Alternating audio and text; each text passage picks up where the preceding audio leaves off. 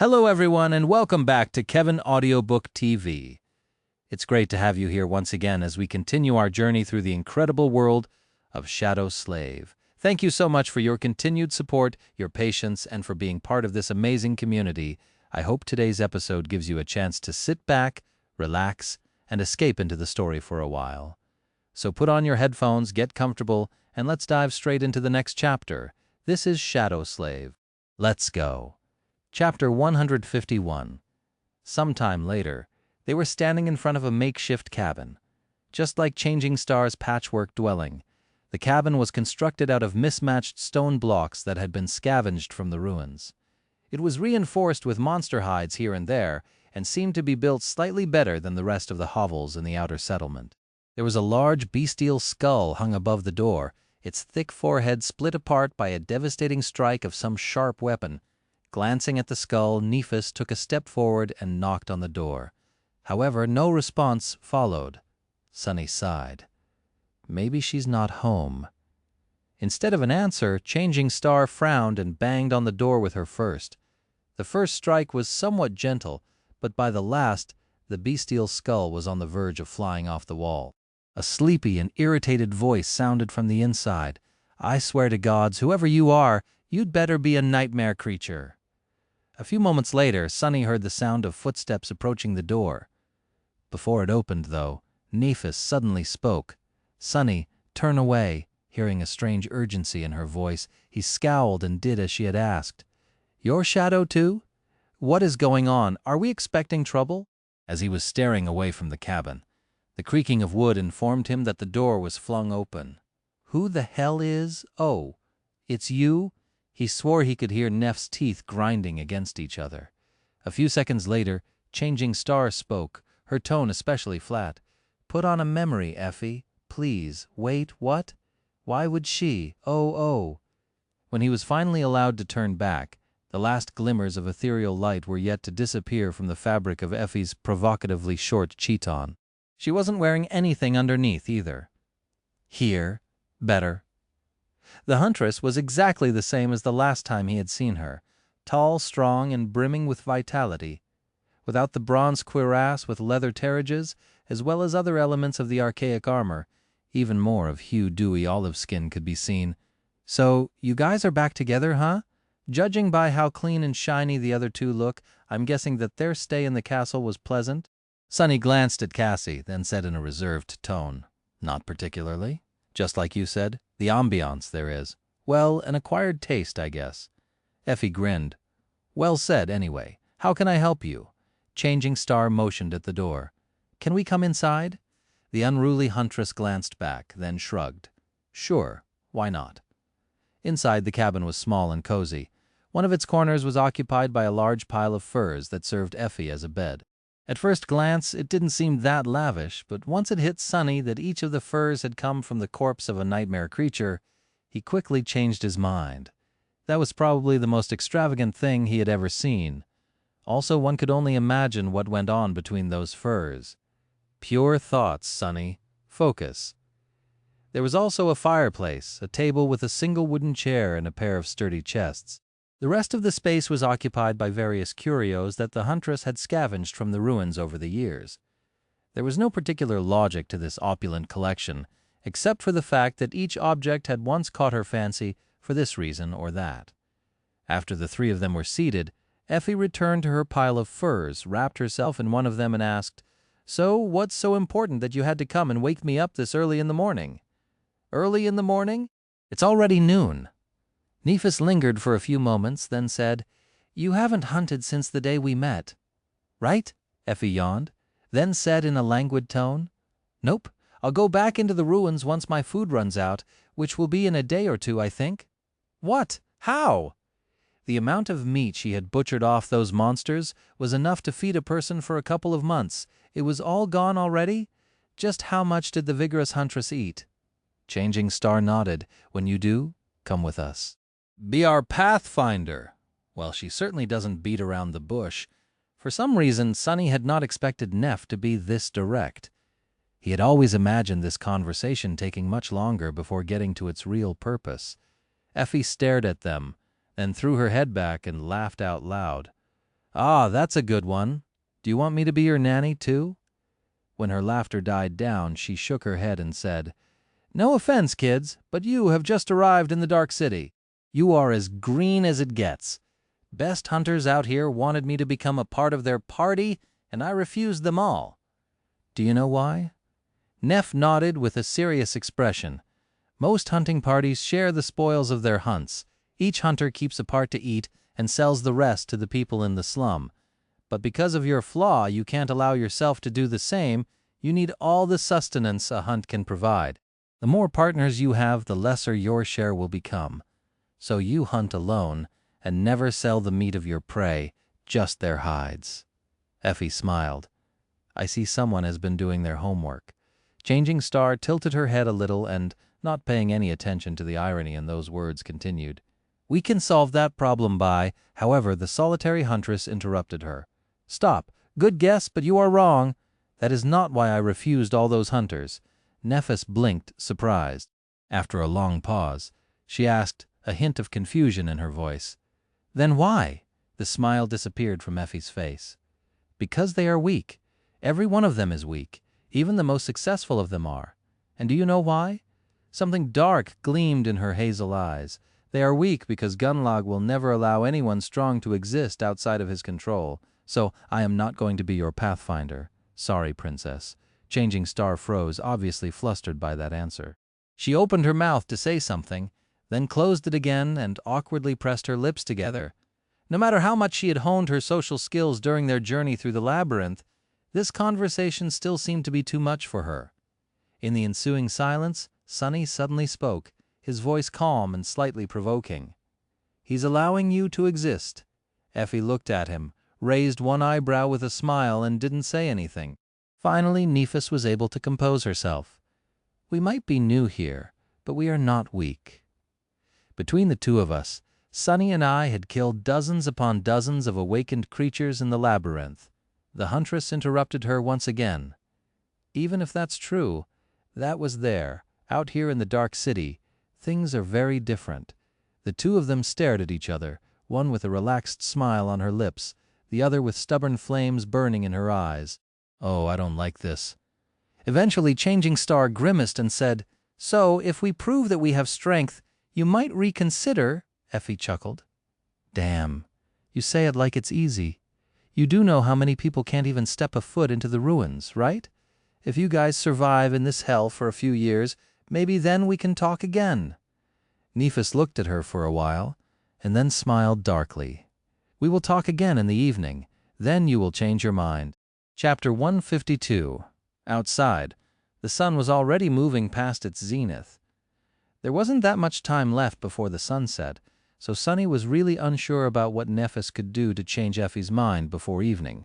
However, judging by the determined expression on her face, Changing Star wasn't just throwing words to the wind. She had something specific in mind. He hesitated. So, what exactly are we going to do now?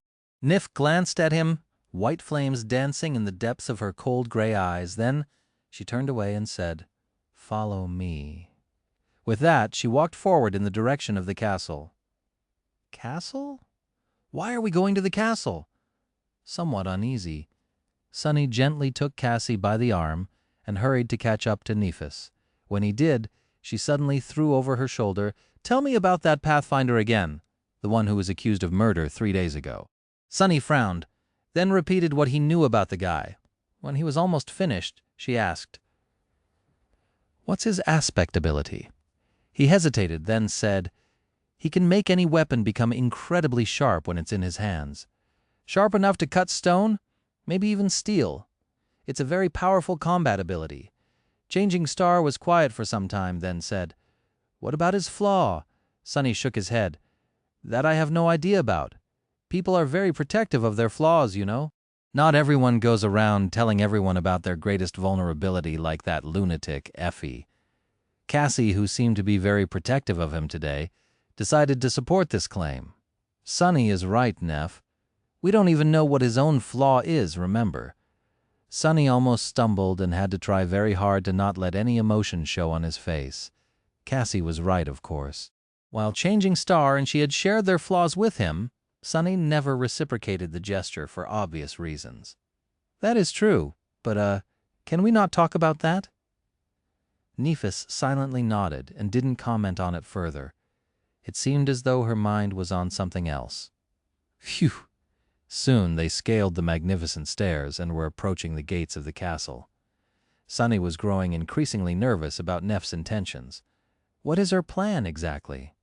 Neph, what do you need us to do? She shrugged, then said in her usual indifferent tone, "You don't really need to do anything. Just follow me and try to look, virtuous." "Look virtuous? What is that supposed to mean?" The guards standing watch in front of the gates blocked their path with contemptuous and suggestive looks in their eyes. Contempt was directed toward Sunny, while the rest was directed toward the girls, of course. "Stop! What business do you have in the Bright Castle? Want to pay the tribute?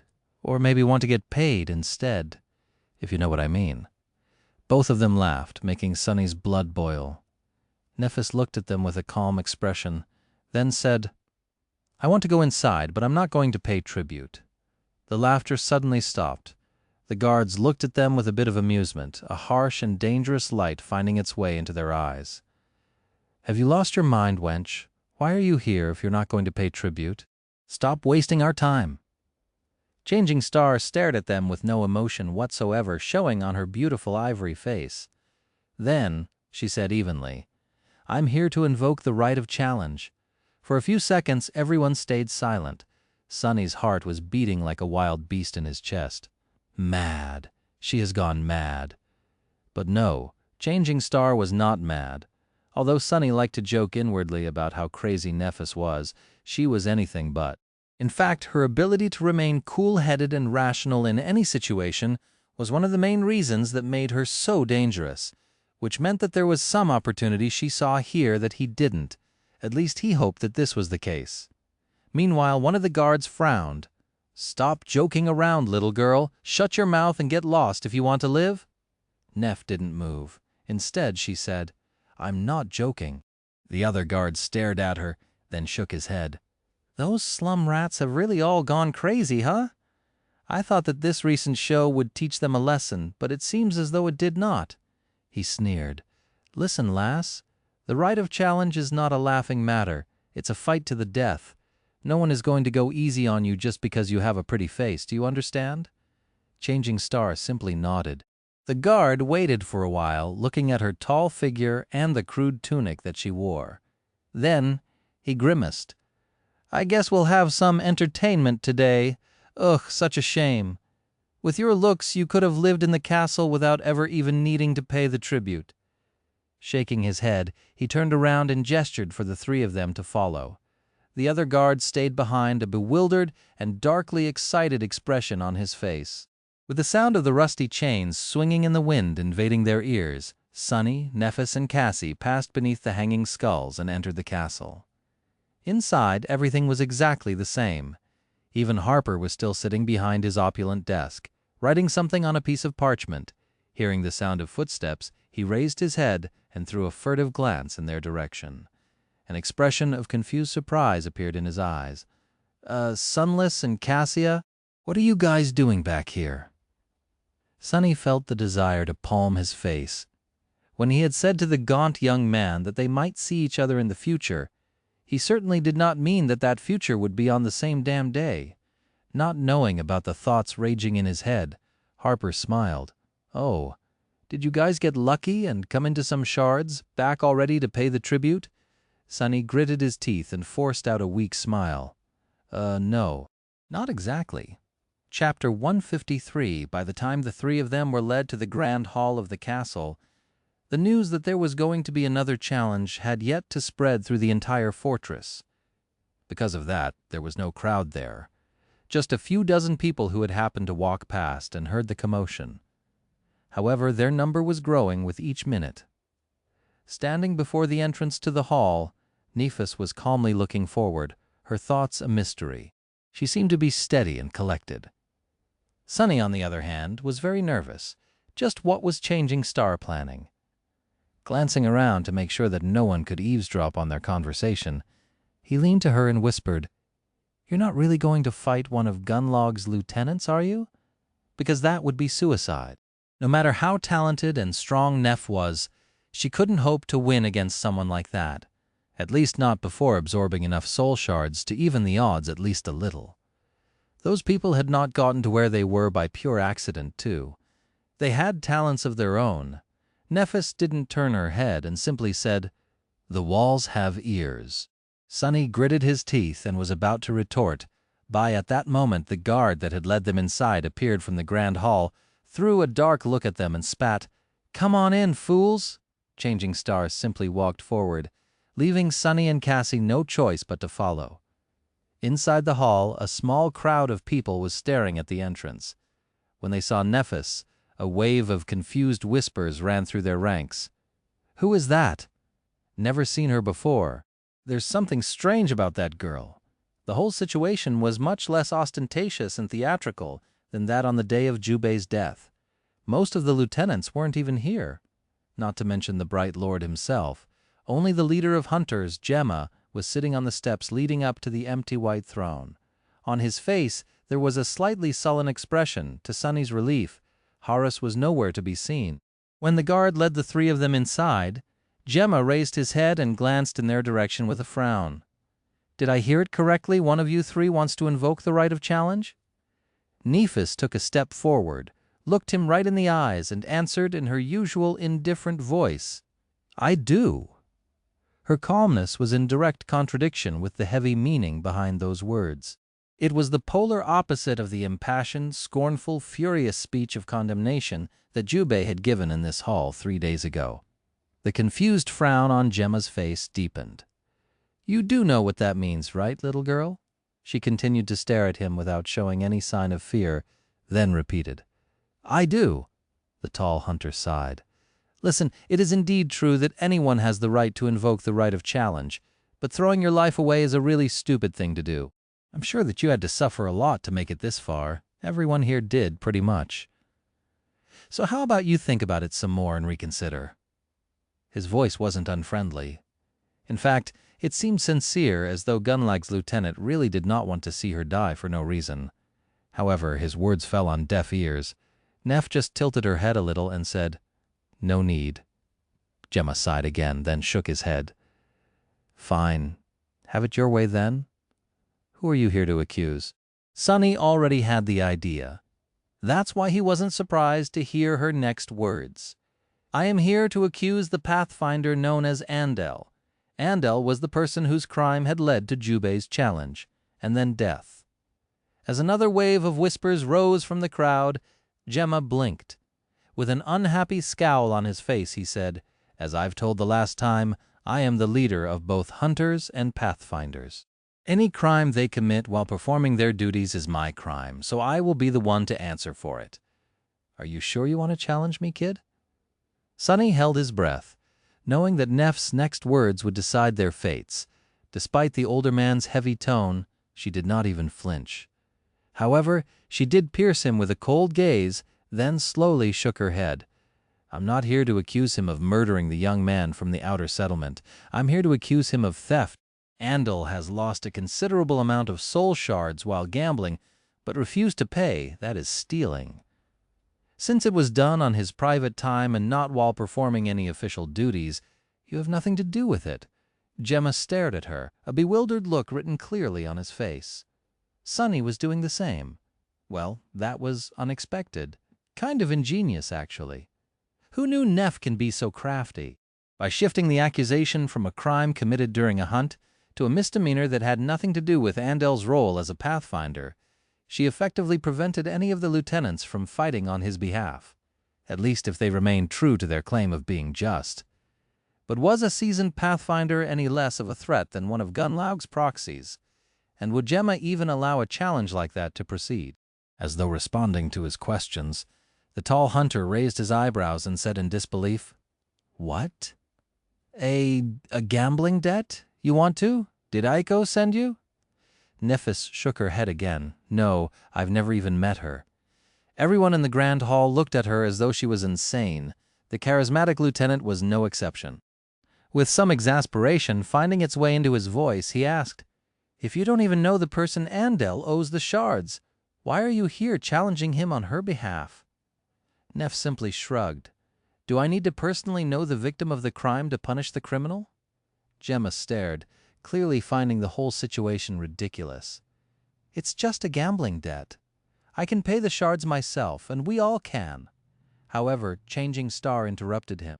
Her voice was still inexplicably calm and even, "It's not about shards, it's about justice and law. After all, the law is our only guiding star in this dark world. Without its light, there's only darkness." Her words echoed in the grand hall and put a grim expression on Gemma's face. By repeating what Gunnlaug had said here a few days prior, she left him with little choice but to satisfy the request for a challenge. After all, going against it would be tantamount to going against the Bright Lord's will. How devious! Did she learn that from me? The hunter looked away with regret, remained silent for some time, and then said to one of the guards in a dark tone, "Go and bring Andel here. Tell that bastard that after he kills this stupid girl, he and I will have a long conversation about his life choices." Then he glanced at Neff and said, "And you say your goodbyes and prepare for battle. Oh, right. What is your name? Tell us. That way you will at least be remembered." Looking him right in the eyes, Nephis stayed quiet for a bit, and then answered. Her clear voice resounded loudly in the grand hall. "I am Changing Star of the Immortal Flame Clan." Suddenly everything became silent. Chapter 154. Everyone grew quiet.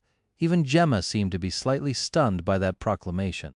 The only person to not react to it at all was Castor, who had entered the grand hall a bit earlier and was now standing by one of the walls watching Nephis with a complex expression. Her full name was shocking to hear for two entirely different, but equally earth-shattering reasons. Firstly, she had called herself not by a human name, but by a true one. In the entire history of human civilization, only a handful of Awakened had managed to earn a true name in their first nightmare. Needless to say, none of them was among the 1,000 sleepers currently trapped on the Forgotten Shore. Even Gunnlaug himself did not have one. But Nephis did. And Sunny too, of course, but no one had to know that. Secondly, she had announced herself to be a legacy, and not just any legacy at that, but one from the legendary Immortal Flame Clan.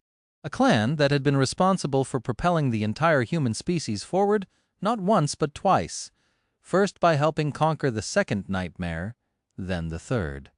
A combination of these facts was enough to set off a metaphorical explosion in the middle of the Dark City. If this was true, then she could be considered to be an almost messianic existence here on the Forgotten Shore. Suddenly, the calmness with which she dared to challenge a fearsome pathfinder to a battle to the death did not seem that strange. The dazed looks in the eyes of all the sleepers gathered in the grand hall had slowly begun to give place to a subtle, tentative, weak glow. It was as though a tiny seed of hope was suddenly planted in the dead soil of their lightless, forlorn souls. Either by accident or on purpose, Nephis chose that exact moment to summon her armor. Numerous sparks of light surrounded her in a whirlpool of soft radiance, and when they were gone, a striking black and white armor had appeared on her graceful body. Everyone's eyes were immediately glued to the symbol on its breastplate. On it, 7 shining stars were intricately engraved into the strange white metal. That symbol, its starlight crest, the crest of the 7, just like Sunny. Many of the inhabitants of the bright castle were familiar with the symbol of the 7 stars. Not only was it carved into the robe of the giant statue standing in front of the impregnable city wall, it was also often depicted in numerous stone carvings decorating the walls of the ancient fortress. It seemed to represent the 7 heroes that had once vowed to vanquish the darkness, consuming this cursed land, and lead its people back into the light. Sunny felt cold sweat running down his spine. What is she doing? Is it all a coincidence? Or did Nephis plan everything? Does she not understand how these fools will react to such theatrics? If they get the wrong idea and start running their mouths about how she is some sort of a heavenly savior, Gunnlaug will soon come knocking on our doors. What did Neph say? Just follow her lead and try to look virtuous. Sunny stared at her back, stumped. How would he even do that? There had never been a single drop of virtue in his entire body. Meanwhile, Gemma had finally managed to compose himself and threw an evaluating look at Changing Star. If there had been nothing but neglect and disregard in his eyes before, now there was a hint of dark wariness in them. Slowly, the leader of hunters smiled. "Ah, in that case, nice to meet you. I must say, it's a very impressive name you have there. Makes one wonder where it came from." The implication behind these words was easy to understand. Gemma was insinuating that Nephis was lying. It seemed as though this insinuation had removed a veil from everyone's eyes. Most people quickly lost their wistful expressions, once again looking at her either somberly or with dark anticipation. Only now there were also hints of mocking disdain on some of their faces, and yet several of them were still staring at her with expressions full of hesitant, timid faith. Changing Star did not react to any of that in any way. She simply remained calm and indifferent, as though she existed slightly apart from the dirt and despair of this world. Soon Andel the Pathfinder was led into the grand hall. The Pathfinder was of average height and solid build, with menacing blue eyes and a sharp jaw. His head was shaved on the sides, with the remaining hair weaved into a short braid. He appeared to be slightly older than the rest of the sleepers gathered in the grand hall. With the exception of Gemma himself, Andel was probably around 24 years old. He looked like a skilled, seasoned, and ruthless fighter. Every Pathfinder was nothing less than an elite among elites, and he was no exception. Even those who hated Andel stared at him with fear and respect, even veneration. Entering the hall, Andel threw a dark look at Nephis and walked forward to the base of the steps leading to the white throne. There he stopped and bowed, showing his respect to the leader of hunters. "I'm here." Gemma stared at him with an irritated, contemptuous expression, and then sighed. "You know why I've summoned you?" The Pathfinder smirked. "Some wench wants to challenge me? Good. I was very sad to let Horus have all the fun last time." Several angry whispers sounded from the crowd, but no one dared to reveal their hatred toward the arrogant murderer openly. The corner of Gemma's mouth turned downward. He remained silent for some time, and then said in a dangerous tone, "Fun? Did you say fun? Well, Andel, if you lacked excitement in your life, you should have just told me. How about this? After you kill that girl, I will show you what real fun is." With that, he gestured to the guards that the fight could begin. Andel frowned a little, but then turned around with a dark smile on his lips. Sonny and Cassie were led to the side, where they joined the crowd of spectating sleepers. By that point, there was a considerable amount of them gathered in the grand hall. Everyone looked at the fearsome Pathfinder and Nephis with a mix of tension and anticipation.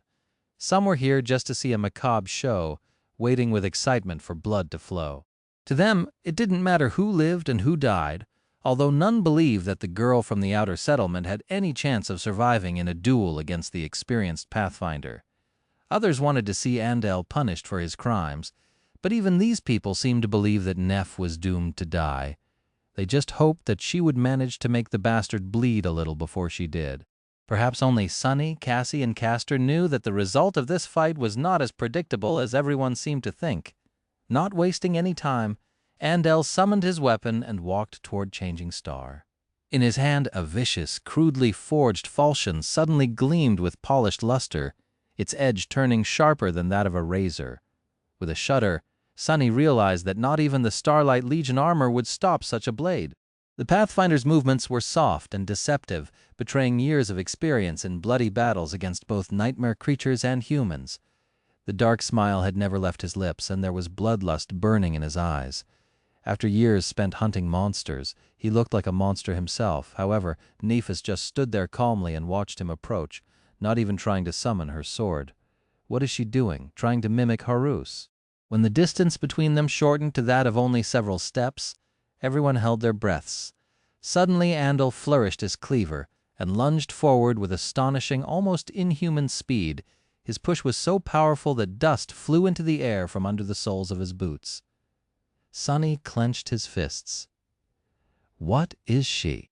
Just a fraction of a second before the magically enhanced blade cleaved her apart, Nephis suddenly sidestepped the strike and threw her arms into the air, simultaneously summoning her longsword. The ethereal sparks of light passed through the blade of Andel's falchion, forming into silvery steel only on the other side of it. The Pathfinder's eyes widened. Forever.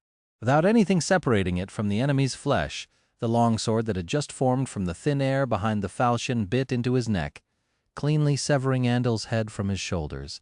As blood shot into the air from the Pathfinder's neck, his head rolled on the floor like a macabre ball and stopped near the steps that led to Gunlag's white throne. It seemed as though all oxygen was suddenly sucked out of the great hall. In the deathly silence, Andel's body heavily fell on the white marble. Everyone was staring at Nephis in utter disbelief. The sleepers, the guards, even Gemma. Honestly, Sonny himself was a bit stunned. Of course, he had suspected that Changing Star might win the duel, but even he did not expect that she would kill an actual Pathfinder, one of the most fearsome warriors in the Bright Castle, with just one strike. Dismissing her sword with a cold expression on her face, Nephis walked over to the marble steps, picked up the severed head by the hair, and looked up at the leader of the hunters. Then, with a well-practiced, polite smile, she said, "Oh, it was nice to meet you too." Chapter 155. The blood was still dripping from Andel's severed head when they left the castle. Nephis was holding it by the hair, her face as indifferent as always. It seemed as though carrying human heads was not even something worthy of changing facial expressions. Suddenly, Sonny saw Changing Star in a new light. It was a long time since he had last been wary of her, but now he was starting to wonder, just how many people had she killed in the past? The facial expressions of everyone else, though, ranged from astonishment to horror. People who had witnessed the duel stared at Nephis as though she was some sort of an avenging angel. The others treated her like a terrifying demon. I wonder, how much soul's essence had she absorbed with this one kill? Has to be a lot, right? But those were just the inhabitants of the castle. The reactions of the people of the outer settlement were strangely reserved, but even more intense. They had never seen one of them stroll into the ancient fortress and walk away freely with a severed head of a Pathfinder in their hands. Now, all of them were watching silently, an inexorable, dark, sweltering emotion burning in their eyes. All of it made Sonny very uncomfortable. He wasn't sure if Nephis knew what kind of a storm her stunt had evoked in the hearts of these people. That sort of emotion was dangerous and almost impossible to control. If she didn't know, things could turn really bad really quickly. But it was even worse if she did, and had done it on purpose. Was Neph really capable of such ingenious and effective manipulation? Was this her plan all along? Sonny wasn't sure that he knew this side of Changing Star. Come to think of it, he didn't really know that much about her at all. Consumed by these doubts, Sonny didn't even notice that they were already in front of Effie's cabin. He glanced at the sky, only to see the sun hiding behind the ominous silhouette of the crimson spire. It was evening, just like Nephis had promised. Scary. The unruly huntress opened the door before they even knocked, a hint of irritation in her eyes. "What's with all the commotion? Can't a girl spend a day in?" Noticing the three of them, she froze without so much as batting an eye. Nephis simply threw Andel's head to Effie's feet and asked, "Can we talk now?" Looking down at the macabre present, the huntress narrowed her eyes. Her face darkened. A few moments later, she glanced up and said in a grim voice, "Come inside." As soon as the door closed behind them, Effie asked in a furious whisper, "What the hell have you done, princess?" Nephis tilted her head and slightly frowned. Then she said with a hint of sincere confusion in her voice, "You wanted me to prove my strength, did you not?" The huntress stared at her in disbelief, misunderstanding her silence. Neph blinked, then added, "Oh, that head belonged to. I know whose head it is. Where did you get it?" Sonny sighed and slumped heavily on one of the sturdy chests. Then he forced out a dark smile and said, "Oh, by the way, you might be the last human in the Dark City to learn this, but standing right in front of you is none other than Changing Star of the Immortal Flame Clan, the champion of justice. She just walked into the castle, challenged the bastard, and killed him with one strike of her sword right under everyone's eyes. By now, this must be the only thing people are talking about." His tone lacked any kind of amusement. If anything, it seemed as though Sonny was just barely stopping himself from cursing out loud. Why? Why did trouble have to follow him everywhere he went? While Neph and Cassie were anxiously waiting for Effie's response, Sonny just stared at his shadow, hoping to find some sympathy. Sadly, there wasn't any to be found. The shadow was just staring back at him, full of jubilant gloating. Effie, meanwhile, blinked a couple of times and looked at them with a strange expression. "That's right. Run while you can." Then she threw her head back and laughed out loud. Oh, gods, did you really? This is priceless. I wish I'd seen their faces." Sonny watched her with his mouth wide open. That was not the reaction he had been expecting. "Crazy, they're all crazy. I'm surrounded by crazy people." When Effie finished laughing, she glanced at Changing Star with a dark but gleeful expression. "All right, you have proven your point. But there's something you should know. Back when I refused to join the host, Gunlaug made it clear that if he can't have me, no one else will. Ever since, any group that dared to invite me to join them ended up regretting their decision. By hiring me as a guide, you will be putting yourself in his crosshairs. Are you sure you want to do this?" So there was more to her story. No wonder she was so solitary. In the ensuing silence, Sonny was the first one to speak. His voice sounded bitter and dejected. "I mean, it's a bit late to worry about that, don't you think?" The next morning they were preparing to go on a hunt. A small crowd of slum dwellers gathered around to see them off, their dark eyes burning with a strange mix of hope and anguish. By now, the story of Changing Star's clever ruse and heroic battle against villainous Pathfinder Andal had already flown all over the place, growing more and more unbelievable with each retelling. Now, these people came to witness her with their own eyes. They were especially interested in the Starlight Legion armor and the symbol engraved on its breastplate. Who knew that the memory of a simple carapace centurion would have such an effect on the inhabitants of the Dark City? Sonny was not happy about it at all. The previous evening he had a chance to ask Nephis a few questions after they had returned to their lodge. However, he kept most of them to himself, not knowing how to properly express his feelings. In the end, he only asked about how she had managed to defeat her human opponent, who was much more powerful in terms of physical prowess, so easily. Changing Star's answer was very simple. She just shrugged and said, "An old legacy trick," which pretty much explained everything and nothing at all. And now they were going into the Dark City to hunt monsters. When the four of them were ready to set off, a sudden hum of voices made them turn around. The slum dwellers stepped aside, letting a tall young man walk through. Sonny frowned. Great, what is he doing here? Walking closer, Castor stopped a few meters away from them and gave a polite bow. Lady Nephis, Huntress Athena, Cassia, Sonny. "Good morning to all of you. I, Castor of the Han Li clan, would like to join your hunting party. Will you have me?" Everyone grew quiet for a few moments. Despite Sonny's dislike of the handsome legacy, having him on their side would be an incredible boon. Genius fighters like Castor were hard to come by anywhere, let alone on the Forgotten Shore. He felt torn. A buzz of whispers rose from the crowd. People were shocked to see a warrior from the castle volunteering to join an outer settlement cohort. And one of such fearsome reputation, too. After some time had passed, Changing Star simply shrugged. "If you want..." Just like that, the proud scion of the Han Li clan had become the fifth member of their hunting party. It was strange to see their numbers grow after months spent alone in the labyrinth. But that was probably inevitable. What else did Sonny expect? That it would be just the three of them forever stupid. Together, the five sleepers left the slum of the outer settlement behind and stepped on the road of white stone that lead into the cursed ruins. And just like that, the fates of every human in the Dark City were sealed. The end had begun. Chapter 156. Their first hunt was surprisingly uneventful. Guided by an experienced pathfinder and augmented by Sonny's stealthy shadow, they managed to avoid any fallen creatures and arrive at the destination in one piece.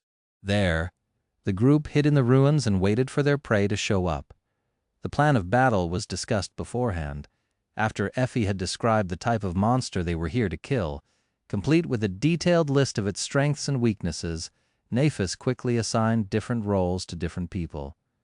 Sonny had expected that things would work just like back in the labyrinth, but to his surprise, they did not. Just like before, Neph was going to take most of the risk and lure the enemy into revealing its vulnerability. However, Castor was going to be the one to make use of it and deal the fatal blow, not Sonny. which made sense, really. After all, his ability was not a combat one, at least not officially. It was rational to entrust the role to someone with an incredibly powerful combat ability, as the one caster possessed. Still, for some reason, Sonny felt angry about it. It felt as though he was being replaced. Not wishing to appear childish, he swallowed his bitterness and remained silent. When the monster did show up, everything went perfectly. Nephis and Castor were able to finish the creature off without sustaining any injuries. Their teamwork, while not effortless, was strangely harmonious, probably because both were legacies and had received similar kind of training. Sonny, whose task was to join the fray if things went wrong, ended up not having to lift a finger. Neither did Effie, who simply stayed with Cassie in case the blind girl needed protection. After everything was over, she laughed. This is the easiest meal I've ever earned." Effie's status in the party was a bit strange. Unlike the rest of them, she had not shown any desire to join the cohort officially. Instead, she was somewhat of a hired worker. Her responsibilities included guiding the party through the ruins and providing them with information, and nothing else. She wasn't even required to fight side by side with them. After the nightmare creature was dead, they quickly butchered it and left the scene of the battle loaded with a heavy weight of meat. Before the shadow of the Crimson Spire fell on the dark city, the cohort was already approaching the marble arch at the base of the hill. This was when something unexpected finally happened, and it happened because of Nephis. After giving a fair share of the spoils to the vigorous huntress, she glanced at Sonny, Cassie, and Castor. Then, Changing Star said, "I would like for you three to entrust me with your part of the meat." What is that about?" Before Sonny had an opportunity to ask a question, Cassie already smiled and said, "Of course, Neph." Castor did not linger either. With a small bow, he nodded. "As you wish, Lady Nephis." Sonny gritted his teeth. After that, he would have looked like a complete jerk if he were to start interrogating her, especially because, technically, he had not done anything except for lending his shadow to Effie. Nephis and Castor were the ones who had actually risked their lives. Fine. Nephis gave them a nod and continued walking up the white road. When they returned to the outer settlement, she separated the remaining share of monster meat into two parts. One much smaller part she handed to Cassie, the other, incomparably larger part, she simply placed on the white stones in front of their lodge. Effie looked at the whole process with curiosity. So did the slum dwellers who had gathered to welcome them back. Sonny frowned. "What are you doing?" Changing Star glanced at him and then gestured to the small bundle of meat in Cassie's hands. "This is for us to sustain ourselves. We will eat that meat until our next hunt." Somebody from the crowd shouted, "What about the rest? Are you selling it? What is your price?" It was customary for the outer settlement hunters to sell some of their spoils. That was how people here fed themselves. The meat could be exchanged for items, services, or, in very rare cases, actual shards. Neph turned to the people who had gathered around and looked at them with a frown. When everyone grew quiet, she said in a cold tone, "My hunting party will not be selling any meat, ever." Before anyone had time to react, dismayed by that answer, she took a step to the side, gestured to the large pile of meat, and said, "Instead, we will be giving it away for free." A dead silence hung above the edge of the outer settlement. The slum dwellers who had come to catch a glimpse of Changing Star or in hope of procuring some food were all looking at Nephis with a dark mix of mistrust, disbelief, and suspicion. After a while, someone shouted, "What trick are you trying to play? People here are hungry, Changing Star. Shame on you." Nephis crossed her arm, furrowed her brow, and answered, "There is no trick. Everyone is free to take a small share of the meat to fill their stomach." The young man who had accused her before laughed. "Why would you just hand it out for free? Do you think that we're fools?" Sonny was being tormented by the same question. He often joked about Neph's foolish nobility, but he also knew that she wasn't really stupid. She always had a reason for everything she did, even if those reasons sometimes seemed insane to him. Lately, he even started to suspect that Neph was much more cynical and pragmatic than he had ever given her credit for. It's just that her version of cynicism was very different from his own. What was she doing? Meanwhile, Nephis pierced the shouter with a cold look, scowled, and said, a hint of anger in her voice, Why? Am I not a human? Are you not humans? Does a human need a reason to help others of her kind in this cursed place? She took a step forward and looked at the gathered people, making them shiver under her heavy gaze. Shame on me? No. Shame on you all for forgetting who you are. We are people, not beasts. In the real world or in the dream realm, this is who we are. Her words echoed above the white stones, mixing with the howling wind. Now come forward and take some food if you're hungry. The slum dwellers were still not convinced. However, their hunger was stronger than their wariness. Soon, the first of them stepped forward, tentatively took a small strip of meat, threw a furtive glance at Nephis, and then hurriedly walked away. When the others saw that nothing happened to him, they became braver. Young men and women dressed in rags formed a messy line. One by one they came forward, received their tiny piece of meat, and then disappeared with haste, afraid that it will be taken back. Slowly, a new kind of light appeared on their faces. It was the same timid, weak emotion that Sunny had noticed in the eyes of the castle inhabitants after Neph had announced her name. It was something that precipitated hope, or maybe faith. With a dark expression on his face, Sunny looked up at the tiny silhouettes of guards observing them from the walls of the magnificent fortress. Nephis was right when she said that they were all still people. However, she was wrong about everything else, because people were much worse than beasts. He did not like what was happening at all. Chapter 157. After that day, things moved with a speed that left Sunny disoriented. It was as though he was being pulled forward by an overpowering current, helpless to slow down or change direction. Before he could react to one change, another would happen, making him feel like he was losing control. Everything was happening so fast that he found it difficult to adjust. It was hard not to fear that eventually he would simply be left behind. After that first hunt where Nephis had chosen to give most of the spoils away, she led them on several more. Not all of those hunts went as smoothly, but they did manage to return victorious. If a little battered every time, she paid Effie her share of the meat, took a small amount for them to consume, and gave the rest to the people of the outer settlement free of charge. Because of how little their own share was, the group was forced to hunt every other day instead of once or twice a month. Sunny did not understand at all why they were taking on all that unnecessary risk. Provided he wasn't exposed to many risks himself, apart from a couple of short battles where Neph and Castor ended up requiring some backup, he spent most of his time with Effie, serving as her scout and slowly learning the ins and outs of the Dark City from her. With the well of knowledge that the unruly huntress possessed and his nimble shadow, the party rarely met anything they weren't ready to face. This gave them an incredible advantage over all other hunting parties of the outer settlement and even some of Gunlog's own. Soon, their flawless and intense track record earned the cohort reputation and renown. They weren't seen as newcomers anymore. Instead, people considered them to be nothing short of the strongest hunters in the slum. Many even believed that Changing Star and her people were in no way inferior to the hunters of the Bright Castle. Nephis herself was known to be a fearsome fighter ever since her dramatic duel with Andel. Effie had the reputation as one of the outer settlement's best from a long time ago. Handsome and capable Castor quickly won respect and adoration thanks to his amiable personality, noble bearing, and skill. The three of them were considered to be the core of the party, with Cassie and Sunny existing somewhere on the periphery.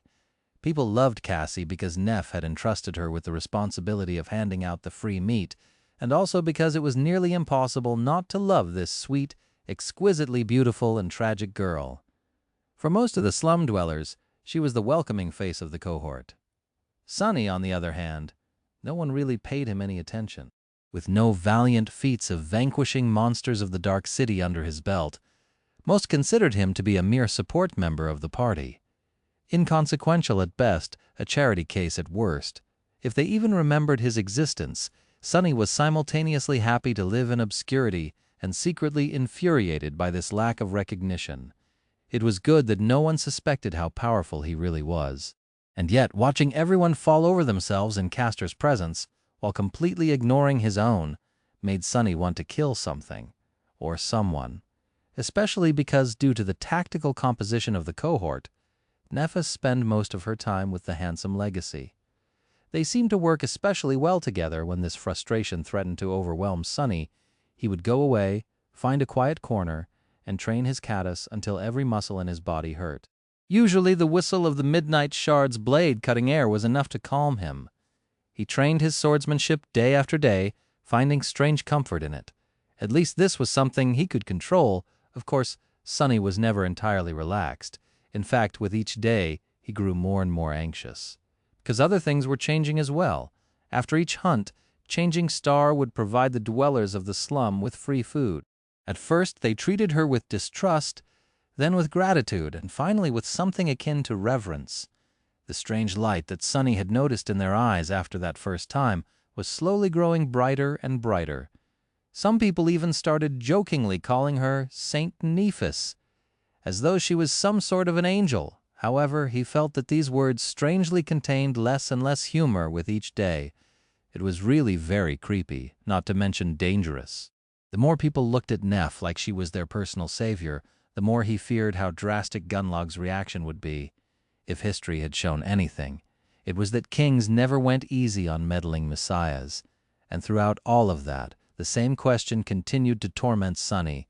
Was all of this an accident? Or had Nephis done it on purpose? As time went by, more and more random people joined their group. They weren't hunters, just forlorn young men and women from the outer settlement who wanted to help. They tended to monster hides that the cohort brought back from the hunts, maintained various tools and gear that needed to be used, assisted Cassie with handing out food, and did other kinds of small but useful things. Soon the ramshackle lodge was full of them. Sunny didn't even know all of their names. It seemed as though every day someone new would appear, acting as if they had always been a part of the group. What's worse, not all of them seemed to know who he was either. No once, and not twice, someone would smile at him and ask in a friendly tone, "Are you new?" Of course, bastards never said the same thing to Castor. Sunny felt like he was slowly becoming a stranger in his own home. The feeling was rather unpleasant, not to mention how perfectly it fit all his insecurities. What's worse, these new people really made him uncomfortable. He wasn't really sure of whether they were Changing Star's helpers or if they were her followers. Were they loyal or devout? One night, after a couple of weeks of this, he was suddenly woken by Cassie tugging on his sleeve. The blind girl was whispering, "Sunny, wake up!" A moment later, he was already on his feet, ready to summon the midnight shard. A light coming from the other room told him that Neph was awake too. Gunlog. "Did someone betray us?" "What's wrong?" Cassie covered the candle she was holding in her hand and answered in a worried voice, Something is coming from the road. I've dreamt of it." A nightmare creature. Knowing what had to be done, Sunny simply nodded, gripped her shoulder for reassurance, and walked over to meet Nephis. Since their lodge was on the edge of the slum, right in front of the entrance of the ancient road, they had no choice but to fight. That night, the three of them, Changing Star, Sunny, and Castor, battled a devil that had wandered up the hill and fought it off before it could reach the outer settlement. When dawn came, terrified people walked out of their hovels on shaking legs and saw the horrible marks left on the white stones by the beast's claws, as well as puddles of blood, both human and that of a monster, steaming in the morning cold. They also saw Changing Star leaning tiredly on her silver sword. Sunny, who was sitting with his back against the wall of the lodge and breathing heavily, was looking at her, too. Back when he was describing to Nephis why Gunlog could never be defeated, he had told her that every facet of life here was under his control. Food, safety, hope, fear, even power itself. Now, Changing Star had given these people food. By protecting the outer settlement, she had given them safety. She had even given them hope. There was also the fear that the inhabitants of the castle felt after Neph had easily beheaded one of their pathfinders. All that remained was power. Finally, the question that pressed heavily on his mind had an answer. No, none of this was a coincidence. Everything that had happened, from choosing the outermost building in the slum as their base to insisting on giving away the food for free, was part of Changing Star's strange but methodical plan. She knew what she was doing all along. But why was she doing all this? What was her ultimate goal? Uneasy. Sunny stared at Nephis and wondered about the future. Chapter 158. After about a month of living in the outer settlement, Sonny woke up one morning with the feeling of not belonging anywhere in this world. This familiar feeling had pursued him for most of his life, and had returned recently after being gone for some time. With a sigh, he rose from his narrow cot and summoned the puppeteer's shroud. The stone lodge was already full of sounds and voices. The tempting smell of breakfast filled the air. Coming out of his small room, Sonny saw a bunch of Neph's helpers rushing here and there, busy with various tasks. Some of them stopped to greet him, others did not. He paid no attention to them and went outside to wash his face and take a look at the sky. The gray sky of the forgotten shore looked as it always did. Nothing ever really changed in this loathsome hell. On his way back, Sonny noticed a gaunt figure standing hesitantly near the doors of the lodge. The ragged young man looked very familiar. Reaching into his memory, Sonny identified him as the friendly but nervous receptions from the castle. His clothes were much less clean and tidy than they had been before, and his face had become even thinner. The young man had clearly seen better days. What is he doing there? Coming closer, Sonny called out to the young man. Harper, right? How come you're here?" Harper flinched, then looked at him with anxious eyes.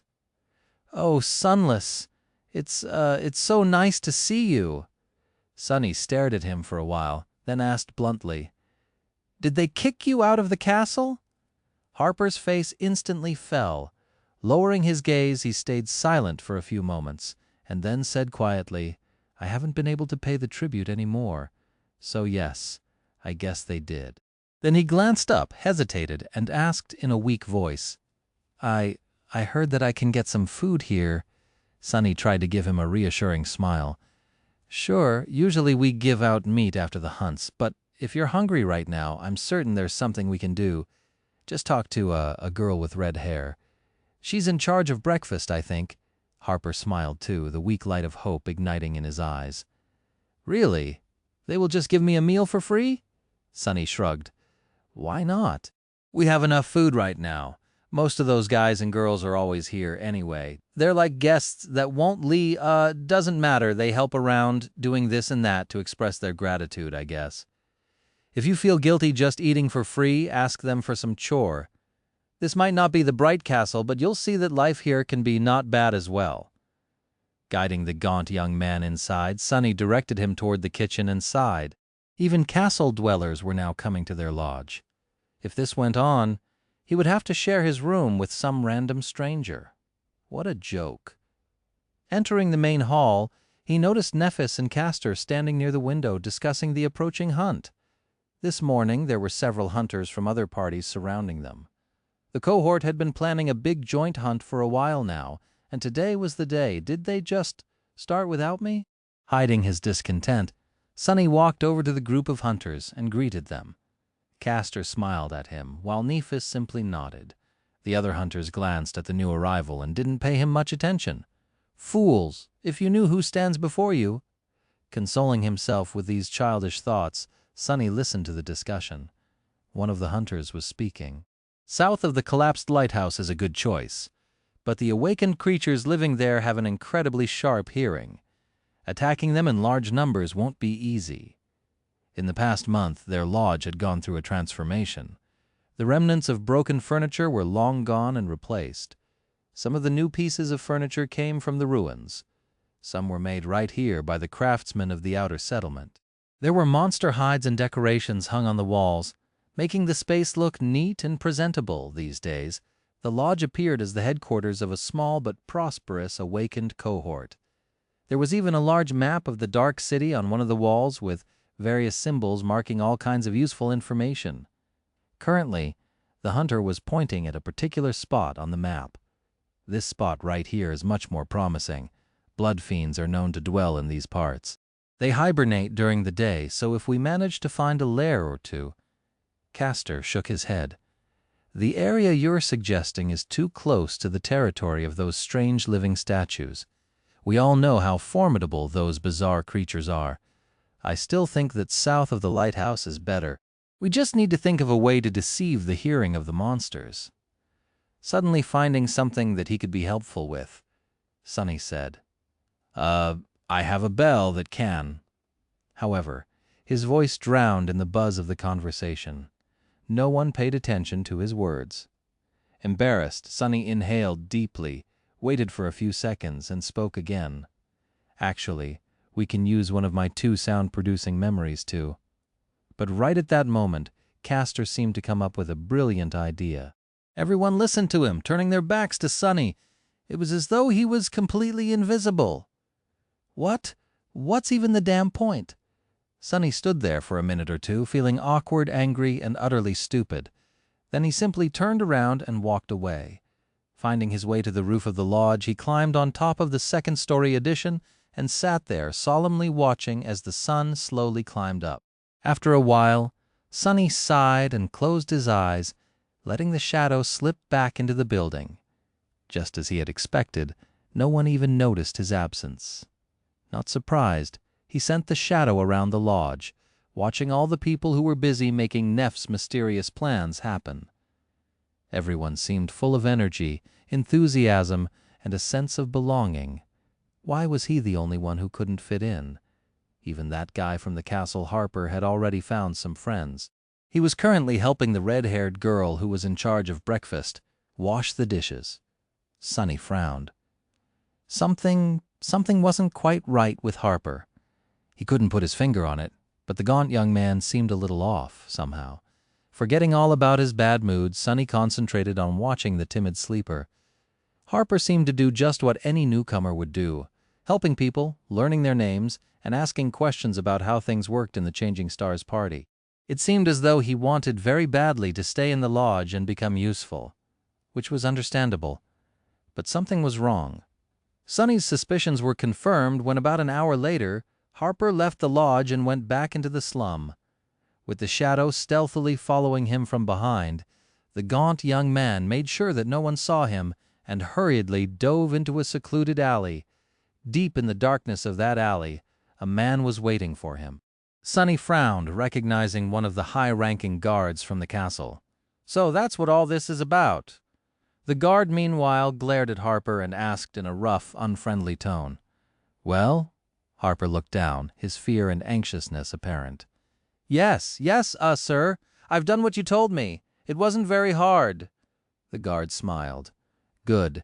It seems that you really do want to return to the castle?"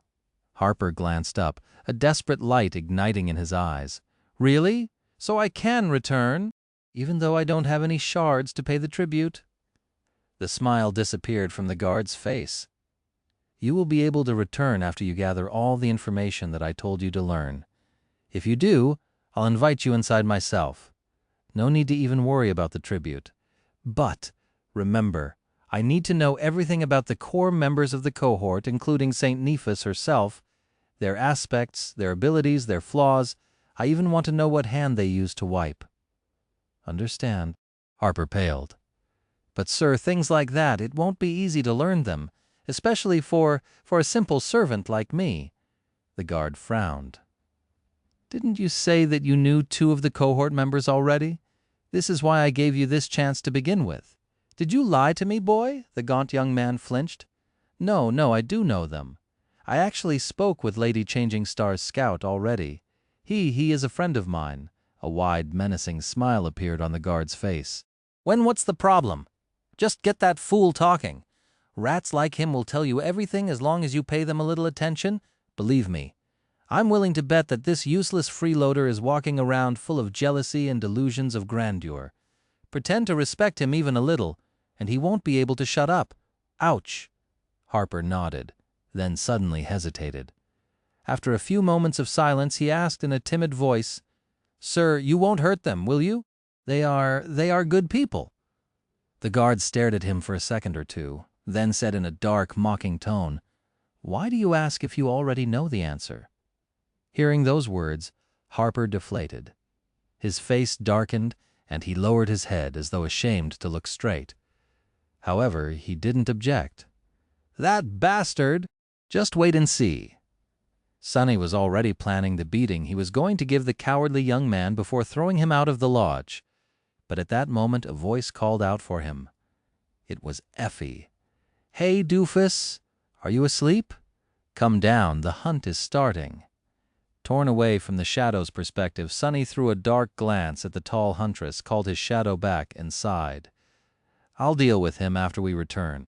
But by the time he returned, Sonny was in no state to deal with anything. Chapter 159. Despite all his misgivings and unease, Sonny had never expected that this hunt was going to change everything. He was just going through the motions, somewhat on edge, because of the scale of this joint operation, but also strangely reassured by the large number of hunters surrounding him.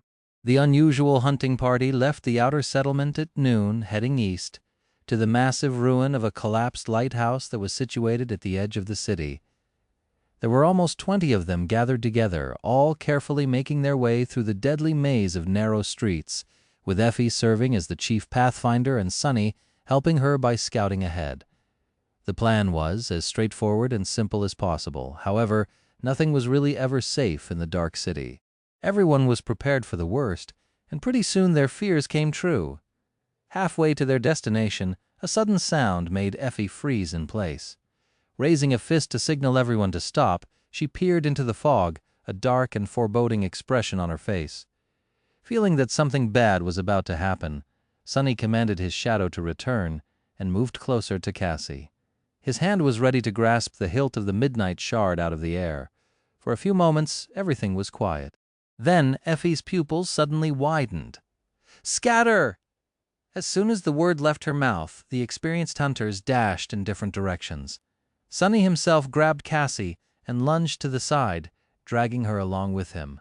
Then something large and heavy crashed from above into the cobblestones where the sleepers had been standing just a second ago. Luckily, most of them were already somewhere else due to Effie's timely warning. However, a couple of people were a little late to react. Their screams drowned in the sickening sound of tearing flesh. Sonny cursed. His shadow was nowhere near yet, leaving him with no choice but to fight without its aid. He spun around, summoning the midnight shard, and froze for a fraction of a second, all blood draining from his face. Out there in the middle of the street, a massive winged creature was standing on the cracked cobblestones, its pale body and black feather stained by the blood of the unfortunate hunters. Its terrifying beak was open, revealing rows of sharp, needle-like fangs, a spire messenger. As Sonny watched, momentarily paralyzed by fear, a long red tongue snaked out of the creature's maw to lick the blood off its face. Move. Shaking off the paralysis, Sonny gripped his sword and prepared to fight for his life. His and Cassie's, after that everything happened incredibly fast, but also felt like an eternity. The hunters had a simple choice to make, either separate into smaller groups and retreat into the ruins, risking encountering something equally as or even more terrifying, or stand their ground and try to drive the fallen beast away. Without having to discuss it, everyone chose the second option. No matter how dangerous, a familiar enemy was always better than the unknown. Unknown. The surviving hunters attacked the abomination with all they had. Even though their memories had no chance of breaking through the skin of the terrible creature, each strike still hurt it. Those who had aspect abilities capable of dealing direct damage immediately used them, hoping to at least disorient the beast. Of course, no ability of a sleeper could ever hope to wound a fallen beast.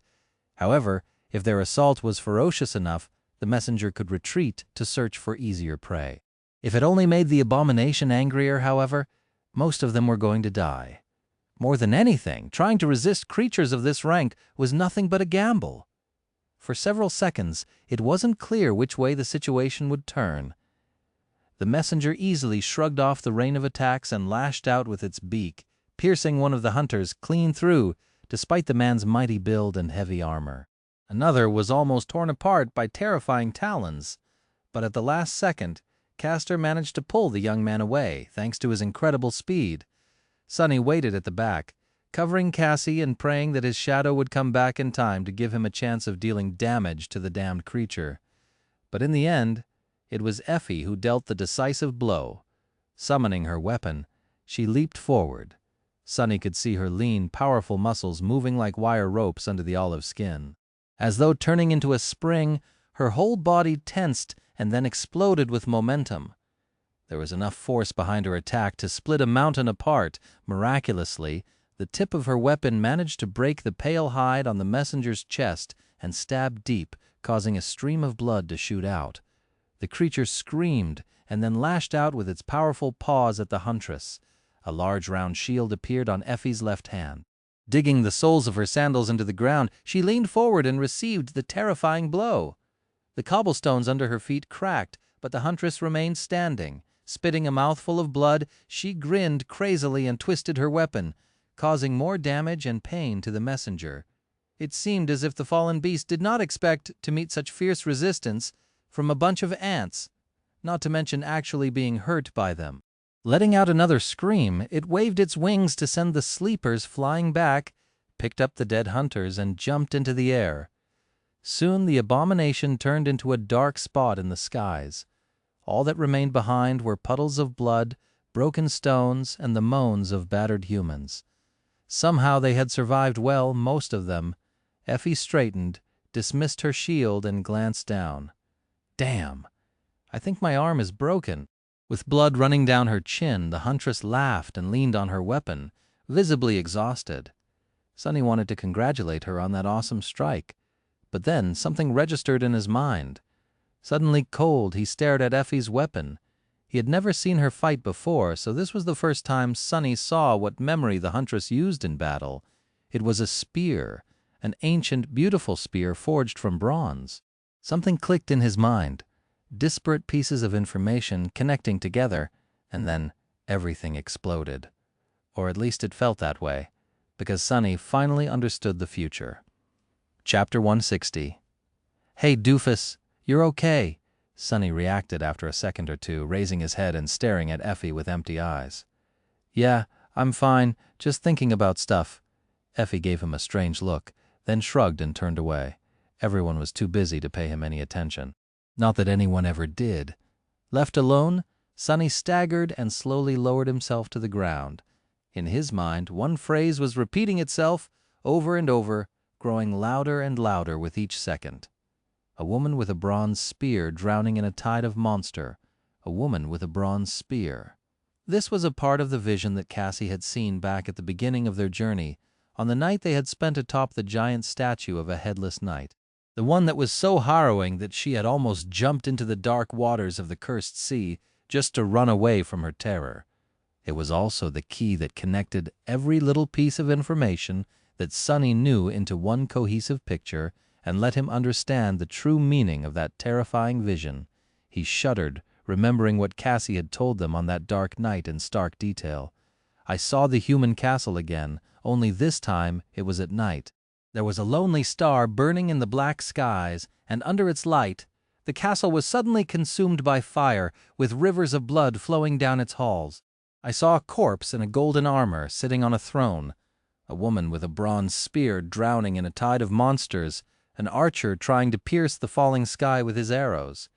All that time, Sonny was sure, for some reason, that Cassie saw the cataclysm that had devoured this land and turned it into a desolate hell, creating the Forgotten Shore. The first part of the vision was certainly referring to how the curse of the all-consuming darkness had broken free from its 7 seals. So he had just assumed that the other parts of the vision spoke about the past, too. But Effie's spear gave him an epiphany, a terrible revelation that he had been wrong all this time, that the apocalyptic images Cassie had described were not of the past, but of the future. Their future. Trembling, Sonny raised his head and glanced at Nephis, who was using her powers to heal the wounded hunters, her ivory face contorted in a painful grimace. His eyes were wide and full of disbelief. It was all so clear. She was the lonely star that burned in the dark skies above the bright castle, bringing with it fire and rivers of blood. After all, her name was Changing Star, or, depending on the runes used to write it, Star of Misfortune. The Star of Ruin. Sonny spent so much time fearing what Gunlag was going to do with Nephis, but he should have been scared of what she was going to do to him instead. A corpse in a golden armor sitting on a throne. Why hadn't he realized the truth after seeing the Bright Lord for the first time? It was him. Gunlag was the corpse in Cassie's vision. Effie was the woman drowning in the sea of monsters. The archer Sonny didn't know yet, but he was sure that they would meet soon, maybe only to die together. He had always known that Nephis was guided by some mysterious, overwhelming goal. He didn't know what that goal was, but it was certainly not here, on the forgotten shore, to achieve it. Changing Star had to find a way to return to the real world. That's why she had always been so unwavering and relentless in her ambition to move forward, overcome any obstacle, endure any pain.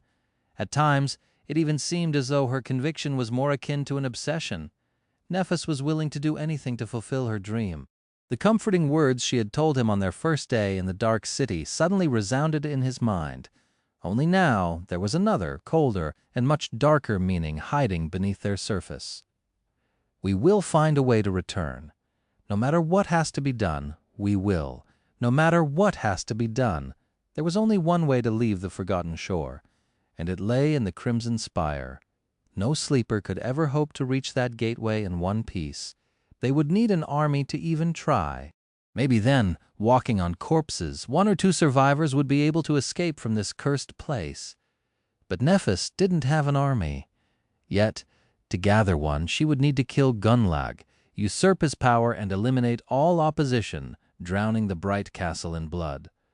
Only then would she be able to rally every single sleeper left in the dark city and lure them into following her on a suicidal crusade, knowing all too well that most of them would die because of it. No sane person would follow her. They won't, right? Sunny remembered the faces of the young men and women that had become part of their group in the last few weeks. The strange light of hope, or maybe faith, burning in their eyes.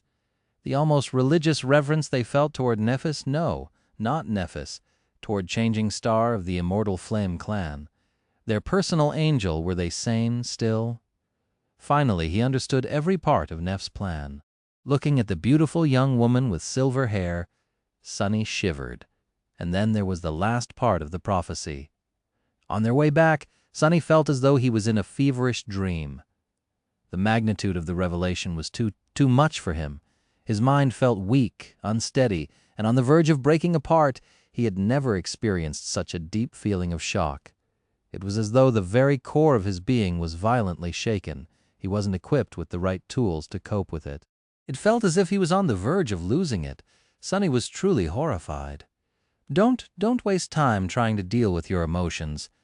This is not the right time for feelings. You need to figure out how all of this affects you personally, and what you need to do to turn things to your advantage. After all, what was there to be scared of? That many people would die. What did their lives and deaths have to do with him? Yes. As long as he was the one left standing in the end, this whole thing might actually turn out to be beneficial. Hadn't he spent the last weeks being afraid of what Gunalug was going to do to them? Well, now he knew that Gunlag was going to end up as a corpse. Problem solved. Wasn't he crushed by the news that he would spend the rest of his life in this odious hell? Well, now that wasn't a certainty anymore. That last part of the prophecy, everything was well. Better than ever. And yet, no matter how much Sunny was trying to be rational, he just couldn't help but be filled with terror. In the crimson light of sunset, he found a reason to leave the lodge and walk to the edge of the stone platform. No one really cared that much about his whereabouts, so it wasn't hard to disappear for a while. No one noticed that something was bothering Sunny either. They were all accustomed to his moody behavior anyway. Only Cassie seemed to have picked up on something. And Castor, who pretended to be carefree, but actually had a habit of watching anyone close to Nephis like a hawk. The bastard reaching the very end of the stone platform, Sunny turned around and looked at the outer settlement and the magnificent castle towering above it, with hundreds of sleepers rushing to find shelter before the coming of night. A cold and harrowing feeling gripped his heart. All these people are going to die. Neph was going to kill them. Was he willing to help her do it? For some reason, Sunny wanted to laugh. This whole situation was so sick and appalling that it was almost ridiculous. He was never an altruistic type, really. More than that, he always prided himself on being a cynical, selfish, and vicious person. But this was too much even for him. Grabbing his head, Sunny moaned, "What am I going to do?" At that moment, the sound of steps suddenly attracted his attention. A gaunt figure appeared from the slum and walked toward him. Sunny frowned. "Oh, right, that guy. I have completely forgotten about him." Harper stopped a few paces away and smiled timidly. "Sunless, can we talk?" Chapter 161. Harper stared at him with that pathetic, timid smile frozen on his lips. In his eyes there was fake friendliness, worry, and desperation. For some reason, Sonny felt a violent urge to erase the smile of his face. "You scum," in his rattled state. He was having trouble controlling his emotions. Something must have shown on his face because Harper suddenly blinked and took a step back. But in the end, the desire to be allowed back into the bright castle won over his caution. He forced himself to stay still, hesitated for a few moments, and said, I wanted to thank you for inviting me into your home this morning." Sonny looked at the gaunt young man. In the twilight of dusk, his pale face was hidden in deep shadows. Finally, he answered, "Yeah, we can talk." Think, Sonny, think. But his mind was refusing to obey. Most of it was drowning in the sea of cold terror that had been summoned by the revelation of the future. What little remained was utterly disoriented. Sonny raised one hand and rubbed his face. "He's a spy. He's here to make it easier for Gunlaug to kill us. What should be done?" In the morning, yes, back before everything changed, Sonny had seen Harper reporting to one of the guards. He wanted to give the cowardly young man a beating and throw him out of the lodge, but that would be a wrong decision. The best thing to do was not to expose the unfortunate spy, but to feign ignorance and feed him false information. Yeah, that was the optimal way to deal with moles. As an aspiring spy himself, Sonny knew these things well. But would he even able to deceive Harper? By accident, the failed informant had chosen a perfect person as his mark. Sonny knew a lot of secrets and was incapable of lying. But he was also a master of deception, so... Sunless, Sonny flinched and glanced at the gaunt young man. "Sorry, I'm a bit out of sorts after today's hunt. You wanted to talk?" reassured. Harper smiled again. "You see, I wanted to thank you for everything that you had done for me and for all the people here in the settlement. When I left the castle, I brought a very special item with me. I thought of sharing it with you." Sonny frowned. "A special item?" "I should see what his plan is exactly, feed him a couple of little truths along with the lies, and then report to Neph in the morning. Right?" Harper, meanwhile, was nodding energetically. "It's a bottle of liquor. Every month a few are sold by the artisans working in the garden. Getting one is very hard, but I was lucky. Would you like to come and try? My hut is nearby." Sonny got distracted for a few moments, but then forced his meld to concentrate. What was Harper talking about? Artisans, liquor, luck. Why not? Giving Harper a nod, he gestured for the young man to lead the way and followed. As they passed other slum dwellers on their way to Harper's hovel, Sonny couldn't help but feel like they were surrounded by walking corpses. Most of these people were already dead. They just didn't know it yet. But he did. The weight of this knowledge was slowly crushing him. Harper's small hut was even more pathetic than the other hovels in the slum. It was crudely constructed out of rotting pieces of wood, with plenty of cracks to let the cold wind in. Inside, there was nothing except for a pile of seaweed thatch that served as a flimsy mattress and a low wooden table.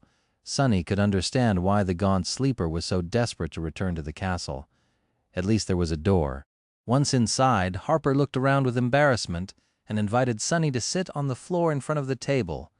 Then he dug a glass jar from beneath the seaweed and placed it in front of him like a rare treasure, producing a crude iron knife from somewhere. Harper then opened the wax seal of the jar, placed the knife on the table, and poured a milky white liquid into a chipped clay cup. Here he handed the cup to Sonny and smiled. Sonny received it and smelled the strange liquor. He remembered many people in the outskirts who had drowned themselves in the bottle or killed themselves with cheap stimulants and drugs. Luckily, he was always too paranoid to allow anything to alter his mental state. Plus, for a long time, he couldn't allow himself to die before accomplishing a certain thing. That's why Sonny was not too familiar with alcohol. Bringing the cup to his lips, he held his breath and downed it in one go. A pleasant warmth immediately spread through his body, bringing with it a bit of sweet solace. I can see the appeal. It wasn't too bad, really. Harper hurriedly refilled the cup and asked, "I heard about the latest hunt. By gods, you have survived an encounter with a spire messenger. That must have been horrible." Sonny lingered for a bit, then shrugged. "I just stood at the back." The gaunt young man shook his head. "Still, you are incredible. I hear that you have been with Lady Changing Star from the very beginning. surviving more than 2 months in the labyrinth? Is this true? He was a really bad actor. Even if Sonny didn't know that Harper was a spy already, he would have sensed something strange at this point. But it was easy to pretend not to notice anything.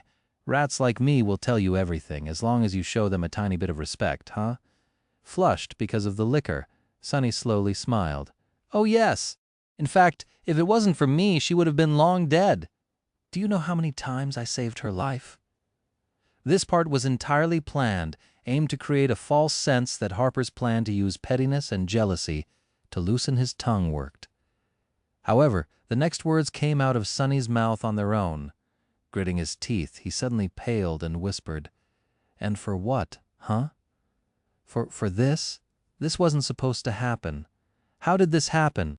Then Sonny grabbed his head and forced out a dark laugh. "This is bad! What am I even saying?" Mistaking his terror for the sign of the liquor doing its job, Harper got a little braver. "You must have fought side by side with Lady Nephis a lot." Sonny lowered his head, then shrugged. "Yeah." The gaunt young man hesitated for a few moments, then cautiously asked, "So you must have seen her aspect ability?" Learn your enemy's ability, learn their flaw, learn their vices. That's how you kill them. Staring at Harper, Sonny suddenly remembered his first battle after meeting Nephis. Back then, she asked him if he had ever dissected a dead carapace scavenger to learn its weaknesses. That's what the cowardly sleeper was doing right now. Dissecting them, even though they weren't dead yet. Sure, it can be used to heal. Harper's eyes gleamed. So she's a healer, of course.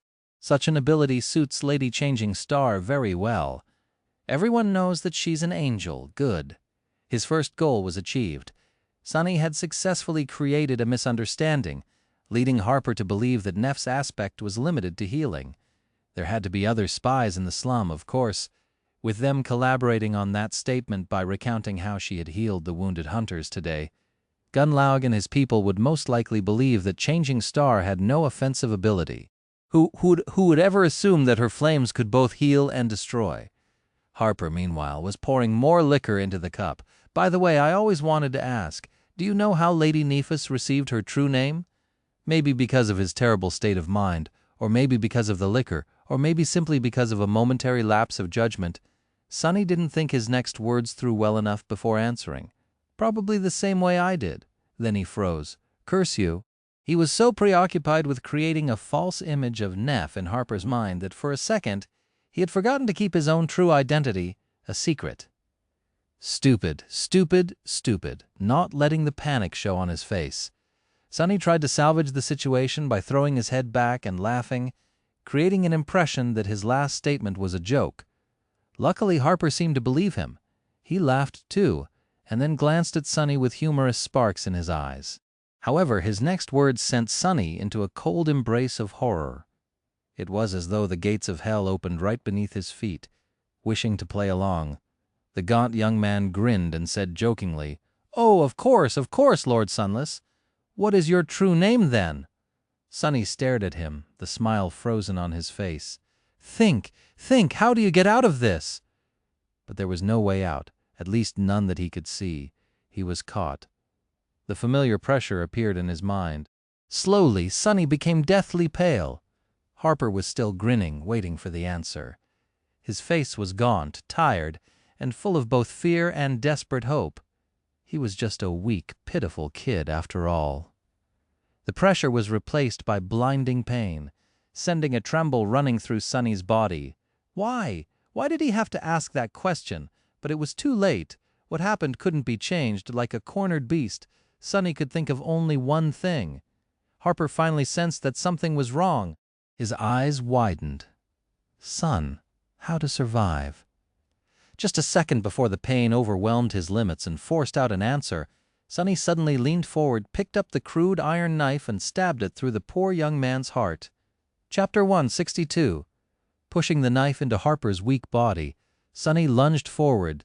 The flimsy wooden table flew aside and shattered into splinters once it hit the wall.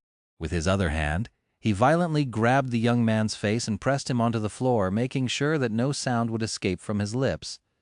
Harper's wide eyes were full of pain and terror, staring at Sonny with a silent but deafening question. Why? Feeling hot blood streaming down his hand, Sonny finally let the pain of the flaw overwhelm him. His whisper was hoarse and barely audible. Lost from light. I am lost, lost from light. Harper's trembling fingers found his face and smeared it with blood, which then mixed with tears. He weakly tried to push Sonny away, but there was no strength in his arms anymore. Biting his lips hard enough to break the skin, Sonny held the gaunt young man down and twisted the knife, praying for all of this to be over soon. "Don't look at me, please don't look at me." Finally, Harper's terrified, accusing eyes grew still and lightless. Sonny could feel the beating of his heart stop through the thin fabric of the young man's robe. Making sure that Harper was indeed dead, he finally let go of the knife and crawled away. Oh gods! As though summoned by these words, the voice of the spell whispered into his ear, "You have slain Dreamer Harper. Your shadow grows stronger." Contorted in a painful spasm, Sonny bent over and violently threw up. Then he weakly fell on the floor and tried to wipe his face, only to realize that he was spreading blood all over it. I killed him. I just killed a real human. A strange stillness took hold of Sonny. Sitting on the cold stones, he stared at the corpse of the young man that he had just killed and struggled to form a cohesive thought. After a while, he finally succeeded. Too much, oh, this is too much. All of this was too much for him. Why did he have to go through all of this? The slave caravan, the forgotten shore, changing star, and now Harper. What sin had he committed to have to go through this nightmare? Was he actually already dead and imprisoned in the depths of hell? Bullshit! He deserved it. Sonny gritted his teeth and forced himself to concentrate on that thought. Why do you even feel guilty? The bastard was going to sell you out to Gunlog. He knew that he was helping to kill you, and not just you alone, Neph too, and Cassie. But no matter how hard he tried to convince himself that he had the right to kill Harper, deep down he could not accept it. There were a million ways to deal with the timid, pitiful spy. No, there was another reason. Come on now. There's no one else here. Why don't you be honest with yourself for once? Just admit it. Don't you dare become a hypocrite. Sonny grimaced and ground his teeth against each other. Say it. Reluctantly, he opened his mouth and whispered, I killed him because I wanted to survive. I killed him because it was easy, and just like that, he suddenly felt better. What's the big deal? He was already a murderer anyway. He was planning to help Nephis kill hundreds of people. Affected by the irony of the situation, Sonny barely stopped himself from laughing. He didn't want to make too much noise. Breaking that table was already a mistake. What if someone comes to check on the commotion? That would be bad. That would be embarrassing. Right. What was he going to do with the body? Instead of coming up with an answer, Sonny leaned forward and threw up again. When he sat straight after a while, the door of the hut was open, and there, in the doorframe, his face pale, stood none other than Castor. With a stunned expression on his face, the proud legacy was taking in the sight. The broken table, the smell of alcohol in the air, the bloodied body with a knife sticking out of its chest, and disheveled Sonny kneeling on the floor, his hands and face smeared with fresh blood. Oh no, this is not. However, no words came to his mind. No matter what he would say, the situation was not going to appear any better. Looking him straight in the eyes, Castor asked with horror in his voice, Sonny, what did you do? Sonny blinked and stared at the handsome young man. After a few moments, he opened his mouth and said, What do you think? I killed the bastard. His voice was calm and nonchalant. It didn't matter how Sonny felt inside. In front of Castor, he couldn't show any weakness. He didn't trust the proud scion of the Han Li clan one bit. There had always been something off about him. So if there was ever a time for acting, it was now. Especially because, unlike everyone else in the slum, Castor already knew that Sonny wasn't as useless as everyone believed. He had known it ever since that night when the three of them fought a devil together. Why did you kill him? Sonny stood up and shrugged. He was asking too many questions. Castor opened his mind, stunned, then closed it again. After a few moments, he suddenly frowned. What kind of questions? It seemed as though he had realized something. Come to think of it, what was he even doing here? Oh, do I know Nephis well? What her ability is? How did she get her true name? Stuff like that. Without giving Castor the ability to react, Sonny wiped his hands with a bit of seaweed and added, "Actually, this guy, Harper, was sent over to spy on us by Tessie. I caught him making a report to a castle guard officer this morning." Castor remained silent for a while, then asked quietly, "Do you have any proof of that?" Sonny glared at him and raised an eyebrow. "Is my word not proof enough?" A wild thought suddenly appeared in his mind. "Will I have to kill Castor, too? Would he even be able to if it came to that? Not likely. Why, you don't believe me." Bad, bad. The situation was really bad, depending on Castor's next words. Sonny could find himself in a sea of trouble, and he was powerless to do anything about it. Anxious and uneasy, he stared at Castor. The proud legacy lingered. After a while, he came inside and closed the door behind him. "No, I believe you actually. I suspected this kid myself. That's why I came here after hearing that the two of you were seen going somewhere together. But, Sonny, the others might not think the same." He smelled the air and grimaced. "I'm sorry to say that, but you have a reputation for having a bad temper. With alcohol added into the mix and no proof to connect Harper to the castle, you can see how this does not look good." "That piece of crap," Sonny scowled, trying to pretend that he was calm. He saw where this was going. "So, what are you going to do?" Castor gripped his shoulder. Then, in a serious and grave voice, he said, "What else? I will help you conceal everything, of course. We are comrades, after all. But, Sonny, no one can ever know what you have done here, especially Lady Nephis. This will be our secret, all right?" Saying that, he looked Sonny right in the eyes and smiled. Chapter 163. Sonny stared at Castor with a grim expression. Despite the amiable smile and reassuring voice, he knew what the handsome legacy was doing. He grew up in the outskirts, after all. Castor had said, "I will help you." But what he actually meant was, "I will own you." Because there was no better leverage than a gruesome secret, this help of his was going to come at a price. But what choice did Sonny have, really? Unless he was ready to fight and kill Castor right there and then, thus silencing the only witness of his crime forever, he couldn't refuse. Plus, what Castor thought was going to happen and what would really happen was not as set in stone as it seemed. As long as Sonny was alive, there was hope of turning things around somehow. He just had to get through this, one step at a time. Sonny forced out a smile. "Thank you, Castor. I won't forget it." Then he glanced at the dead body lying at his feet and took a step back, escaping the quickly growing puddle of blood. His face remained calm, but a small, almost imperceptible shiver ran through his body. "So what do we do now?" The proud legacy lingered, then said in a solemn tone, "First things first, we can't let anyone see you like this. Wait here for a while. I'll bring something for you to clean yourself." Sonny sighed.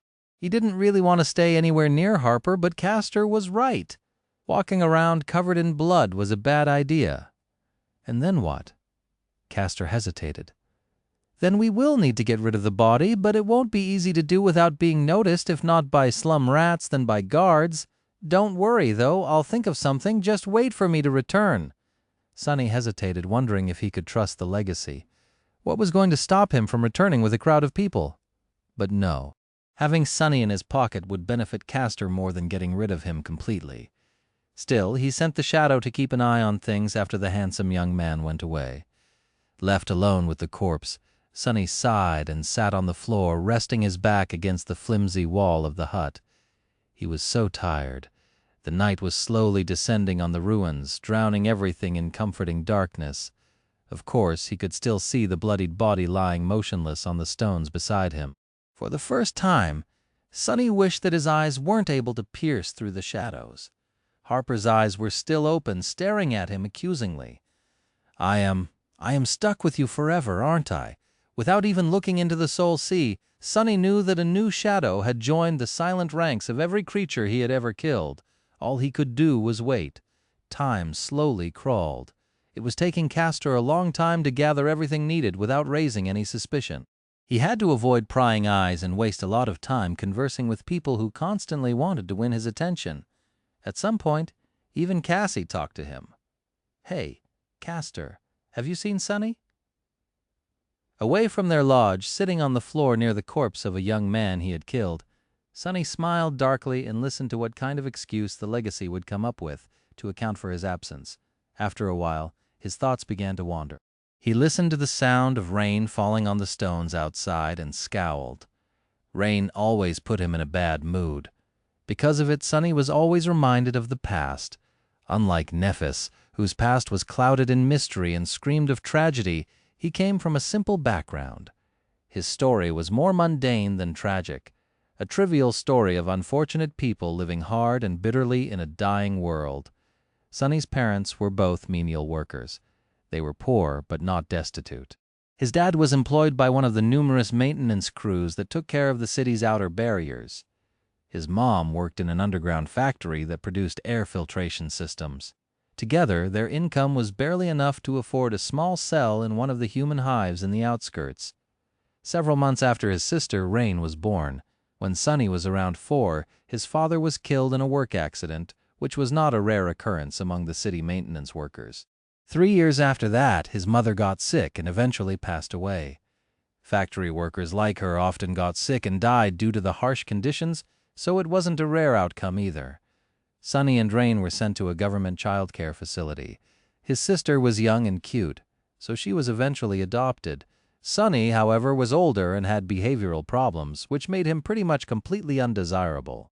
After enduring a few years in a series of increasingly vile foster homes, he finally managed to run away and learned how to survive on the streets of the outskirts. Out there on the streets, there were a lot of kids just like him, who had to do all sorts of distasteful things every day just to live to see another sunrise.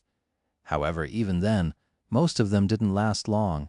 It took a very special kind of creature to survive there. Sonny was one such creature. A part of this was pure luck. A part of it was that he was smart. But mostly it was because he had a goal. Sonny refused to die before finding his sister.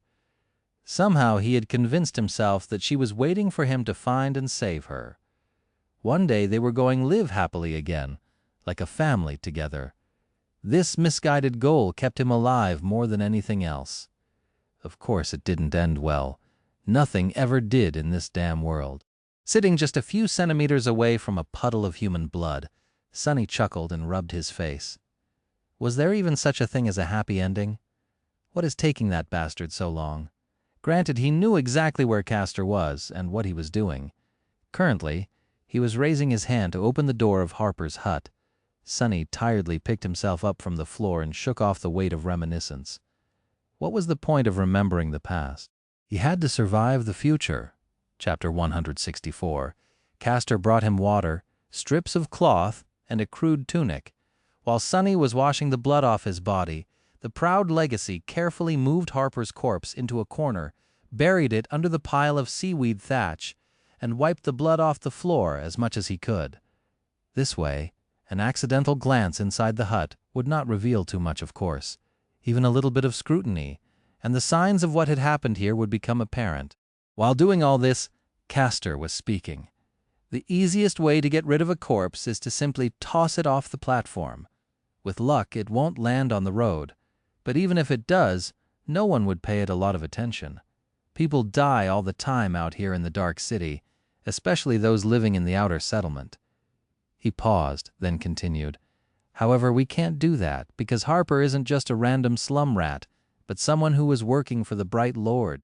The guards will become interested in his sudden death, and they'll use it to create trouble for you and Lady Nephis. So we need to make him disappear completely. That won't be easy. Sonny glanced at him and frowned. What's the big deal? I can just carry him down the hill and dump the body somewhere in the ruins. It's night outside. No one will see anything. Castor shook his head. Castle Guard has various types of observers watching the road day and night. You will be noticed. Unless someone persuades them to look the other way, of course. He sighed. It won't be cheap, but I can make it happen. Tomorrow after sunset you will have about an hour to carry the body to the ruins and return. Sorry, but I can't buy you more time. This will wipe what little shards I have left already.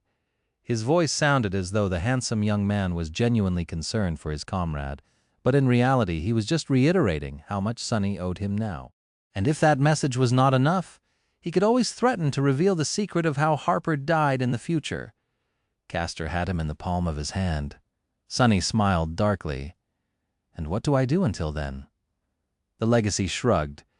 Just act natural and try not to speak to anyone. You're kind of a loner as it is, no one will suspect anything. After that, he thought for a few moments and added, "Oh, no one should enter this hut for a long while. Harper lived in the castle for these past few months, so people in the slum won't notice his absence yet. Neither will guards since he made a report recently. We should be fine." Sonny stared at him with a strange expression. "What?" He shook his head. "No, nothing. I'm just wondering how many bodies did you make disappear already?" Castor frowned. "This is my first, actually. In the Dark City, it is usually more advantageous to leave the body somewhere where everyone can see." Made sense. Why kill someone if not to make others think twice before attacking you in the future? Sonny was a real amateur when it came to murder. He really could not compete with the legacies. Just like that, they left the pitiful hut behind and returned to the lodge, with no one paying him any attention. Sonny returned to his room and sat quietly on his narrow cot. He thought that he wouldn't be able to sleep this night, tormented by both the knowledge of what Nephis was planning and the memories of Harper dying by his hand. But in the end, his exhausted consciousness slipped into oblivion as soon as his head touched the pillow. In the morning, he woke up with a start, expecting a crowd of furious slum dwellers to be rushing inside, all eager to well. What could they really do if push came to shove? Very few of them could actually harm him. But no one was there. After hesitating for a while, he decided to act as he would on any other day. Leaving his room, Sonny walked outside to wash his face. Neff's little helpers either greeted or ignored him, just like usual. Their smiles were friendly and fleeting. No one looked at him twice. Strangely disturbed, Sonny escaped the lodge and looked up at the sky. Nothing had changed. Everything was the same as it had been yesterday and every day before that. How could this be? He had violently murdered someone, but no one seemed to care. The world had moved on without Harper, indifferent to the pain and horror that were now frozen forever in the dead eyes of the timid, pitiful young man. Even the guards did not seem to notice the disappearance of their spy. Sonny rubbed his face, hiding a pained grimace. His head hurt with a terrible migraine. If they don't care, why should I forget about that fool? But he did care. Irrational as it was, he felt compelled to mourn the death of his victim, even if he was the only one who would. Maybe because this situation was eerily identical to how he had always imagined his own death to happen, utterly unnoticed, discarded and forgotten, with not a single soul to care that he had ever existed. Pathetic. Returning inside, Sonny entered his room and sat on the cot, staring at the wall. He spent most of the day there, going out only once to pretend to train with the midnight shard. While he was repeating the katas, he thought that he caught sight of Nephis observing the movements of his sword with a frown on her face, but a second later she was distracted and drawn away by the never-ending torrent of tasks required of her. "Good riddance! Go chat with Castor, see if I care!" His sudden anger surprised Sonny. Well, at least it was better than the grim apathy that reigned over him this whole day. What's wrong with my mind lately? It's like I'm back on the Ashen Barrow. Frowning, he dismissed the midnight shard and returned to his room. However, someone was waiting for him there. It was Cassie. The blind girl stood silently with her back to the door, holding the wooden staff in her hands. Her face was unusually still.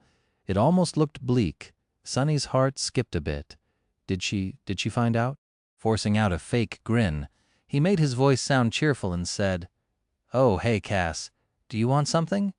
She turned to him and after a moment of hesitation smiled. However, something about her smile was off. It was almost as though it was as forced as his own. The blind girl lingered, then said, "No, nothing in particular." Sonny blinked a couple of times. "What's up with her today?" Meanwhile, Cassie raised her hand and found his shoulder. "No, actually, I have a present for you." He raised his eyebrow. "A present?" She nodded.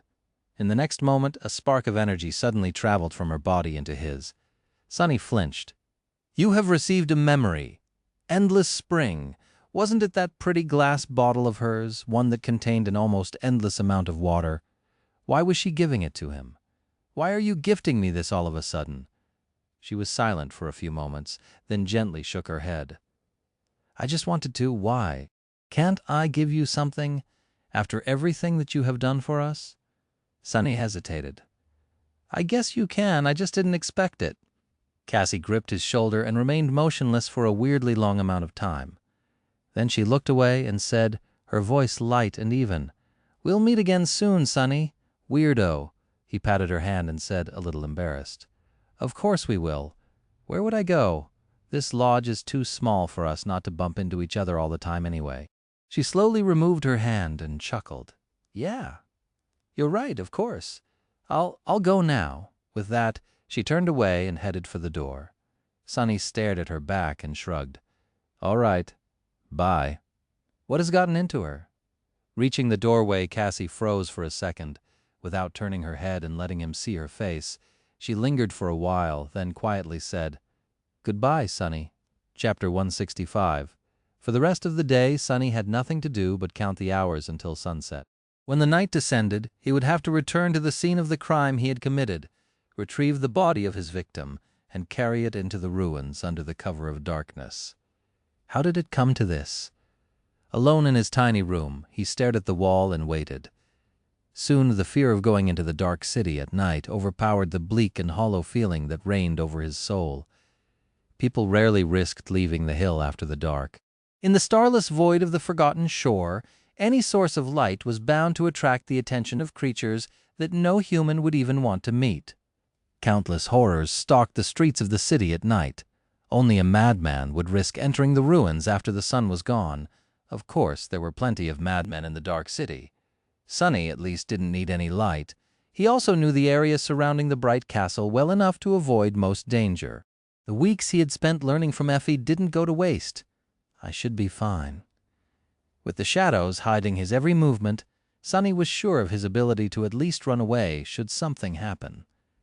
Still, with each passing minute, his heart felt colder and colder. When the shadow of the crimson spire drowned the world and colored his thoughts with the eerie feeling of dread, he gritted his teeth. It's almost time. However, before the sun completely disappeared, another unexpected guest appeared at the doorstep of his room. Looking at Sunny with a scowl, Nephis gestured for him to stand up and said in an even tone, Come with me. Sunny's heart skipped a bit. What? What does she want? Suppressing the sickly fear of being caught, he lingered for a few moments, then slowly stood up and followed Changing Star out of the lodge. Together, the two of them walked to a secluded part of the slum. Nif remained silent, not even looking in his direction. She seemed calm, like always.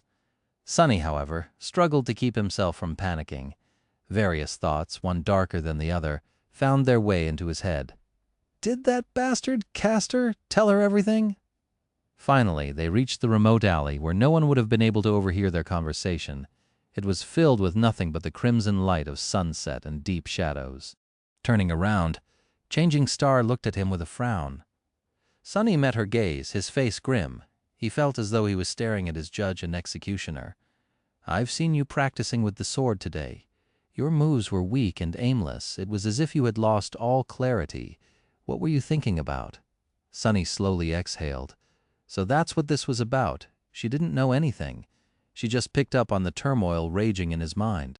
He should have felt relieved, but for some reason, Sunny felt anger rising in his chest instead. With a crooked smile, he looked away and answered, Murder. I was thinking about murder. Nephis tilted her head, waiting for an explanation. Sunny remained silent for a few moments, the said, his voice strangely cold. You once told me that the essence of combat is murder, didn't you? She gave him a nod. He stared at her, then said, Well, how come you know so much about murder, Neph? Huh? I wanted to ask you that since the day you cut off Andel's head without so much as batting an eye, you're out here preaching about how we are all fellow humans, not some beasts. Was Andel not human? She scowled. Is this what it's all about? Sunny gritted his teeth. It's a part of it. Nephis was silent for a long time. At some point, she absent-mindedly raised one arm and rubbed her neck. Finally, she said, It's not that I have murdered a lot of people. It's that a lot of people have tried to murder me, Sunny blinked. Why would anyone want to kill you, she smiled.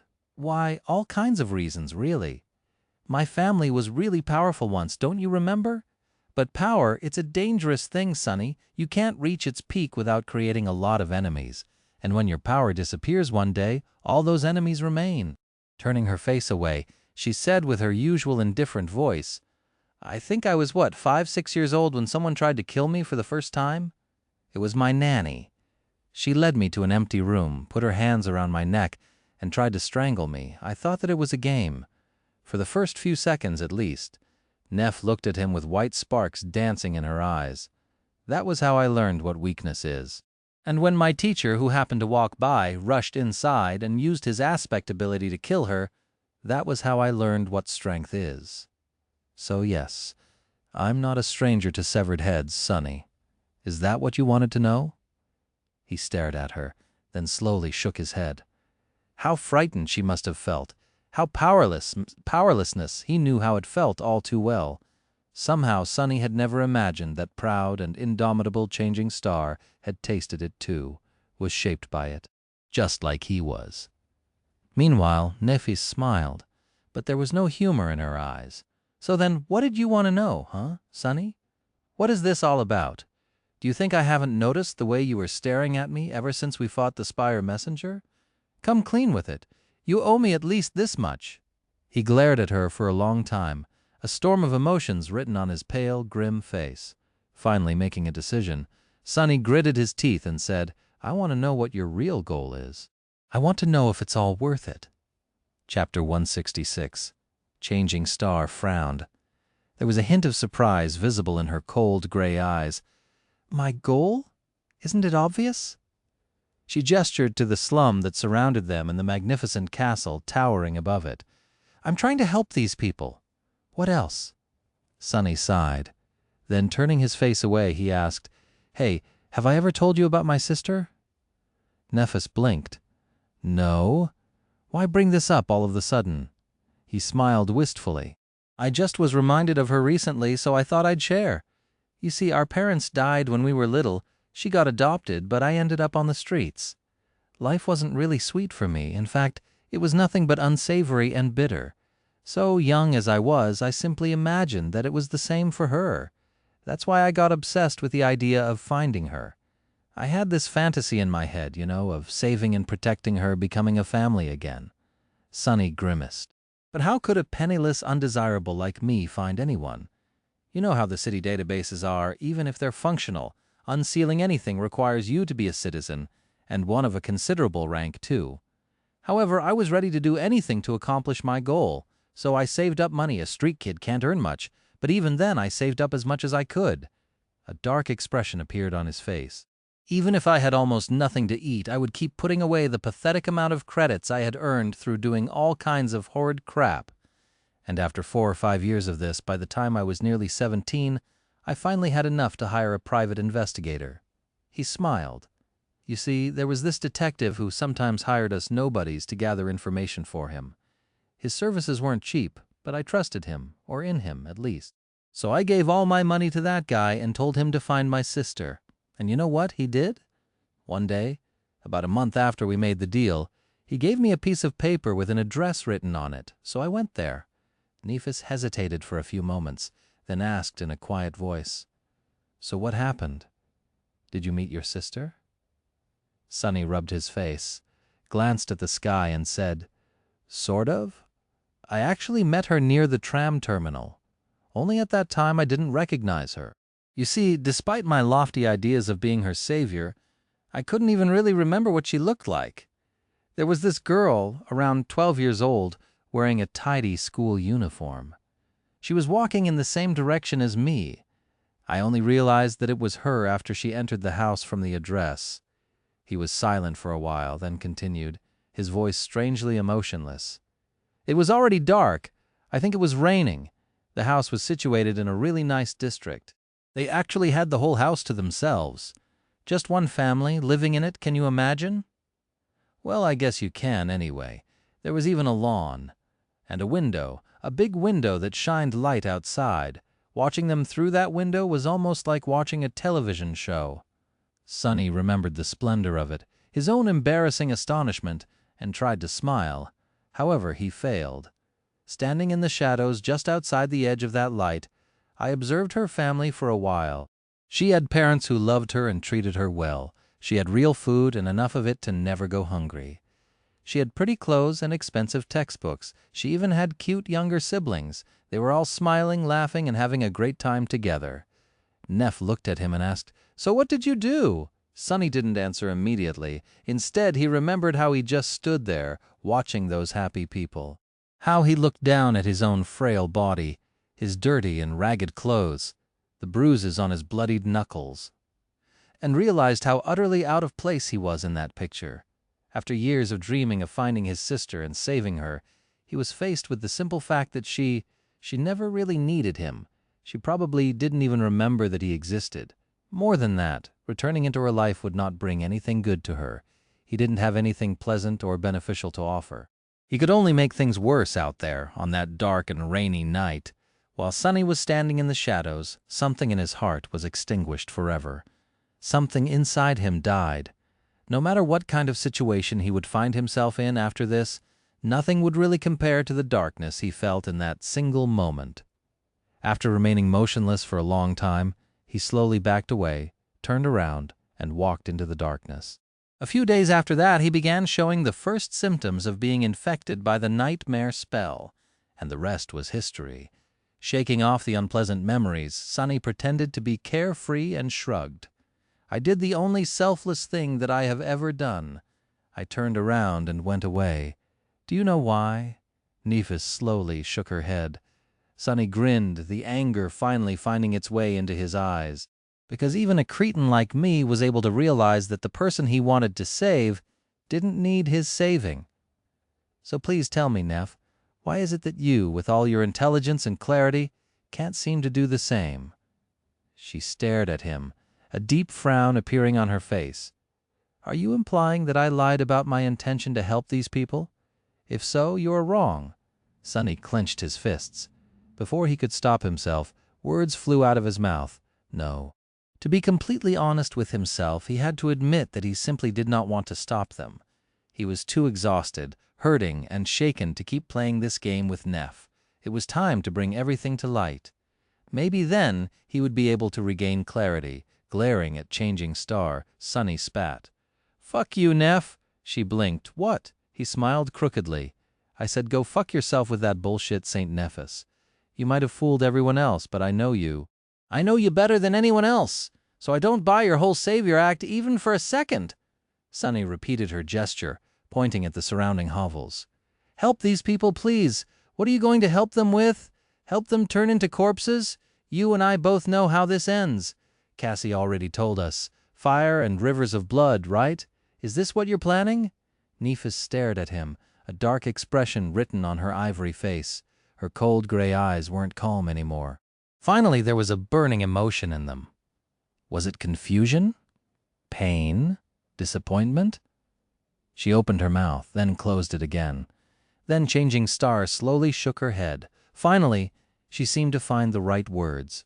Looking Sonny right in the eyes, she slightly raised her chin and said, "Fine, you got me."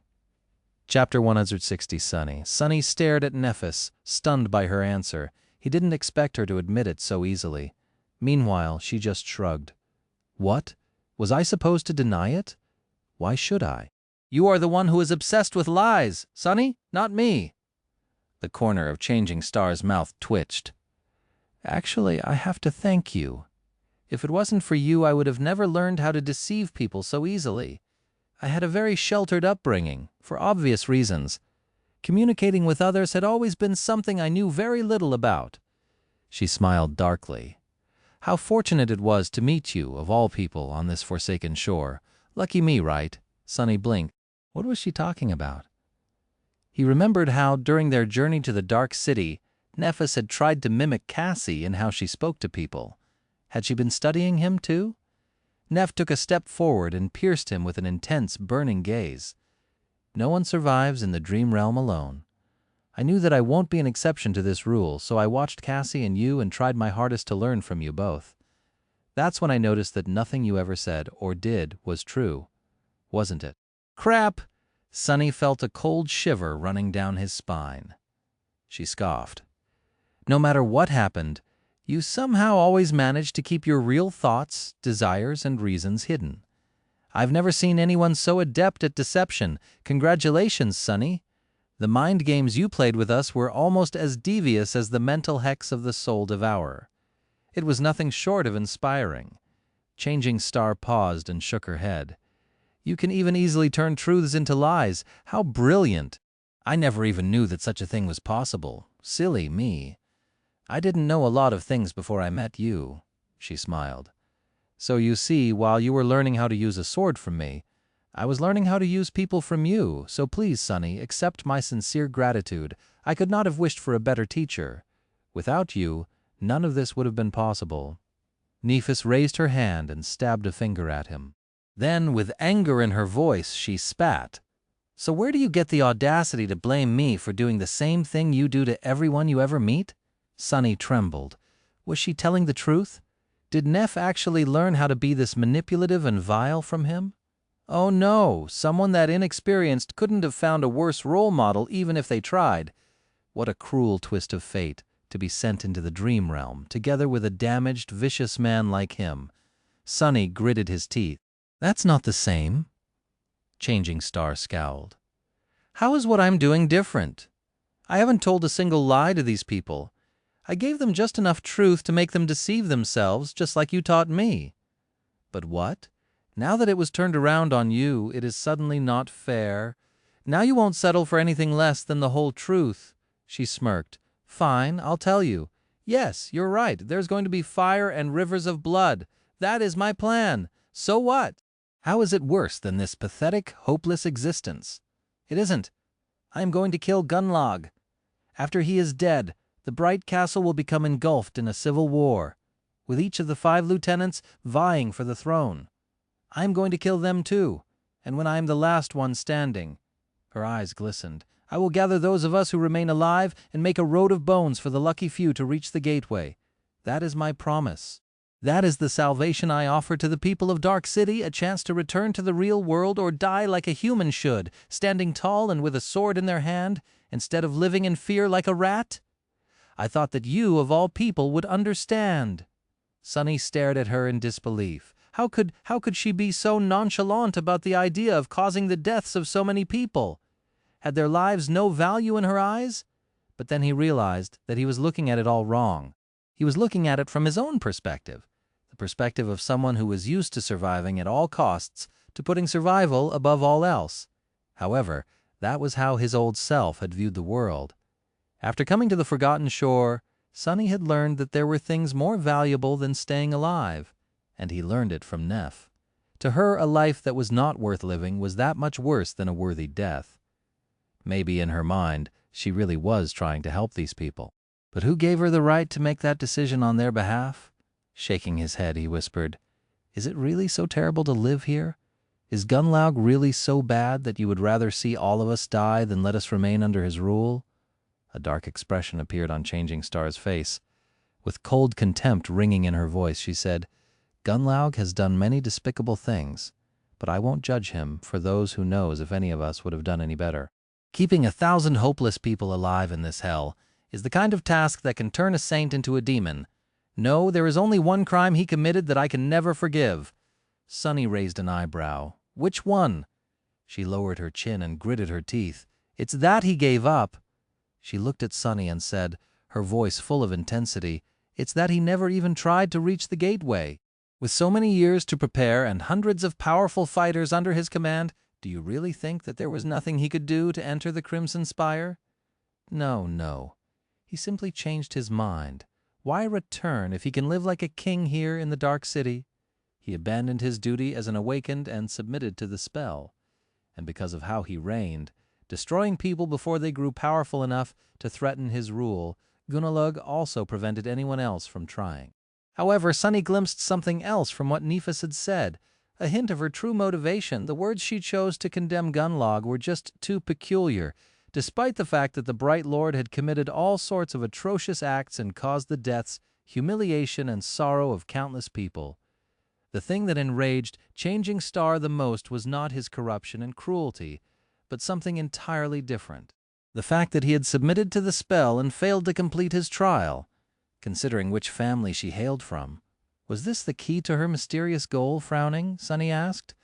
Don't you think that maybe he just wasn't willing to see hundreds of people die? All these young men and women living in the outer settlement and the bright castle, how many of them are you ready to sacrifice to achieve your goal? He grew silent, afraid that her answer would confirm his suspicion. Neph straightened her back and glanced at him. Once again, her eyes were firm and calm. Without pausing to think, she said, not a shadow of a doubt in her voice. All of them, of course. Chapter 168. Sunny grimaced and turned away, feeling a terrible headache. The sun was almost gone, and the night was following in its footsteps. He didn't have much time left. With a desperate smile, Sunny looked in Changing Star and asked, what can be so damn important? What can be so valuable that you are ready to condemn everyone here to death? He shook his head, guessing that he already knew. Don't tell me that it's some stupid crap like bringing the glory of the immortal Flame Clan back. Duty of the Awakened? What? You gave a terrible oath to become the first human to conquer the fourth nightmare? Like your father conquered the third, and your grandfather the second? Or even worse, is it something even more foolish? Are you planning to save the damn world? Nephis stared at him for a few moments and then grinned. Something dangerous and unfamiliar awakened in her eyes. No, not completely unfamiliar. It was the same strange, maniacal glimmer he had seen once before, right after saying the three strange words to her. Aster, song, veil, back then. For a few moments, Changing Star had turned from a calm and composed young woman into someone he wasn't sure he recognized anymore. With a soft chuckle, Neph shook her head. Save the world? No, I'm not going to save the world, Sunny. Then the smile disappeared from her face, and white flames suddenly ignited in the depths of her cold gray eyes. With dark and frightening conviction, she said, I'm going to destroy it. Her words echoed in the darkness, making Sunny feel an irrational feeling of dread. He stared at her, both failing to comprehend and afraid to believe in what she had just heard. Destroy the world? What? Deeply inhaling the cool air, Changing Star looked up at the sky. This world, Sunny, this cursed place, the dream realm. No, I won't be the first one to conquer the fourth nightmare. I will be the first one to conquer every nightmare. I'll go through them one after another, destroying anything and anyone who stands in my way. And when I get to the heart of the nightmare spell, I'm going to obliterate every part of it. I'm going to rip it to shreds. I'm going to decimate and bring it to ruin. She looked him in the eyes and said, You think Gunlog can stop me? You think a fallen terror can stop me? Those three ghouls can stop me? No, Sunny, nothing will stop me. Anyone who dares will die. I'll kill them all. Taking a step back, Sunny stared at her with wide eyes. He shivered, feeling something cold touch the back of his neck. Then he grimaced and asked, a hint of anguish in his voice, Why do you want to destroy the spell so much? A corner of Changing Star's mouth curled up slightly. After a few moments, she simply said, Because I hate it. Sunny blinked, stunned by the simplicity of that answer. If it was someone else, he would have thought that they were lying. But Nephis lived in a strange, stark world.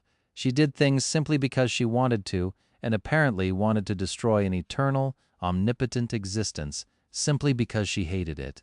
Why the hell not? He closed his eyes and whispered, You are actually insane. Neph smiled. What does it mean to be insane in a world that has gone mad? I would be wary of anyone who remained perfectly sane in this hell. Then she sighed. So, are we done here? Or do you have more questions? The sun is almost gone, so you'd better hurry up and ask them. Sunny shook his head and said, his voice hoarse, Yeah, Neph, I'm done. With that, he slowly turned around and took a step forward. Left behind, Nephis frowned. Where are you going? Come back here. He waved a hand and said in a suppressed tone, refusing to turn his head, Sorry, I have an errand to run. We'll talk some other time. Her frown deepened, looking at his back.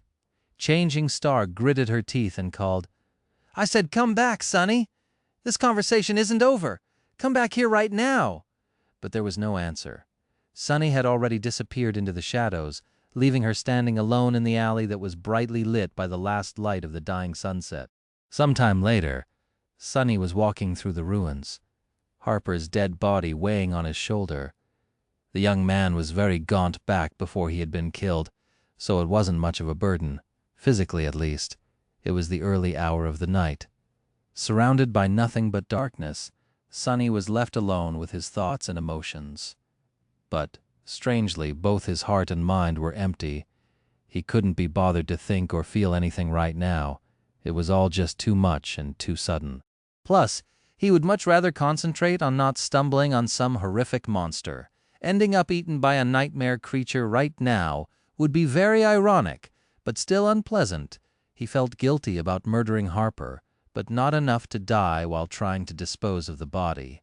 He would much prefer not to die for his sins. Luckily, the area he was traversing was familiar to Sunny.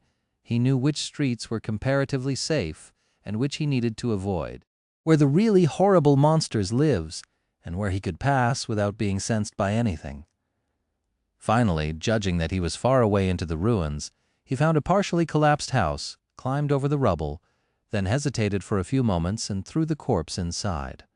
Harper's gaunt body rolled down the rocks and disappeared into the interior of the house, where no one would ever see it. Here done, that part at least was finished. It was time to go back. Sunny turned around and stared at the distant silhouette of the tall hill with the magnificent castle standing on its top. Right now, hundreds of people were sleeping there, either in the pitiful hovels of the outer settlement or in the safe and warm rooms of the ancient stronghold. Neph, Cassie, and Effie were there. Harris, Gemma, and Gunlog the Bright Lord were there too, and many, many others, and most of them were going to die. Looking at the white marble walls of the castle, Sunny could see his future vividly. Watching helplessly as Changing Star builds here sect, helping her defend herself from Gunlog, going on hunts, being invisible once he comes back. Afraid to get close to anyone, lest the same thing that happened to Harper repeats itself up until the moment everything ends in bloodshed and terror. Castor was there too, waiting to use his leverage over Sunny to make him his obedient minion. Sunny wasn't deceived by the amiable personality of the handsome legacy. He knew that nothing good was going to come of accepting his help. In the end, he just stood in the shadows and looked into the distance, at the tiny human enclave that persevered against all odds in the cursed nightmare of the forgotten shore like a lone glimmer of light. After remaining motionless for a long time, Sunny quietly sighed, turned his back to it, and slowly walked into the darkness. Chapter 169. 3 months later, Sunny was back at the castle. Well, to be precise, he had returned here once before to buy a few items that were hard to come by in the ruins. However, back then, Nephis and her cohort had been away on a hunt.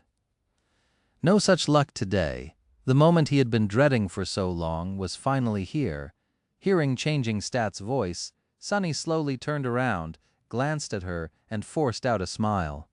"Hey, Neph, long time no see." He tried to sound casual, but a slight tremble betrayed the storm of emotions raging in his heart. Why did she have to be here? The turmoil of their sudden meeting was exasperated by the fact of how different they looked.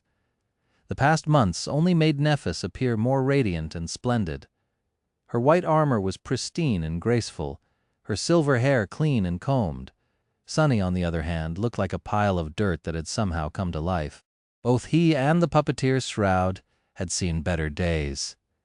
He didn't want to see her, but even more than that, he didn't want her to see him in this sorry state. What if Neph gets the ridiculous idea that he was somehow miserable after falling out with her? Nonsense. He was doing better than ever. He lived in a palace, ate delicious food every day, and had even become incredibly wealthy. If anyone should be miserable, it would be her. You do realize that you said that out loud, do you? Sunny blinked, remembered where he was, and stared at Changing Star in shock. Huh? What? She smiled with a corner of her mouth. You just zoned out and mumbled, "Why did she have to be here?" under your breath. That was not very polite. Sunny hid his embarrassment behind a grin and said, "Yeah, well, I meant it." Neph sighed. "I'm glad to see you too, Sunny. It's good that you're alive." Trying to conceal his discomfort, he shrugged. "What? You didn't expect me to survive without you?" She looked at him for a while and slightly shook her head. "No, on the contrary, I knew that you would be fine." Then she paused for a moment and added in a flat tone, "After all, a cockroach like you is not easy to kill." Sonny scoffed. "Now, who's being impolite?"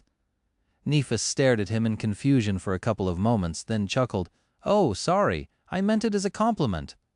He was glad to see Neph too. As much as Sonny wanted to deny it, he had desperately missed her calm presence. Somewhere along the way, without even noticing, he had grown reliant on having her by his side. But meeting her was also a nightmare. After all, nothing had really changed after their bitter quarrel.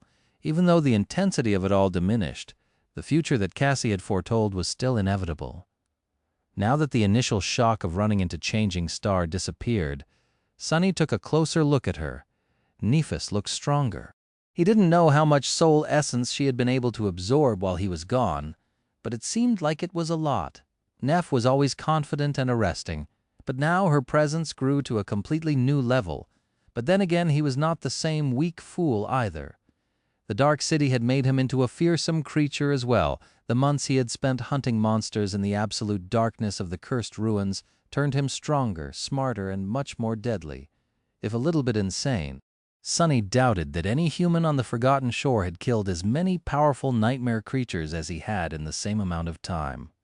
At least not in single combat. Don't go on a tangent and forget where you are again. With a flinch, Sonny realized that he had been silent for a long time.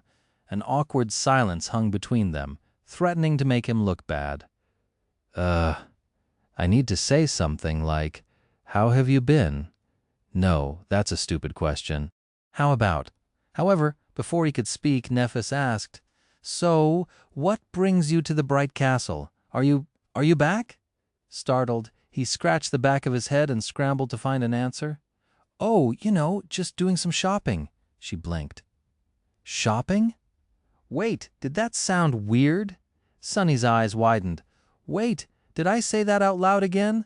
He slapped his mouth shut and looked at Changing Star in horror. God damn it. Who knew that a habit of talking to myself would be so detrimental to keeping my dignity intact? On the ground next to him, the shadow was having a swell time basking in his anguish. It was shaking its head and dying laughing. Several seconds later, Sonny was finally able to speak again. Yeah, shopping. I have some soul shards to spare, so I wanted to buy a memory or a few." Nephis looked at him for a while, then said, "I see." Then she turned away and asked, her voice calm and even, as always, "Do you want to go somewhere and talk?" Sonny's heart skipped a bit. He gritted his teeth.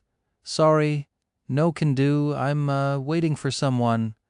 Changing Star lingered for a few moments, then asked, "You're hiding in that alley because you're waiting for someone?" "Who are you waiting for, Sonny?" He waved a hand. "Oh, a friend.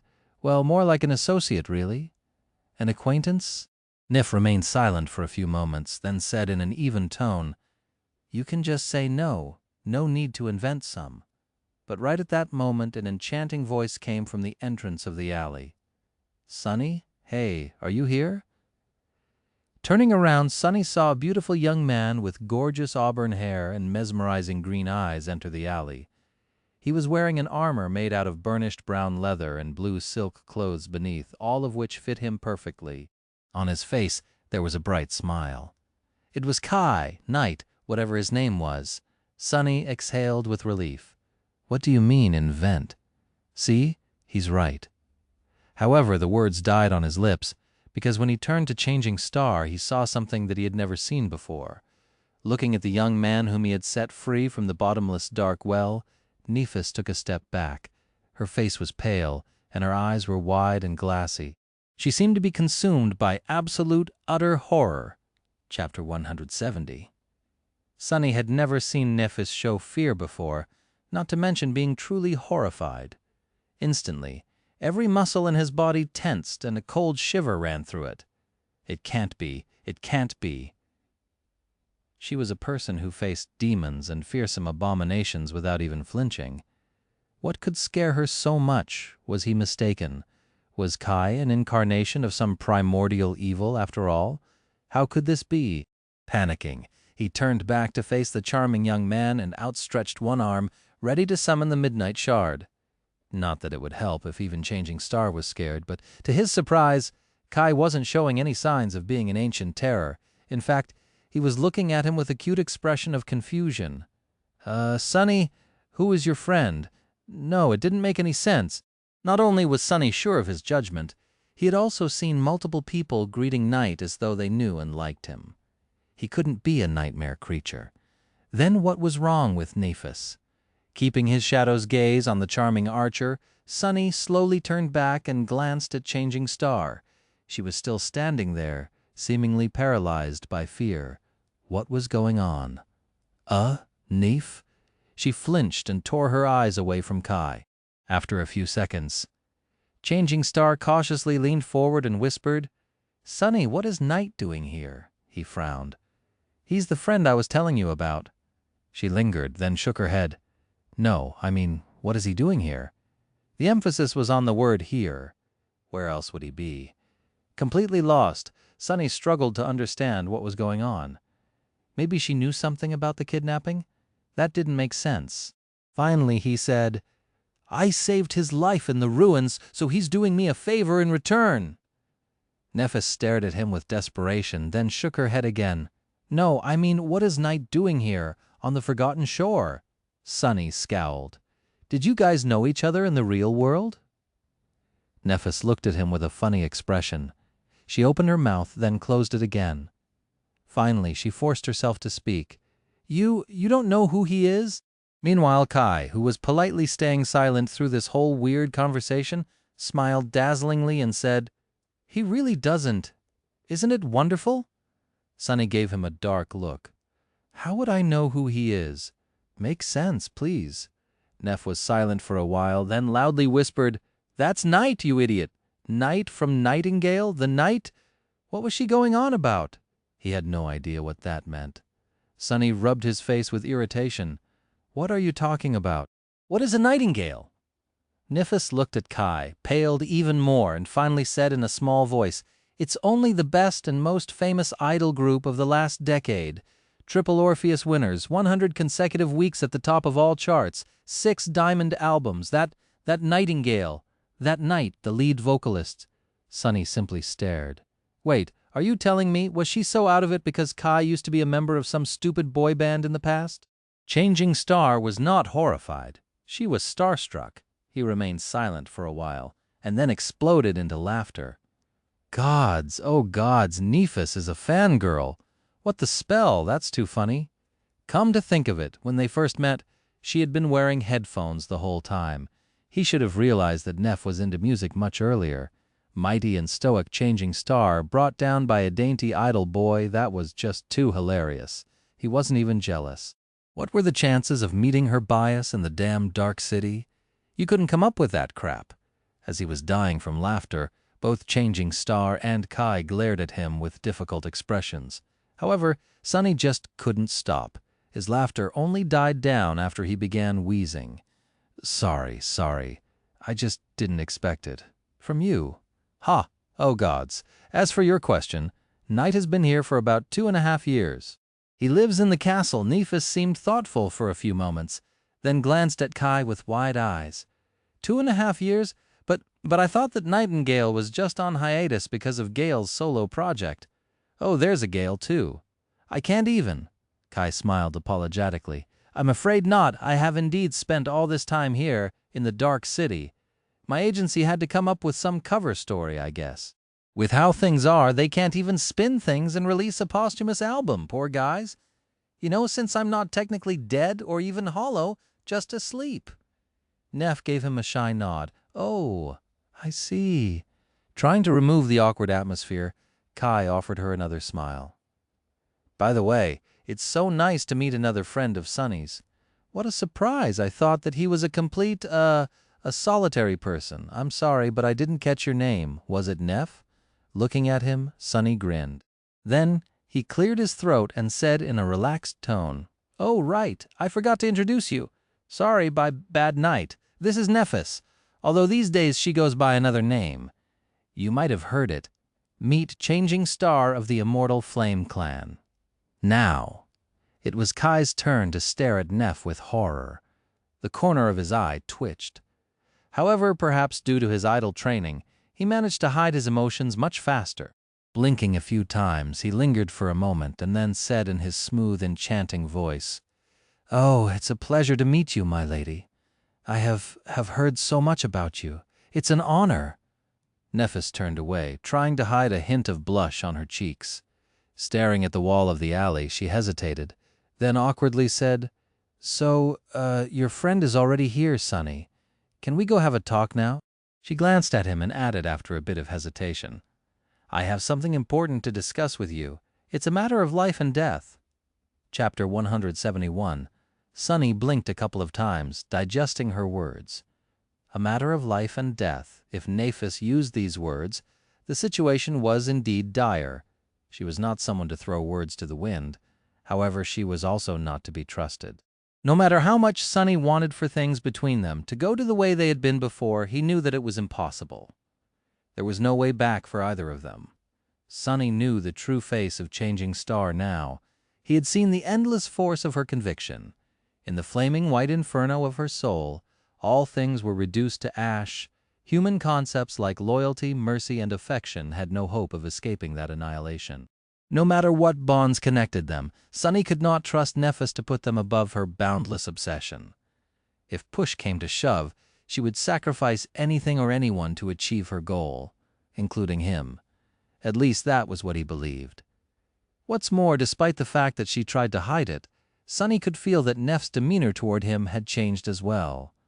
He couldn't tell how exactly, but there was something almost imperceptibly different about how she looked at him. Once broken, trust was not easy to put back. Perhaps it was simply impossible. And yet, despite all that, was he really capable of refusing her plea for help? Sonny sighed and closed his eyes for a moment. No, he didn't think he was. Even if things between them became strained, she was still one of the only two people he cared about in this world. The way he felt toward Neph was almost like a second flaw. No matter how much he wanted to, he just couldn't get rid of it. Somewhere along the way, it had taken root in his soul.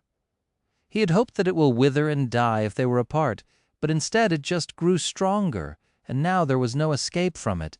Sonny could feel himself being pulled back into the mess of humanity once again. Damn it. This was exactly why he had been reluctant to return here. After suffering so much to leave it all behind, why would he ever want to abandon his peaceful, pleasant, delightful life of solitude? Curses, but he just couldn't refuse Neph. However, that didn't mean that he was going to become her compliant sidekick again. Even if they were going to work together, they were going to do it on his terms. Focus, you came here to purchase memories to feed for the Stone Saint. Changing Star was looking at him expectantly. Sonny tried to appear confident and casual as he said, "We can have a talk, but not right now. I'll come find you when I'm done with my business." Whatever it was that she wanted to discuss, it could not be extremely urgent. After all, Nephis had no idea that he was going to return from the ruins today. If there was no time to waste, she would not be wasting it on him. Logically. Changing Star was silent for a few moments, her face indifferent. Then, finally, she answered in a flat tone. "That is fine. You know where to go?" Sonny smiled. "Oh, and if you don't mind, I'll bring Night with me." Both of them stared at him with the same doubtful expression. "You will?" Turning to the charming young man, Sonny pretended to be surprised by his question. "Don't you want to meet my other friends? They'll be able to answer all your stupid questions for sure." Night hesitated. "I guess? Wonderful." Sonny gave him a nod and glanced at Nephis, who was clearly wondering if her idol could really be trusted. It's decided then. Now, if you'll excuse us, truth be told, he didn't trust the pretty archer that much either. But his ability to detect lies would come in incredibly handy during the conversation with Changing Star. She was the one and only graduate of Sonny's school of deception and lies, after all. Pushing Kai away, he waited until they were at an appropriate distance and asked, "So what did you find out about the memories?" Soon enough, they were entering the bright castle. Sonny felt strange returning to this splendid, suffocating place. This time he came as a guest of a well-regarded resident. not as a slum dweller seeking to exchange a soul shard for a moment of respite from the cold darkness and terror. The guards did glance at him with disdain, but remained passive, walking under the swinging skulls. They entered the familiar hall of beautiful colored glass windows. The opulent desk that Harper used to sit behind was still there, only now a similarly downtrodden young woman was scribbling on a piece of parchment instead. The world didn't care about the death of one little human. It just moved on, instantly replacing that which was lost, forgetting it. Sonny grimaced. "So you did find me some memories to buy? What are the prices?" Kai smiled, gestured him to follow, and said, "I did you one better. I actually managed to get us an invitation to the memory market." Sonny frowned. "A what? Never heard of it." The charming young man gave him a nod. "That's not surprising. It's a place where you can peruse various memories and purchase them for an acceptable price." I say acceptable, but you know who has all the shards in this place. So usually they only let the members of the host in." Made sense. Gunlag would never allow memories to freely circulate among people who did not belong to him. The guards and hunters, though, needed a place to exchange memories that didn't fit their aspects for either shards or something that did. "Then how did you get the invitation?" Kai shrugged. "It's not that hard if you have the shards. Problem is, very few of us free folk do." To Sonny's surprise, they actually entered one of the forbidden areas of the castle. After walking down a few long corridors and going down several flights of stairs, a sturdy wooden door appeared before them. There was a symbol of a sword and shield drawn on it, winking at him. Knight opened the door and walked inside. Sonny followed once. He saw the interior of the room. His eyes glistened with excitement. Chapter 172. Behind the door there was a medium-sized hall that had no windows. It was illuminated by a strange lantern that levitated in its center, radiating a bright and stable glow. Along the walls of the room stood various weapon racks, wooden mannequins dressed in full suits of armor, and tables with a wide assortment of beautiful and intriguing objects placed upon them. All of it, the weapons, the armors, the objects, even the levitating lantern, were memories. Sonny felt a thundering thought explode in his mind. For a few moments he was only able to think about one thing. Money, that is so much money. Inside this unassuming hall hid a fortune that could rival that of an entire corporation. He was barely stopping himself from drooling. Sonny? Brought back from his covetous stupor, Sonny blinked a couple of times and glanced at Kai. "Huh?" The beautiful archer hesitated for a moment, then said, "I was saying this is Stev. He is in charge of this place." Only now did Sonny notice that there was someone else in the room. It was a man that was old by the standards of the Dark City, nearing 25 or so. He had a round face and cheerful eyes, which were currently full of doubt and hints of disgust. His gaze, of course, was aimed at Sonny. "Have you looked in the mirror, bastard?" Apart from his extremely tall stature, there was one other special thing about Stev's appearance, and it was that he was fat. He was the first obese person that Sonny had met in the Dark City. Having a belly like that in a place like this must have required a lot of work, talent, and dedication. He didn't know whether to be impressed or appalled. In any case, Sonny decided to not get on Steve's bad side. He wouldn't want to get eaten by this ogre after all. Nice to meet you, Steve. I'm Sonny." The ample giant looked down at him, then glanced at Kai and said in a strange voice, "Night, my dear friend. Are you sure this dirty vagrant is a customer?" Sonny frowned. Be civil, be civil." "Hey, fat bastard, are you sure that this dirty vagrant won't break every bone in that fat blob you have for a body?" In the dead silence, both Kai and Stev stared at him with wide eyes. Then Stev leaned back and let out a thunderous laugh. "This little gremlin is a funny one, Knight. Well, good, very good. If there's one thing I lack in this cave, it's entertainment." Chuckling, he shook his head and said, "Still, my goods aren't cheap, my dear friend. Sonny, a good memory will cost you a dozen shards at least. Much more if you want something really useful. Are you sure you have the means to shop here in my emporium? How many shards can a slum rat like you have?" Sonny blinked. "I think there was a misunderstanding. Have you seen me? Do I look like someone who would ever be able to buy something from you?" "Of course not. I've never even absorbed a single soul shard. That should tell you how many of them I have." Kai gave him a strange look. Because of how confident Sonny had been while traversing the ruins, he must have assumed that his companion was sufficiently powerful. However, now he suddenly learned that Sonny had never absorbed any soul essence. With his ability to sense lies, the charming archer would know that it was the truth. Well, of course it was. He absorbed plenty of shadow fragments instead. Sonny gave away that misleading secret on purpose. He didn't want Knight to start questioning the amount of soul shards he was about to spend, letting the archer think that he was too obsessed with wealth to expend any on increasing his power would hopefully lessen the impact a bit. Meanwhile, Sonny shook his head. No, no, Kai, here is the one who'll be handing you the shards. I'm just here to point him at the right ones. I have an eye for good memories, you see. By which he meant that his eyes were literally capable of peering into the very essence of memories and discerning their true traits. But neither of them needed to know that. Steve scratched the back of his head. Well, in that case, take a look around. Ask me any questions if something catches your eye. Then he glanced at Knight and scoffed. You could have just asked me for advice, you know. It's not like I can lie to you. Kai smiled with embarrassment. Yeah, sorry. When Steve walked away, he leaned to Sonny and whispered, So the favor you wanted from me is to pretend to buy a memory and then give it to you, so that no one knew that you have a hidden ace. Sonny stared at him. Actually, it was a good theory. Having a weapon or tool that no one knew about was a very good advantage. Unfortunately, Kai didn't really know who he was dealing with. Sonny shook his head. No, I don't want you to buy a memory on my behalf. Then, with an earnest smile, he added, I want you to buy around 10. Kai's beautiful green eyes widened, leaving the charming archer struck dumb and speechless. Sonny walked away and started perusing the various memories on display. There were a lot of them. By his estimations, at least 100, if not more. All sorts of weapons immediately attracted his attention. There were straight swords, curved swords, estocs and rapiers, scimitars and sabers.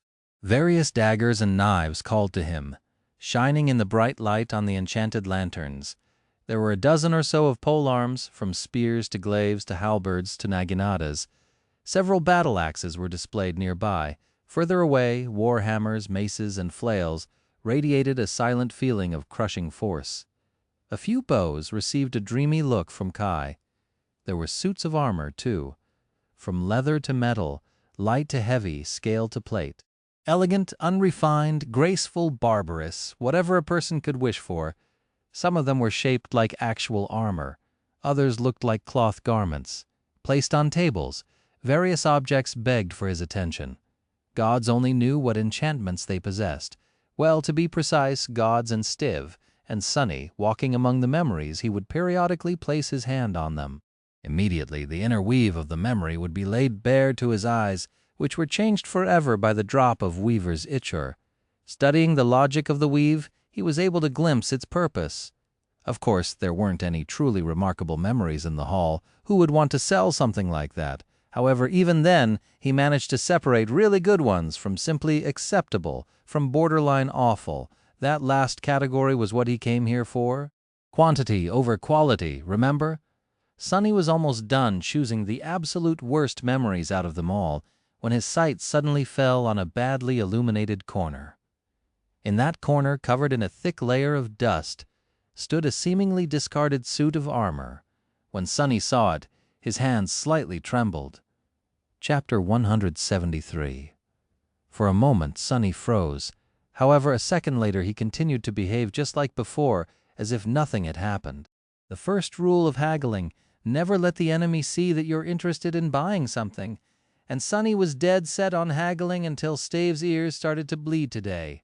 Pretending as though he had not noticed the dusty armor, he walked around a bit more, slowly approaching the corner where it was displayed.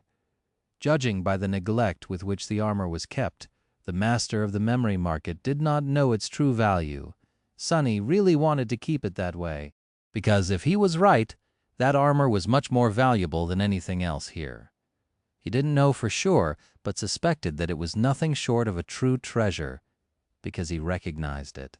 The suit of ancient plate armor was jet black in color, its design intricate and solemn. It radiated a feeling of dark resolve and stalwart, adamantine grace. All parts of it were perfectly fitted to one another, creating an almost seamless barrier of impenetrable steel, or rather stone. Because the dusty armor was almost exactly the same as the one the stone saint was wearing. Of course, there were some differences. For starters, this one was somehow more impressive. It felt as though it had once belonged to a creature of higher status than the steadfast Shadow. While Shadow's armor was made out of dark granite, this one was cut out of pure black onyx. Its glossy surface seemed to absorb and devour any light that fell on it, and that was just in its dormant state. Once it was animated like that of the stone saint, who knew how fearsome it would become. Why was this treasure gathering dust in a badly lit corner of the memory market?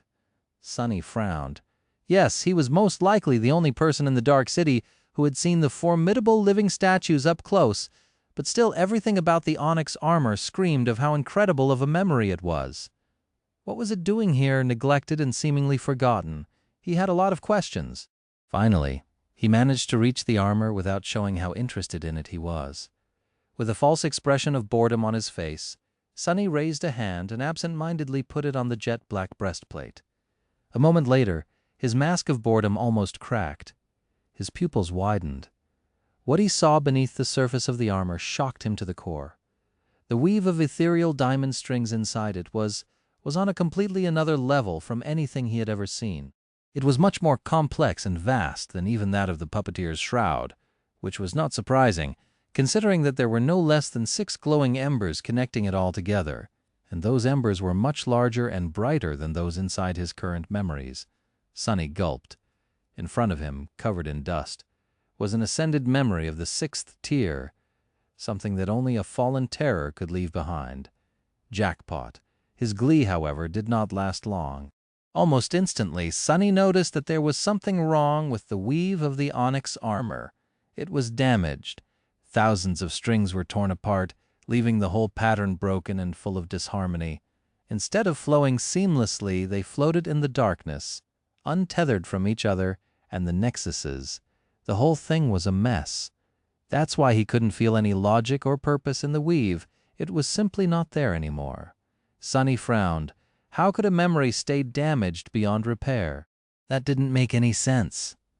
Memories were supposed to repair themselves inside the soul sea as long as they were not completely destroyed. This rule was pretty much universal. It couldn't be broken unless a seed of understanding appeared in his mind. However, before Sonny could elaborate on his idea, Steve chuckled and put a giant hand on his shoulder. "What an awesome armor, right, my dear friend Sonny?" Saying that, he leaned forward and laughed. Throughout Sonny's exploration of the memory market, Stev had approached him several times to describe the most alluring qualities of his wares, or simply to chat. He was obviously bored out of his mind in this windowless hall.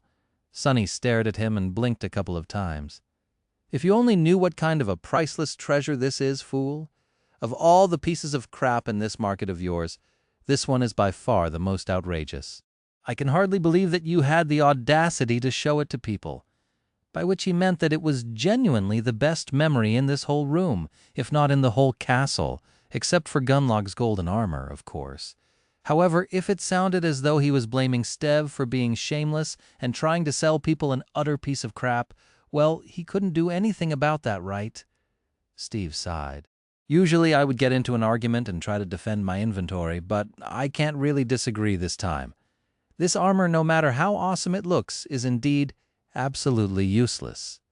It has been here from long before I was put in charge of the market. Actually, I even consider it to be a sort of mascot." Sonny scratched the back of his head. How come no one ever bought it? He was pretty sure that he knew, but needed to hear what was Steve's explanation to glean how much the giant man understood. Steve shrugged. "Why would anyone buy it? Have you not noticed that it's made of stone? Like actual stone. It's so heavy that not even Tessai can move under all the weight.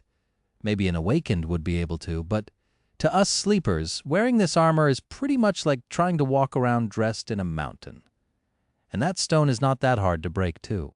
He looked at the onyx armor and sighed. Actually, this armor has quite a story. It once belonged to a member of the legendary cohort that conquered this castle.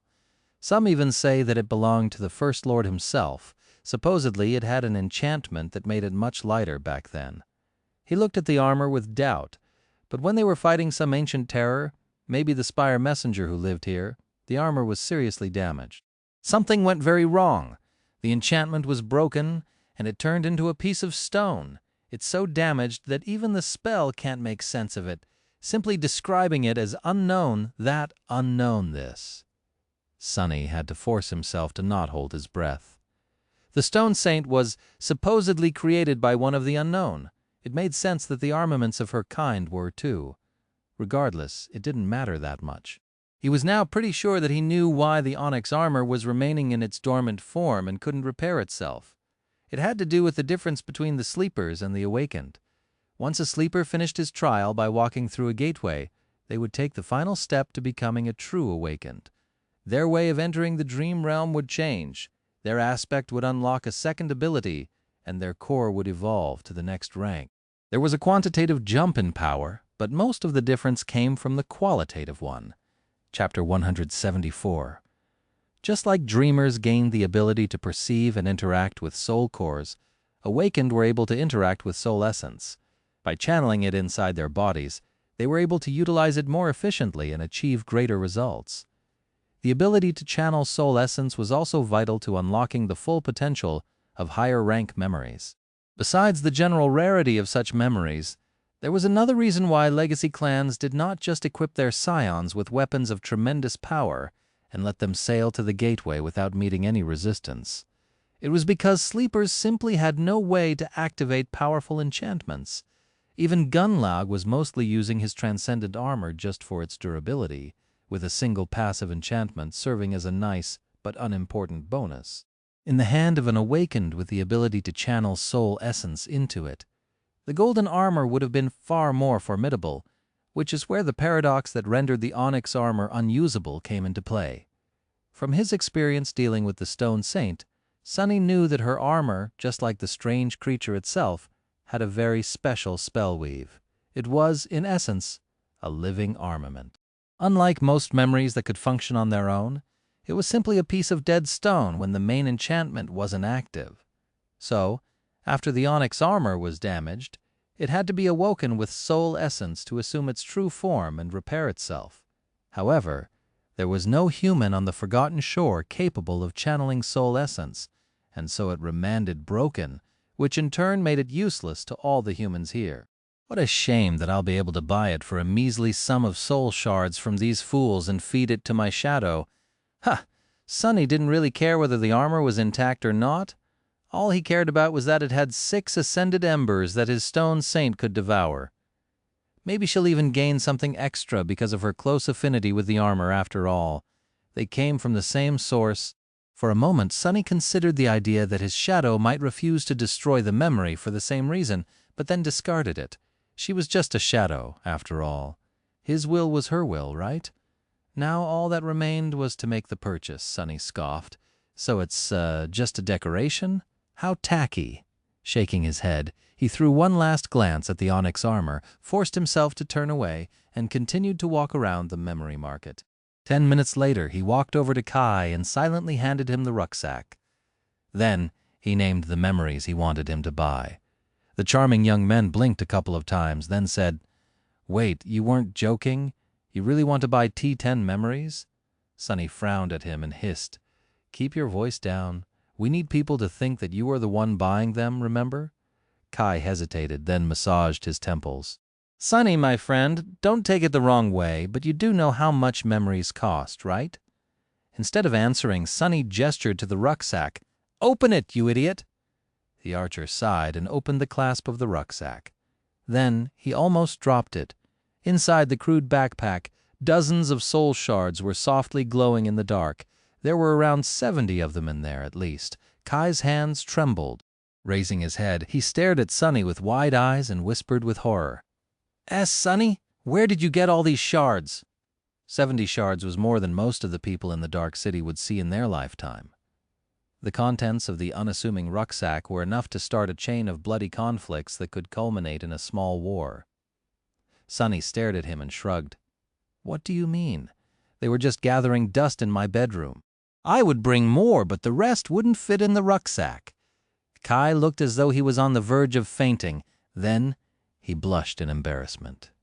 I bet he's remembering how he was bragging about being rich and tried to bribe me with a promise of 10 whole shards, which, in his words, was a small fortune. Ha! While Sonny was silently gloating, a sudden shadow ran over the beautiful archer's face. In a small voice he said, "Wait, Sonny, did you say bedroom?" Sonny raised an eyebrow. "Sure. Why?" Kai shut his eyes. "So you actually live in that cathedral?" There was no point in denying it anymore, really. "That's right." Looking at Sonny with a pleading expression, the charming young man asked, "Then what about the fallen devil? Is there really a fallen devil in that cathedral?" Sonny looked at him with confusion. "That bastard? Yup, he's there. What about him?" A shaky breath escaped from Kai's mouth. Looking weak and defeated, he shook his head, opened his mouth, then closed it again and simply stared at a wall for some time. He had the look of a man who suddenly realized that nothing in the world made sense anymore. When Kai finally regained his ability to speak, his enchanting voice sounded strangely listless. I'll go buy the memories, I guess." Sonny offered him a bright smile. "That'd be great, thanks." Shaking his head, the archer called Steve over and slowly listed the memories that Sonny told him to buy, including the damaged onyx armor. With each next one he named, Steve's expression grew weirder and weirder. By the end, he was almost green. Night, buddy. I really don't want to offend our friend Sonny and your choice of advisors, but you literally chose the 10 worst memories I have in the inventory. By far, if it was anyone else, I would have been ecstatic to get rid of them. But I simply can't do this to you. Please, reconsider." Kai glanced at Sonny, asking what to do. It seemed that he didn't want to see his new friend make a terrible mistake. Sonny smiled. "Worst, you say? You said it yourself, right? Everyone heard that? I guess you'll give us a big discount then." Steve stared at him with a bizarre expression on his face. Then he said, "I don't think you understand when I say worst, what I mean is that they're trash. Complete trash." "You do understand what trash means, right?" Sonny shrugged. "Well, you know what they say, one man's trash is another man's breakfast. Wait, no. Another man's treasure? Yeah, treasure. That's right." Sometime later, in an empty corridor of the Bright Castle, Kai took Sonny by the hand. A moment later, several sparks of energy traveled between them. Sonny tilted his head and listened to the silence. Soon he heard the faintly familiar voice of the spell whisper, "You have received a memory. You have received a memory." After the 10th announcement, everything grew quiet again. Sonny grinned. Just like that, he had gained 10 memories to feed to his shadow. He even managed to purchase a Tier 6 Ascended armor for the laughable sum of 7 soul shards. What a bargain. It's good to be rich. However, soon the grin disappeared from his face. Instead, something dark glistened in his eyes. It was time to have a talk with Nephis. Chapter 175. On the way out of the castle, Kai was strangely silent. Sonny didn't mind because he had a lot to think about. Going back to that lodge, there were a lot of things there that he had hoped to never see, feel, or experience again. For a moment, he even thought about rushing straight back to his cathedral without making good on his promise. But why should he? It's not like he asked to be invited back. Nephis was the one who wanted his help with something. Just pretend like you don't care. Also demand to be compensated for whatever it is they want you to do. You're an outsider now, and your services won't be cheap. Yeah, that was the best option. He wasn't going to agree to anything that didn't serve his own selfish interests. And there were a lot of things that Changing Star, with her thriving hunting party and following, could provide him with. There was this one thing in particular, something he really wanted to do but couldn't on his own. Maybe they would be able to help him with that. As they were approaching the lodge, Kai suddenly asked in a serious tone, "Sonny, why did you want me to come with you? Really?" Sonny sighed. Glancing at the charming archer, he hesitated, then said, "I want you to tell me if I'm being lied to?" Kai frowned. I thought that Lady Nephis was your friend. Why are you so wary of her?" Sunny chuckled. Was she a friend? Even he didn't know what exactly the two of them were to each other. Worse yet, he wasn't sure what they would become. She's the kind of friend you don't really want to lower your guard around. He lingered for a moment, then added, "There's also a guy called Castor. He's the one I especially don't trust." The archer raised his eyebrows. "I've heard only good things about Castor. Why him specifically?" Sunny cast a sideways glance at him and scowled. To be honest, Castor hadn't really done anything to deserve his hostility. But there just was something about the proud legacy that gave Sunny a familiar feeling. He was too perfect. In Sunny's experience, only people with bad intentions were capable of appearing so flawless. Perhaps he was wrong, but the policy of always assuming the worst had too clean of a track record to be abandoned now. He just gives me the creeps. Seemingly satisfied with this answer, Kai shrugged and followed Sunny into the lodge. The headquarters of Changing Star's hunting party had changed a lot since his last visit. It had already looked pretty presentable back when he was a member, but now the lodge was much more impressive. The first thing that caught the eye was that it had grown much bigger. During the months of his absence, additional structures were built to expand it both horizontally and vertically. Now, it was by far the largest building in the outer settlement, almost starting to resemble a small town hall. It was heavily fortified, too, especially from the side that faced the white road. A couple of lookouts were visible on the roof, observing the ruins below. They were wearing armor-type memories and holding bows in their hands. It was a far cry from how things were before. Inside, a lot of people were busy with various tasks. Sunny froze for a moment, disoriented by all the activity. He almost felt as though he had somehow mistakenly returned to the castle.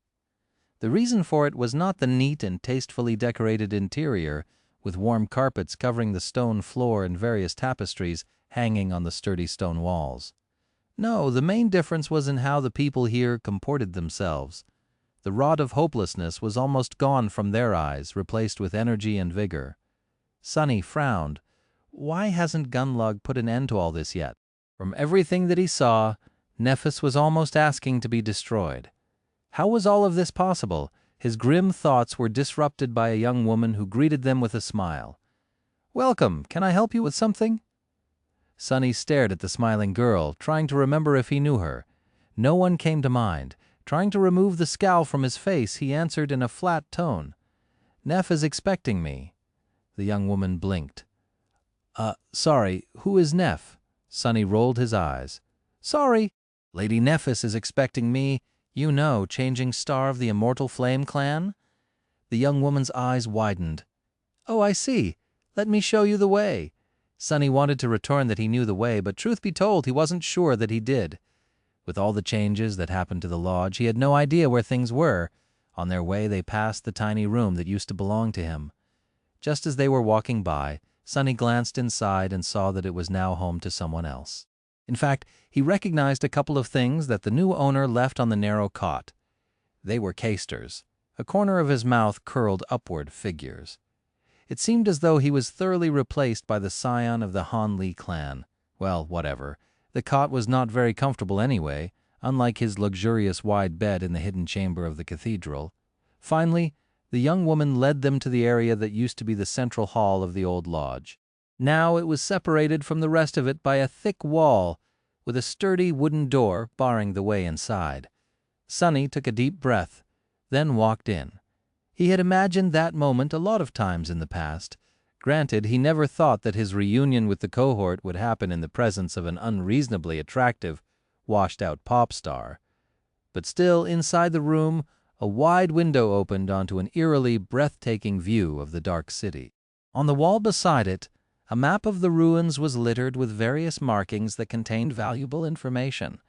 They seemed to be much denser than before. There was a large wooden table beside the window, around which stood 7 makeshift chairs. Currently, only 2 were occupied. Effie was sitting on one, her feet unceremoniously resting on the table. As always, she looked extremely comfortable and relaxed. On the chair next to her, a beautiful blind girl was cradling a cup in her delicate hands. It was Cassie, Nephis, and Castor stood near the map, discussing something with each other. The four of them were the core of the Immortal Flame hunting party.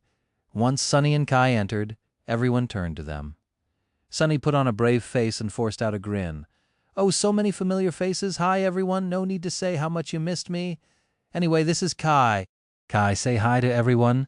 These are Cassie, Castor, and Effie. You already know Nephis," giving him a strange look. The charming archer smiled dazzlingly and said in his stupidly beautiful voice, "Hello, Lady Nephis, Cassie, Castor, Huntress Athena. It's very nice to meet you." Cassie giggled. "Huh? You won't believe it, guys. I thought I just heard Knight from Nightingale say my name. Crazy, right?" Kai blinked. "Oh, sorry. I am Knight from Nightingale, actually." Effie leaned forward and extended one arm. Cassie's face, meanwhile, grew deathly pale. An expression of utter terror appeared on it. Her hands trembled, and the cup she was holding fell from them. Catching the cup just a moment before it hit the floor, Effie sighed and shook her head. "Every time this happens, every time." Sunny furrowed his brow and glanced at the beautiful archer with disdain. "Oh, come on, was that reaction really necessary?" Chapter 176. The four people in the room reacted to his arrival differently.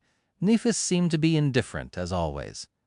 However, Sunny knew her well enough to notice a strange tension hiding in the depths of her calm gray eyes.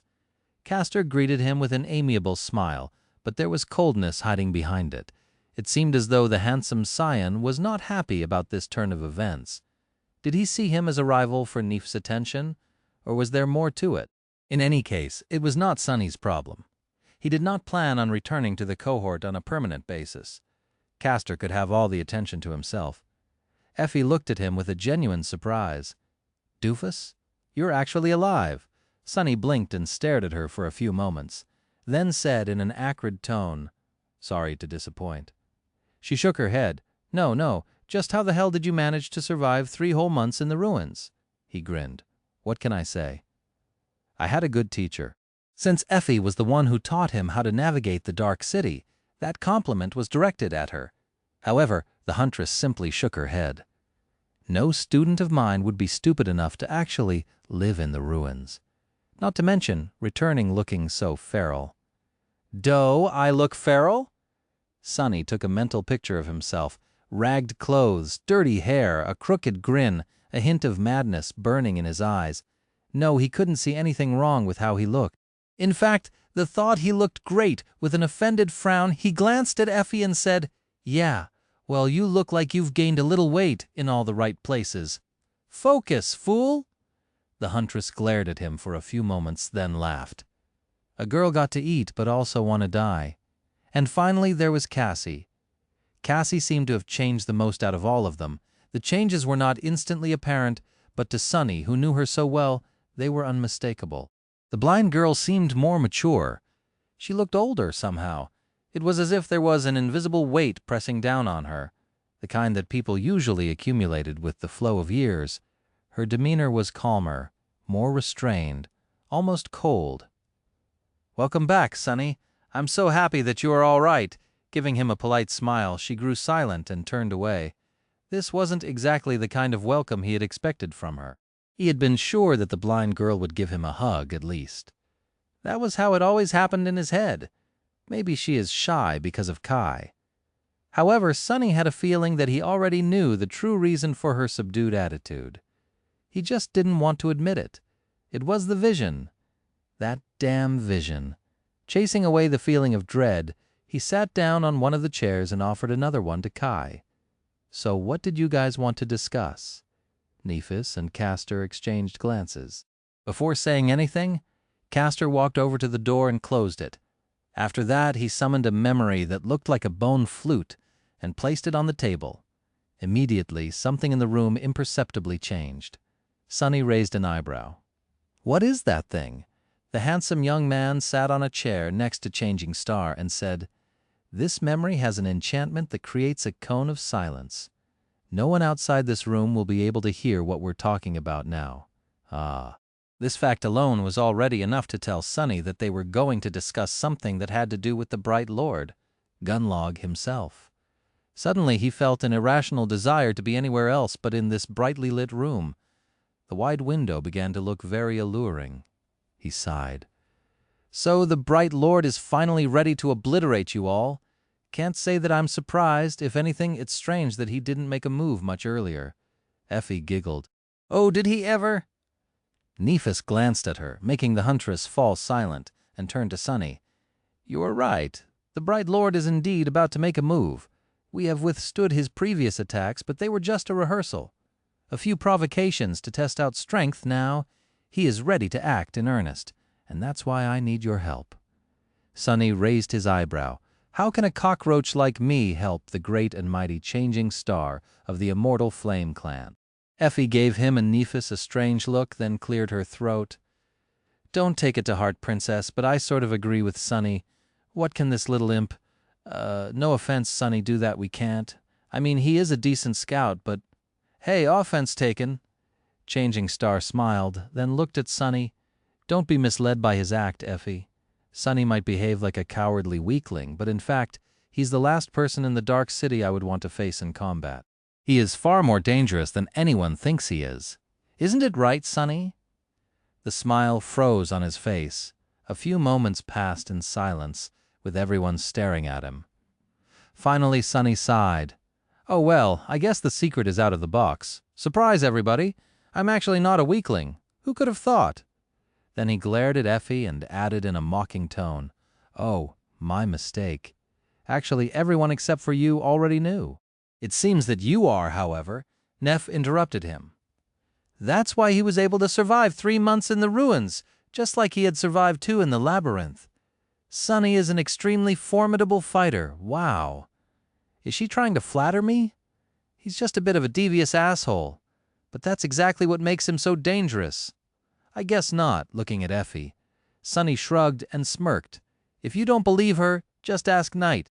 Suddenly dragged into the conversation, Kai coughed, hesitated for a moment, and then said, yes, I can confirm. He is indeed a bit of an asshole. Sunny's face twitched. Not that. Tell them how I saved you. The charming archer fluttered his eyelashes with an innocent look, then added, Oh, right, indeed. Sunny saved me in the ruins last night. He is a very exceptional and resourceful individual. Sunny glanced at Effie with triumph. He didn't really want to provoke the tall huntress any further, but she did call him a little imp. See, Knight has known me for just 1 night, but even he was able to see how fearsome I am. You and I, on the other hand, had hunted together for an entire month. How come you're so dense? Whatever. It's not like he would be spending a lot of time with Effie. Let her boil with anger. With a teasing smile on his lips, Sunny turned to Nephis and asked, Anyway, what exactly do you want me to do? Changing Star hesitated, then said, I want you to take Effie to your hideout in the ruins and keep her safe there for about a week. Sunny blinked. Oh no, I'm dead. Chapter 177. Sunny grew silent and tried very hard not to look at the huntress, who was glaring at him with murder in her eyes. Did he hear it right? Excuse me, keep her safe? Nephis gave him a nod, then hesitated for a few moments and sighed. I guess I owe you an explanation. With a frown, she glanced at the map of the Dark City. Her gaze was fixed on the symbol of a tower drawn in its center with white paint. The bright castle. After a few moments, she said, You asked why Gunlog hasn't killed us all yet. This is a good question. However, the answer is complicated. Changing Star turned her head and looked at Sunny. Partially, it is because I have not challenged him openly yet. I also haven't done anything to justify an intervention. Everything we have accomplished for the benefit of the outer settlement not only fell outside the purview of his reign over the castle, but also strengthened the human position on the Forgotten Shore overall. Officially, he has no grounds to accuse me. Sunny scoffed. It's not like Gunlog really needs justification. He only needs the pretense of one, and even then just barely. Nephis slightly frowned. You're right. If he really wanted to escalate the situation and bring about an open conflict, he could have easily created a reason. Alternatively, he could have sent Horus under the cover of night to make me disappear without a trace. But he didn't, and we are not entirely sure why. Sunny blinked. You don't know? Glancing at Castor. Neph shook her head. There are several possible reasons. Perhaps he is uncertain if Horus will be able to dispose of me. Perhaps he is using the growing status of the outer settlement as a deterrent against his lieutenant's ambitions. Perhaps he is just confident and patient. Whatever the case, Gunnlaug more or less tolerated our existence for these past 4 months. Castor sighed and added, "Of course there were still challenges we had to overcome. If we weren't cautious in how we dealt with these provocations, things would have been very different." Changing Star nodded. Indeed, there were several attempts to taunt us into confrontation already. Nothing too bloody though, however, things seem to have changed. We received word from the castle that Gunnlaug is going to act against us soon. This time he is aiming at one of my companions. The attack will be a serious one, and the target is Effie. Sonny glanced at the unruly huntress and raised his eyebrows. He had a lot of questions. Why her? Castor clenched his fists. It could have been any of us, really. But Effie, despite all my warnings, got into a rather vulgar argument with a bunch of guards who came into the outer settlement for some entertainment. Coincidentally, some of these guards went missing last night. No one knows what happened to them. Oops. Sonny was pretty sure that he knew exactly what had happened to them, though. After all, he was the one who killed them. But Castor didn't need to know any of this. Actually, I might know something about that, Kai suddenly said, smiling like an idiot. Who asked that fool to open his mouth? He tried to make the archer shut up with a murderous stare, but it was already too late. Kai enthusiastically went on to describe how he was kidnapped, put in the well, and then rescued by a mysterious stranger who turned out to be Sonny. Luckily, he was under the impression that the kidnappers were all slaughtered by the Black Knight, not realizing that Sonny was the one who had lured them into the cathedral in the first place, after personally killing their leader. If Kai knew the full truth, things might have turned rather awkward. After he was done talking, Castor sighed. Thank you. This is a very valuable piece of information. Sadly, it doesn't change anything. Effie is still in danger. The Bright Lord is going to use her as a hostage and force Lady Nephis to challenge him.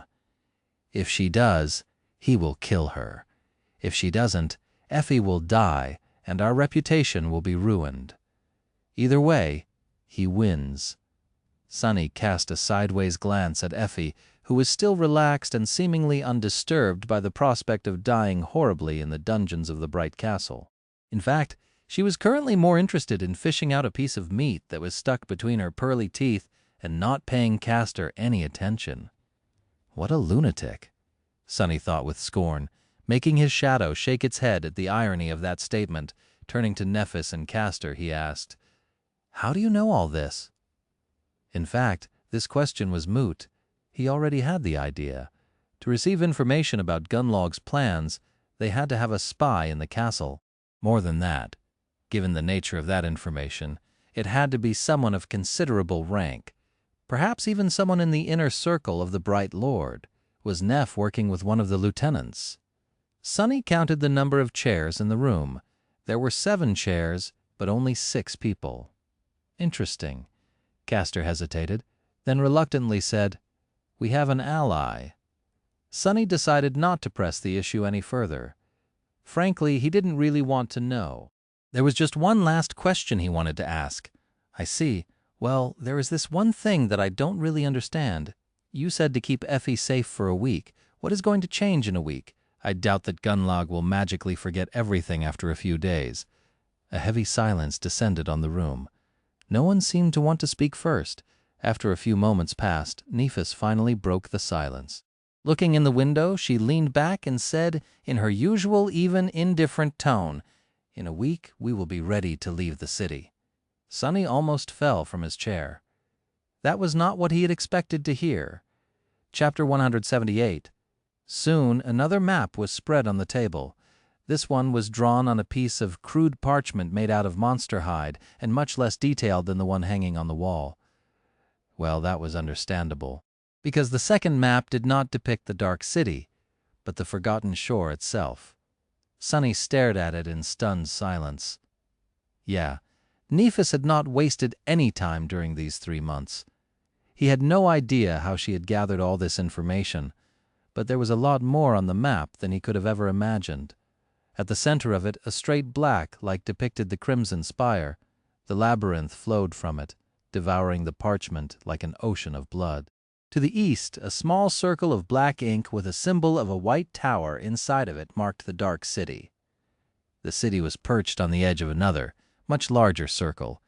It didn't take too much effort to recognize the Cyclopean crater. After all, Sonny had traversed it on a rickety boat once a lifetime ago.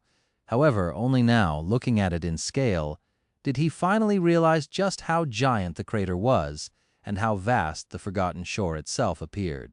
Back on Earth, it would have been as large as a continent. The Dream Realm was indeed much bigger than their own planet, considering that just one of its numerous regions was this enormous. There were other symbols on the map that he didn't recognize.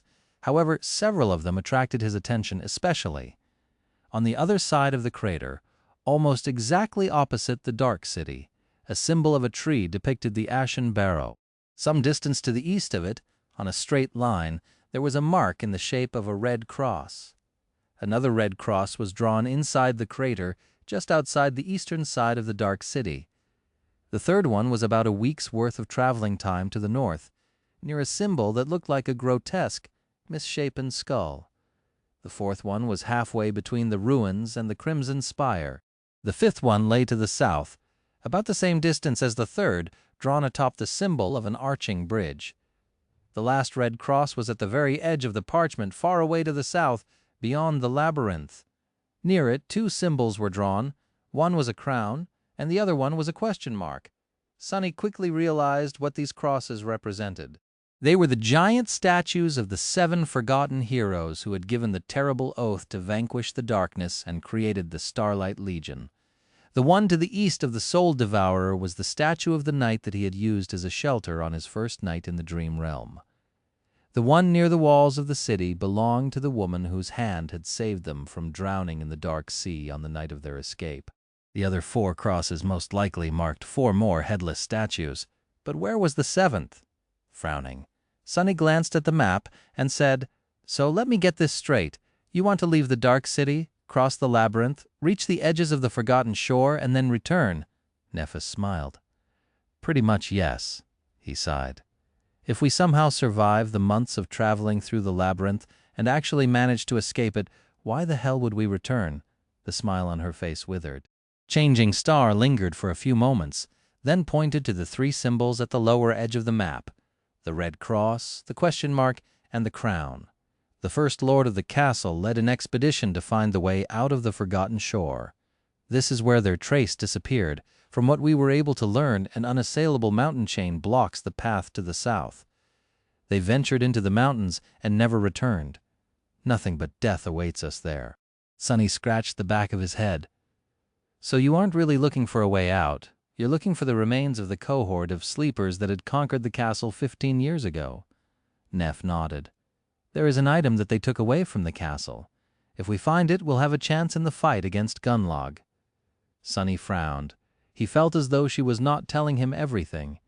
Maybe what little trust remained between them was not enough to share those secrets. Maybe she didn't want someone else in the room to hear them. But then again, he didn't really care. Changing Star's business was her own. Sonny was just here as a potential mercenary.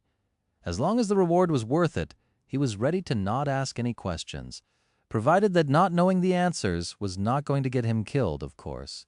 Feeling his hesitation, Nephis added, "The way to the mountains is not as dangerous as you think. There is a method we can use to reach them comparatively safely, but once we're there, that's where we'll need your talents. Having you with us will make a lot of things easier."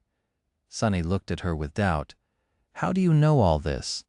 It's not like there's anyone in the Dark City who was alive back then." Nephis shrugged. "There isn't, but there are stories. Some written evidence, however. Most of this we have learned from Cassie's visions." She gave the blind girl a warm look. "Cassie has helped us a lot," Sonny had to think. If Changing Star made this plan, it meant that she had good reasons to believe that it was doable. Of course, there would be danger. Nothing on the Forgotten Shore was ever safe or easy. But there was a rare opportunity in all of this, too. He felt very tempted to leave the ruins for a few months in the company of an extremely formidable cohort. Outside the walls of the Dark City, nightmare creatures were generally of a lower rank than those inside. The efficiency of his hunting would be much higher, which would land him more shadow fragments and memories to feed to the Stone Saint, especially if powerhouses like Nephis, Effie, and Castor were fighting alongside him. But more importantly, if Cassie was there to warn them of the dangers that they had no business trying to fight. He never forgot how many times her affinity to mysteries and revelations had saved their lives in the past, like on that awful night when they had summoned a terrifying mimic from the depths of the dark sea, with a true seer accompanying them. The most harrowing thing about the labyrinth, the cursed black waters, were not as unknowable and thus deadly anymore. So he was not immediately against the idea, more so because he would be additionally compensated for the efforts. But there was something else that he had to consider. Looking up, Sonny glanced at the people gathered in the room and cleared his throat. I would like to talk to Nephis alone, please." Most of them just stared at him without moving. Castor especially did not seem happy about the prospect. What is it about him and Neph? Why is he so possessive? But after Changing Star gave them a look, they reluctantly stood up and left the room one after another. Soon, Sonny and Nephis were left alone. He hesitated for a long time before finally speaking. His voice was raw and hoarse. "Neph, why are you doing this? Why are you trying to pull me back? Don't you know how this all will end?" She watched him silently for a while with an inexorable expression. Then she simply said, "Because there's only two people I trust in this world, Sonny. One is Cassie, the other one is you. I only trust you to have my back." He couldn't help but laugh bitterly. "Have your back, Neph? You know what awaits the two of us in the future? This story won't have a happy ending. There'll be only sorrow, pain, and rage, remember?" Changing Star lingered for a few moments. Her face was calm and firm. When the silence became almost overwhelming, she finally answered, "Life is not a story, Sonny. It only ends when you die." He smiled crookedly, not knowing how to answer. "So, will you help me?" Sonny sighed and stood up, glancing at the map of the forgotten shore one last time. "I don't know. I need some time to think. I'll take Effie and keep her safe for a week. You'll have the answer once we meet again." She nodded, accepting that condition. Turning around, Sonny forced himself to appear nonchalant and left. As soon as the door closed behind him, his expression changed. "Dammon! I forgot to discuss my compensation. It would look really silly if he went back now, right? Right?" The shadow palmed its face, once again lamenting the stupidity of its master. Chapter 179. Once outside, Sonny spent some time finding Effie and Kai. The two of them were in the dining area of the lodge, discussing something between themselves. There was no sign of Cassie anywhere, but he did notice Castor observing him from the stairs leading to the second floor. "Is she avoiding me?" Somewhat disappointed, Sonny landed on a chair next to the two locals he had come to know and gave them a dark look. "What, the two of you know each other?" Kai smiled. "Who doesn't know Huntress Athena? We had, a few brushes in the past?" Deciding not to inquire what type of brushes he was talking about, Sonny sighed and asked, "Does she know about that peculiar flaw of yours?" The charming young man blinked a couple of times, then said with confusion, "I guess so. I don't make a secret out of it." "Great! Of all the people in the world, he got stuck with two weirdos who had no qualms about telling every random stranger about their most hidden vulnerability.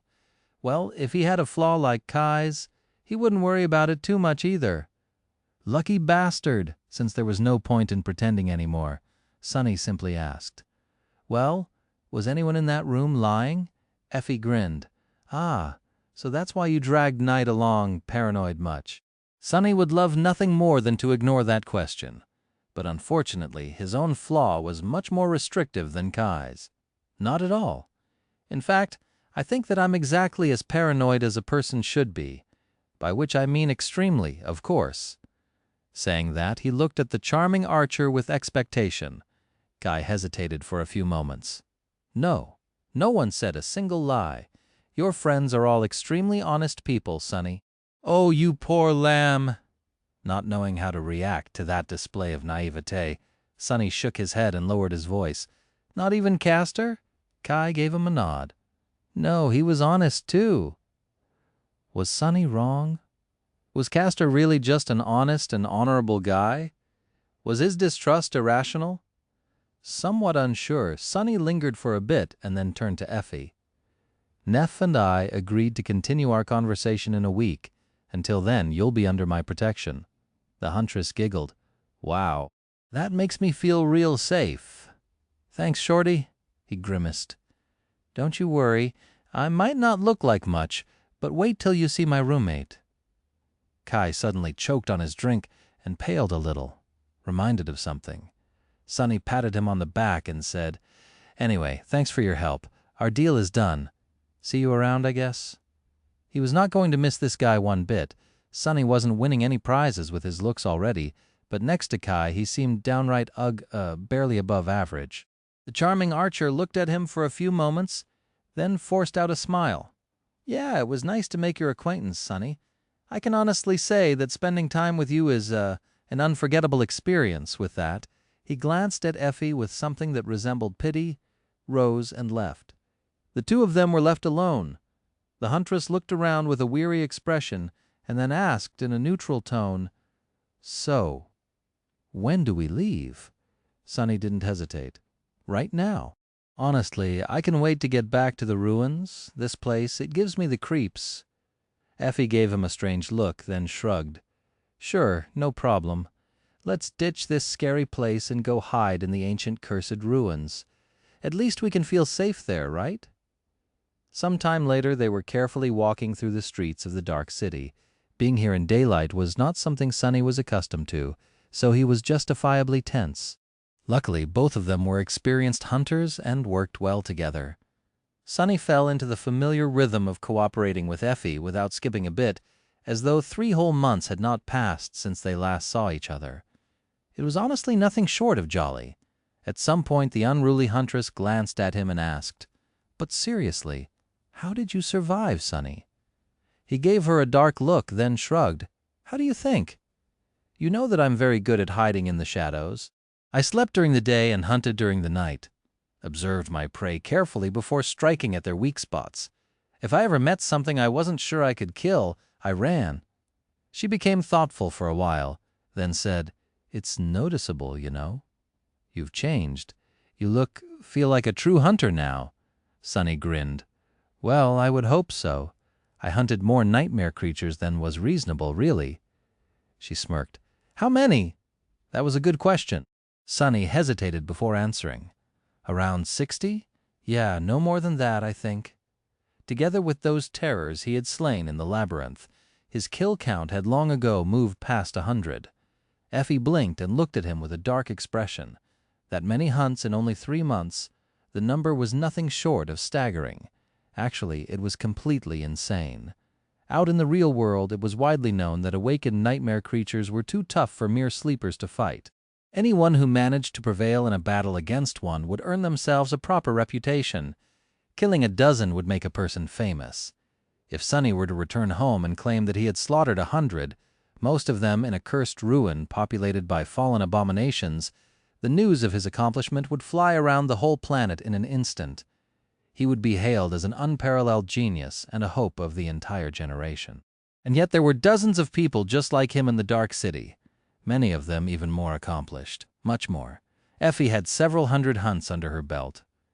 There were a couple more hunters in the outer settlement whose track record was just as impressive, even if with the death of Jubei their numbers had shrunk. Inside the bright castle, there was Gunlaug himself, his 5 lieutenants, all the pathfinders of the host, more than a few experienced hunters, and even a handful of guards with a lot of battle scars to prove their prowess. All of them were at a level that sleepers simply weren't supposed to ever achieve. The Forgotten Shore was truly an interesting place. If Nephis were to somehow succeed and bring even just several of them back to the real world, how would the world change? Would other things that had been considered impossible before suddenly have their status put under scrutiny? Was it the reason why the spell gave her the name Changing Star? Was Neph destined to not only create change, but also be the catalyst of it? Consumed with these thoughts, Sonny walked through the cursed ruins. Soon, a familiar shape of the cathedral appeared before his eyes. Looking at it, Sonny shuddered. He had been honest when he told Effie about how he managed to survive all this time. However, he had failed to mention how close he came to dying in the process. The memory of his first visit to the cathedral and its consequences was something he really liked to avoid. Chapter 180. It happened a few weeks after he left the castle behind. Back then, Sunny was just starting to feel confident in the absolute darkness of the cursed night. He stalked the ruins, searching for prey and slaying one monster after another. Looking back, those few victories might have gone to his head a little. Or maybe he was just too sane to survive alone in the dark city. It was the first meeting with the Black Knight that caused him to lose that state of mind. Sunny did not become interested in the ruined cathedral by accident, nor was he led there by empty curiosity. In fact, he had noticed something strange about the ancient temple and decided to explore it after careful consideration, because the thing he saw was too alluring to ignore at dawn. For a few short minutes, he could see a weak, ethereal golden glow emanating from the dark cathedral. The same golden glow he had seen twice before, once deep within the ruby droplets of his own blood after consuming the drop of ichor, and another time exuding from Changing Star's unconscious body after her battle with the horror of the depths. Without having to guess, Sunny knew what this golden shine was. It was the light of divinity, with his own eyes altered by the drop of divine blood which was left on the talons of the vile thieving bird after it had stolen Weaver's eye. Sunny was somehow able to perceive it. Considering that both Nephis and he possessed some measure of divine affinity, it wasn't hard to come to this conclusion. More than that, the circumstances surrounding the awakening of his ability to see the golden glow supported it. Thus, hoping to find another treasure equal to the drop of ichor, Sunny entered the ruined cathedral. Then he froze for a second, awed by its grandeur. That second was all it took for the Black Knight to skewer him on his sword. Sunny didn't know how the massive devil managed to avoid being seen by his shadow, nor how he got so close without making any noise. All he knew was that a menacing black giant suddenly stepped forward from the darkness that enveloped the temple and pierced him with a wrathful gaze. There were two scarlet flames burning in the impenetrable emptiness behind the visor of the knight's helmet. Looking at them, Sunny felt as though he was staring into the eyes of death itself. However, even though Sunny was caught by surprise, his body moved on its own. Countless hours of practice did not go to waste. In the end, it were the reflexes that Sunny had engraved into his muscles and bones that saved his life, even if only by a hair's breadth. Because of his quick reaction, the massive greatsword of the evil creature did not cut him in two. Instead, it simply disemboweled him. Feeling a blinding pain pierce his abdomen, Sunny staggered and looked down, only to see a river of blood flowing from his stomach, which was cut wide open. The red ropes of his intestines were clearly visible in the terrible wound, already on their way to falling out. The horror of seeing something that should have been inside of him moving to the outside was much more powerful than the excruciating pain of his flesh being torn apart. Pressing one hand against the wound, Sunny fell on his back and weakly tried to crawl away. However, the Black Knight was already moving, rising his great sword to deliver a finishing blow. For a fraction of a second, everything froze. Sunny didn't have time to come up with an elaborate plan, nor even think things through. All he knew was that he had to buy himself a chance to crawl away somehow. Of all the memories at his disposal, nothing seemed to be of use. Not the austere and razor-sharp midnight shard, not the ominous and powerful puppeteer's shroud. His mighty Tier 5 armor did not even slow the black blade for a moment. Even augmented by the shadow, they were not a match for the terrifying devil of the ruined cathedral. In the end, Sunny simply thrust his hand forward and let a small and ordinary-looking rock fly from it into the depths of the ancient temple.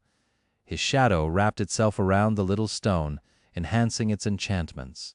In the next moment, the rock suddenly howled, replicating the scream of the last nightmare creature that Sunny had killed. Augmented by the shadow, the howl shook the walls of the cathedral, causing dust to fly into the air. The Black Knight stopped, then looked over his shoulder in the direction where the howl was coming from. He seemed to hesitate for a moment. Not wasting any time, Sunny pressed tight onto his terrible wound, rose to his feet and staggered away, almost slipping in the puddle of his own blood. Groaning from pain, he tried to reach the exit of the old temple. Miraculously, he did. The Black Knight stopped in the doorway, simply following the small figure of the mortally wounded human with the burning flames that served him as eyes. Then it indifferently turned away and slowly returned into the darkness. Some time later, Sunny found himself lying in a ditch somewhere in the depths of the dark city. He had found his way to this ditch and crawled into it, hoping to hide himself from the monsters stalking the ruins at night. He was consumed by pain, fear, and disbelief. Was this how it was all going to end? Was this how he was going to die? He wanted to cry for help, but knew that no one would come. He wanted to simply cry, but for some reason nothing but laughter escaped from his lips. Funny, it was just too damn funny. An outskirt rat like him, dying in a ditch. What a fitting end. Why wouldn't he laugh? It was all just so hilarious. A laughing fit sent him into an ocean of suffering. Every time he moved, it felt as though invisible blades were cutting into his abdomen, slicing his flesh apart, and yet he couldn't stop laughing. The funniest thing of all was that he couldn't even die. No matter how much he bled, his tenacious blood refused to give up. Guided by blood weave, it desperately tried to repair the damage done to his body. However, the damage was just too extensive. Even augmented by the shadow, the blood weave couldn't contend with it. In the end, he was locked in an endless cycle of excruciating agony, not quite alive, but also unable to die. Yet, minute after minute, hour after hour, nothing but pain and suffering drowned his consciousness until something inside simply cracked. Who wouldn't have gone mad? Through the fog that clouded his mind, Sonny hazily realized that the sun had come up, then disappeared again. This happened a few times until he finally let out a quiet sigh. Enough was enough. He couldn't take it anymore. It was time to give up. He had a good run, really, but how could anyone endure all this? He wanted to die. He was ready. Ready?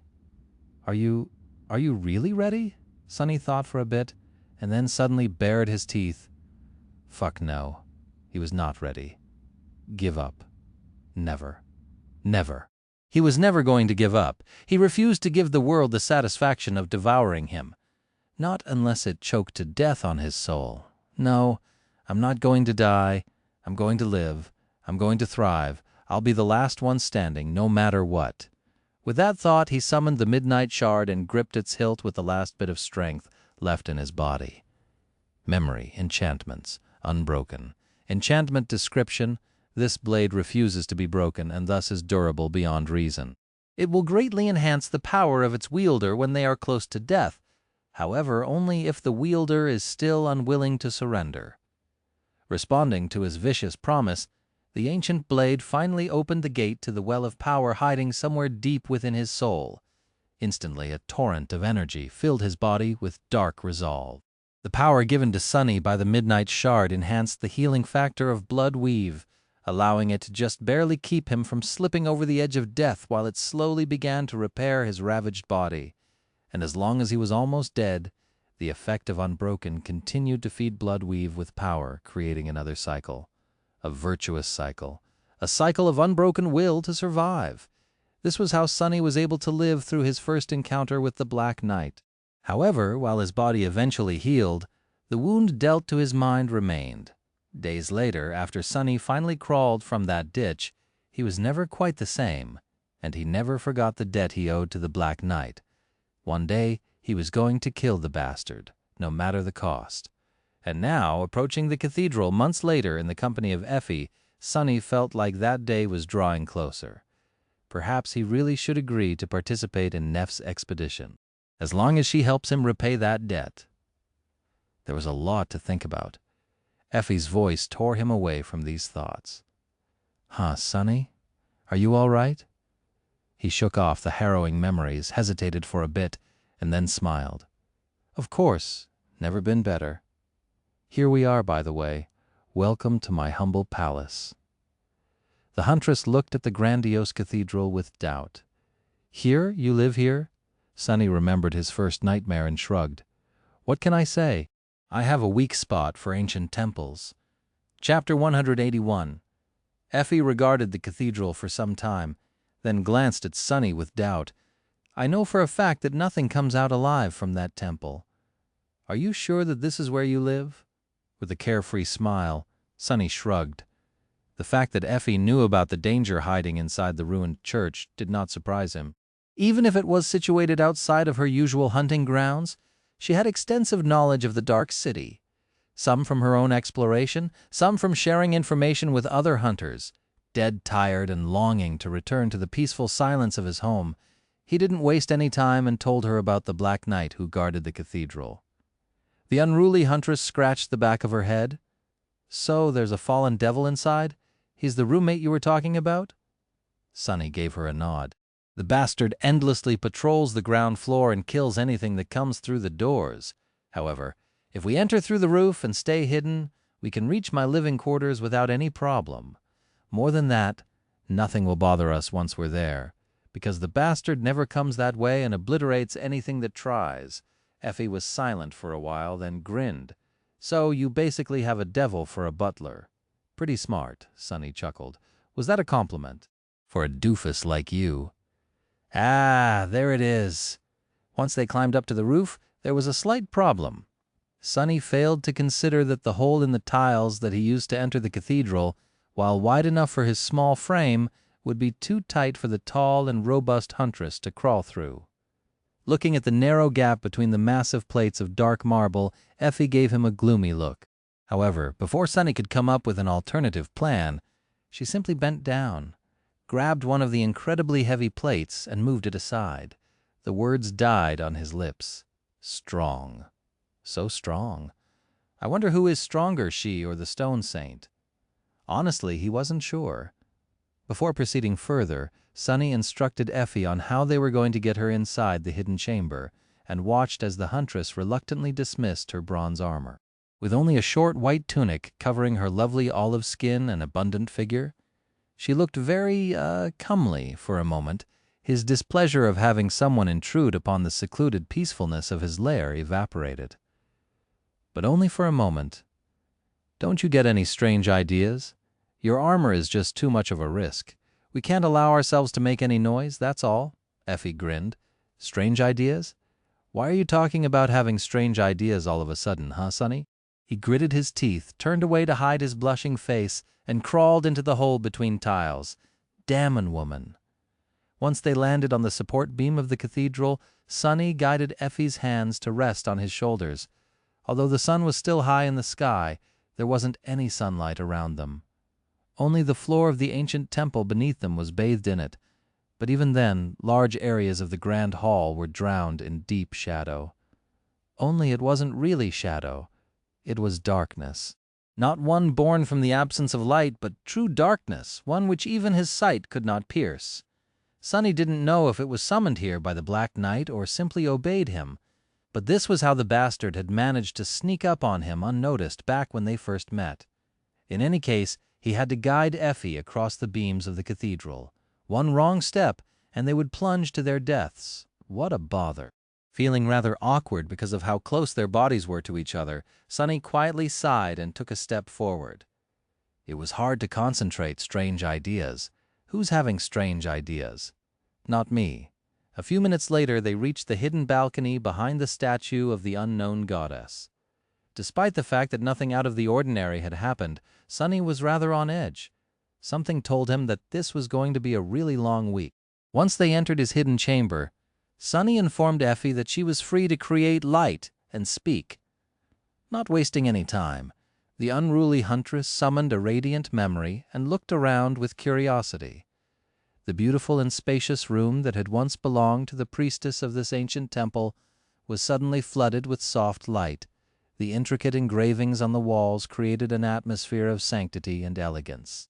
Here and there stood various pieces of furniture, most made out of opulent pale wood, with a few mismatched pieces that Sonny had scavenged from the ruins. Effie whistled. "Have to give it to you, Sonny. You sure know how to live in style? Who would have thought?" He smiled. "Jealous?" she sighed. "The important thing is that even if Gunlag tracks us here, none of his people would be able to enter. So we're indeed safe." Slightly disappointed, Sonny shrugged. "Well, make yourself at home. I'll show you the back exit and other stuff later." With that, he furtively glanced around and tried to quickly hide a few things from sight to make his home more presentable. If he had known that there was going to be a guest here, he would have cleaned up the mess a little in advance. Not that Effie paid it much attention. She walked around with curiosity, studying the engravings on the walls and ancient furniture. But then, suddenly, Sonny heard a loud giggle coming from behind. Turning around, he saw Effie standing in front of the wardrobe hidden behind a stone panel. The wardrobe was currently open, showcasing the garments left behind by the priestess. The huntress looked at him with a strange smile. "Why? Why is she staring at me?" "What?" Effie shook her head. "No, nothing. It's just, Sonny, when I first saw you, I thought, look at this tiny boy. He's just like a toy. You just want to dress him up like a doll and play with him." Sonny blinked a couple of times, then scowled angrily. "Who are you calling tiny?"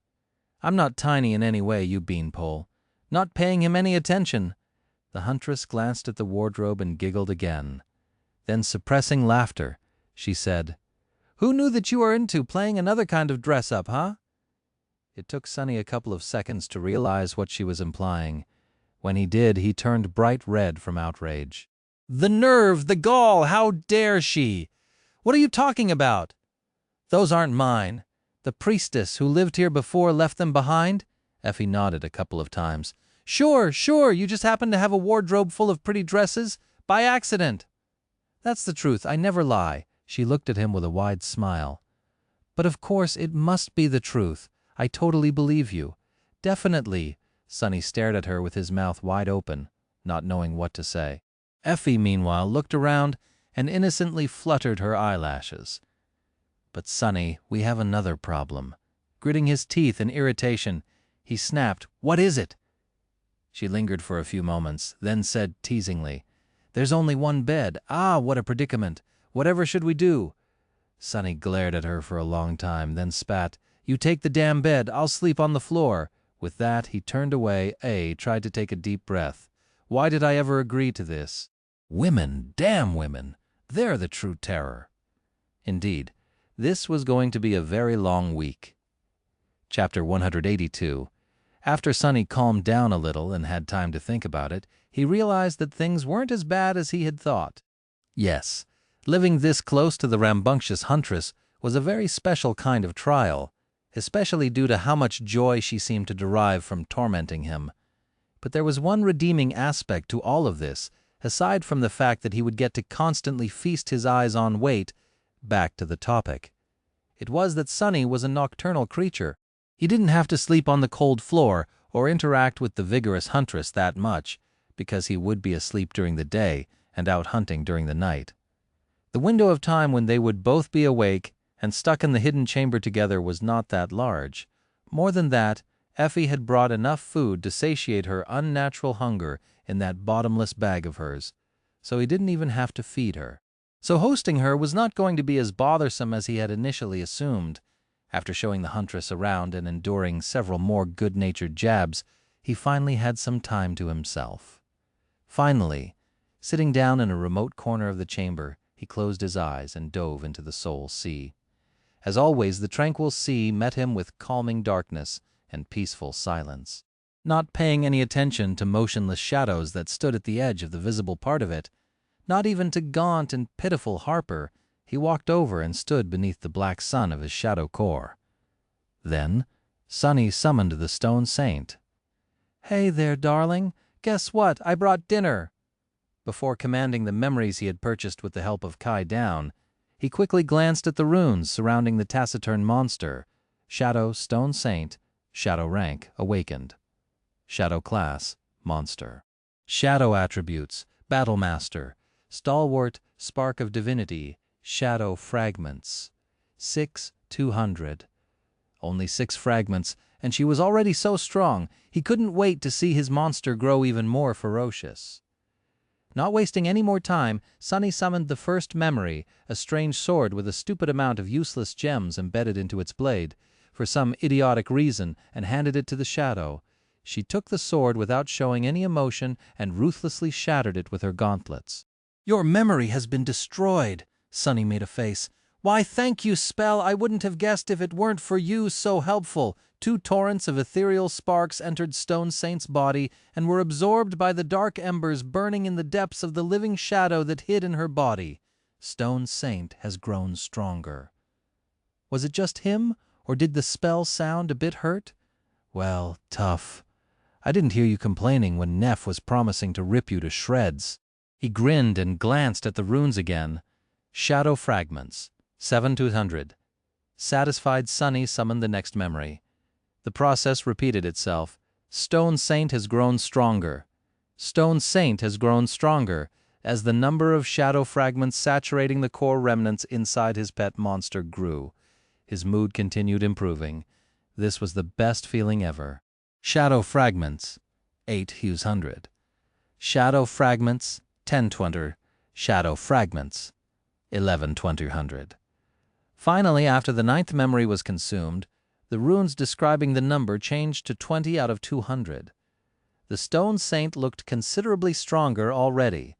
Remembering the changes that happened to his own body after his first few kills, Sunny could more or less gauge how much her condition has improved.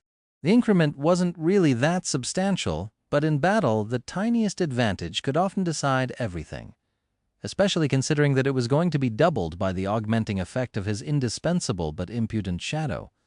All of this was just a prelude anyway. The main event was yet to come.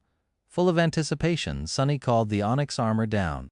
If his calculations were correct, this relic alone should give the Stone Saint 12 shadow fragments, almost as much as the 9 lesser memories combined. The jet black suit of ancient plate armor appeared in the air in front of him. Surrounded by the lightless vastness of the silent sea, the feeling of dark grace it emanated was even more pronounced. Sunny clicked his tongue. Ah, what a beauty! It was almost a shame to destroy it, almost slightly reluctant to part with the ancient armor, yet Sunny read the runes describing it. Steve was right. Even the spell couldn't make sense of the damaged memory. M on old memory. Rank, memory tier, memory type, unknown memory description, first army, shed own, memory enchantments. Many of the runes were missing, and those that did appear refused to coalesce into any sort of comprehensible words. However, Sunny did notice a few of the strange runes that made his head hurt, the same ones present whenever the spell mentioned the mysterious unknown, just as I thought. The armor was clearly connected to the same tribe of nightmare creatures that the Stone Saint had belonged to before becoming a shadow. The origin of the strange living statues was tied to the unknown, so it was logical to assume that the onyx armor had something to do with them too. Well, no matter. He knew that this memory was severely damaged when he bought it. Sunny was never planning on using it anyway, only feeding it to the saint. Time for dessert. With a wide smile, he pushed the beautiful black armor to the stone monster. However, the smile soon froze on his face, because the Stone Saint did not move to take and shatter the armor like she did with all the other memories. Instead, she simply turned her head and looked at it. The hue of the crimson flames burning in her ruby eyes ever so slightly changed. It was almost as though they were filled with the tiniest shadow of sorrow. Come on, eat it.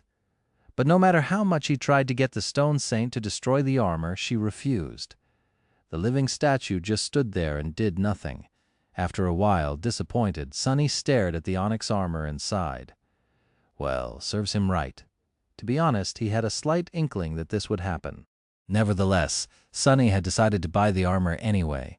It's not every day that you stumble upon a Tier 6 fallen memory, even if it's damaged beyond your ability to repair. Perhaps he would don it one day. If Nephis would actually manage to open the path to the gateway, and he would somehow find himself among those lucky few to reach it alive and become awakened. Until then, the awesome black armor was pretty much useless. With a deep frown, he left the soul sea and summoned it into existence. Soon, the armor appeared on the floor of the hidden chamber. Effie looked at it with interest. Wow! What is this? Sunny lingered for a long time, and then finally answered, A decoration, I guess. The huntress raised her eyebrows. Really?